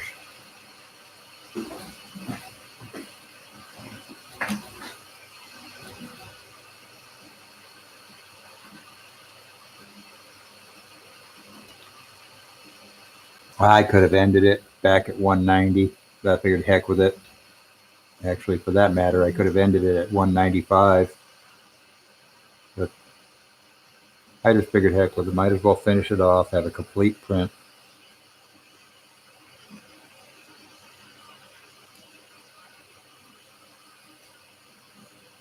Makes for a long, boring stream, though, doesn't it? Except for those that just come on in the past half an hour. Still makes it boring.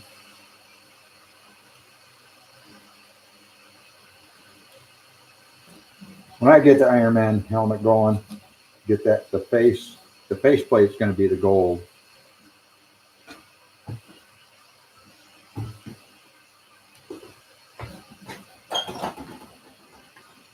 And no, nobody wants to sit there and watch a full print out,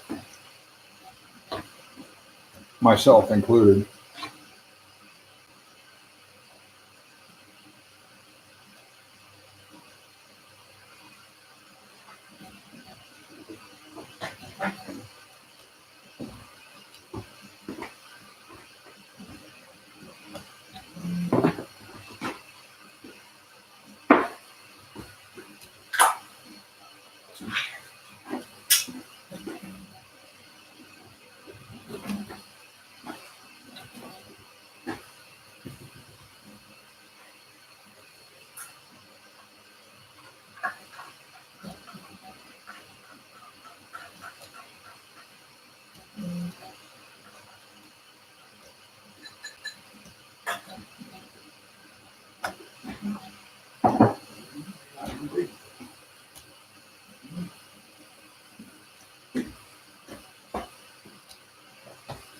But getting closer.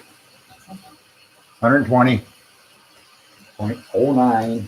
You have less than a millimeter to go at 0.2 millimeter layer height.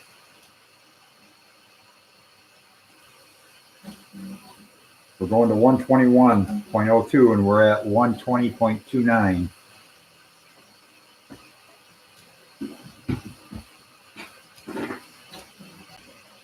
We're going down to the stretch. You're coming down to the stretch, just about done. Good too.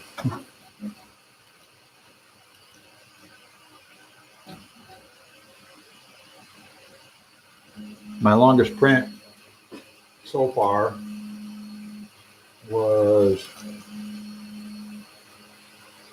80 hours. It was on my 10S.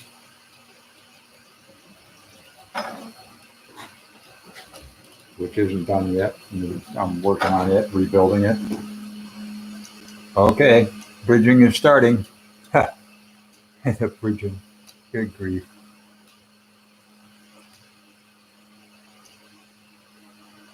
We're not dropping any. It's not going below like they did on 200 and 215.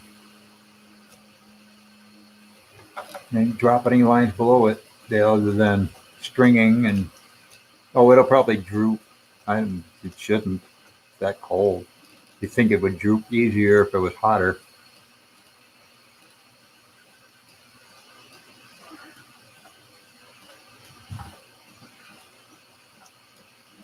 But can't believe it.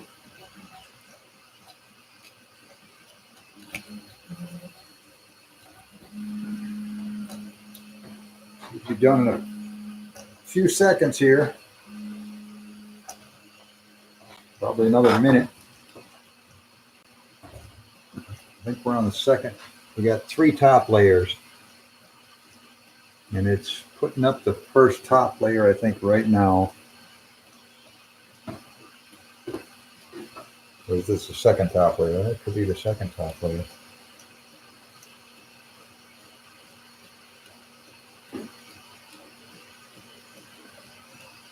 I normally like to put, I guess the first full top layer. I normally like 4. Depends, 4 to 5 top layers. Minimum of 4 layers for the bottom. That's why I normally like 4 layers for the bottom if it's going to be seen at times.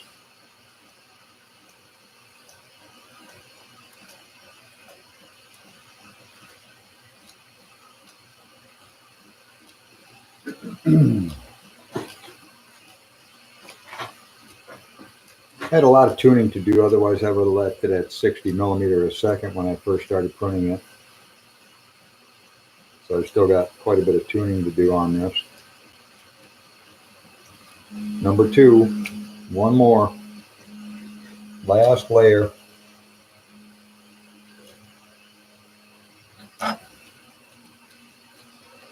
Yeah, moving quite a bit. Cold, putting down colder PLA down, and so it's moving it a little bit back and forth here.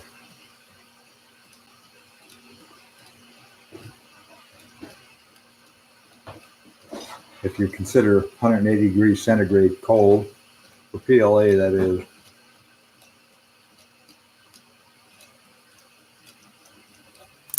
Oh, oh, shoot! What the heck happened there? Stop, you stupid thing! Why did? Oh, that's right. I didn't change. Doggone it! What an idiot! All that time wasted. All that time wasted. Oh my word! I know it's going to be. There's your fail, peeps. Hey, a little bit of excitement there at the end. I forgot.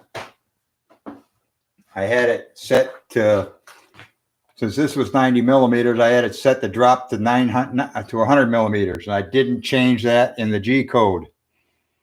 Remember, change the height. That you got to drop it down further from the top of your print in order to end it. See, I had it set at 100 because of this, and I didn't change it. And I should have made it 130, but oh well. I know what I got to print it at, and I know what I got to print. There's a little bit of excitement for you. All right, listen, I'm going to stop the stream now. You got those of you that hung in there towards the end, you saw a live fail, a really good screw up. Learn from my mistake. You got to go in. Now I use S3D, and you got to go in. You got to change that to drop. Oh, what am I going to do here? You got to change your G code. No, not so much your G code. What the heck? Come on. Here we go. All right, you got to go in S3D if you're using S3D or whatever you're using.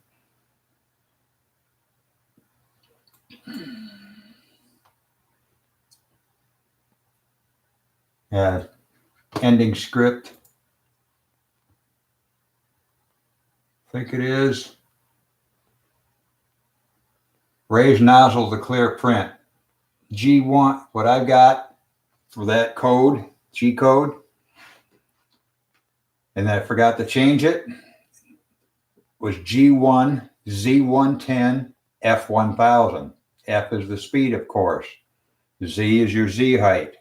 It should have, it's the bed only dropped to 110 millimeters, okay? It should have dropped to 131 millimeters or 130 millimeters. If it had, it would have cleared the print. Instead, it dropped down into the print, going down to 110 millimeters, and so it collided with the print. So there you go. Learn from my mistake. That didn't hurt the printer at all. I've had that happen before. It's just fine as far as that's concerned. But yeah, a little bit of excitement there. All right. We're going to end the live stream now. Can't believe that happened. Yeah, I can. Forgetful me. All right, guys. Thanks for hanging in. Like I said, learn from my mistake there. Change your Z code, your G code. Drop it down much further. It was at 300 millimeter. I didn't like how long it takes to drop it down 300 millimeters. And then when you home, it takes forever to come back up. So if you're going to drop it to where it's just above your print, don't forget if you end up printing something taller to change it.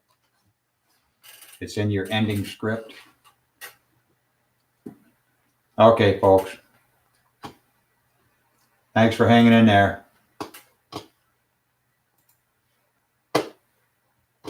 Where'd I go?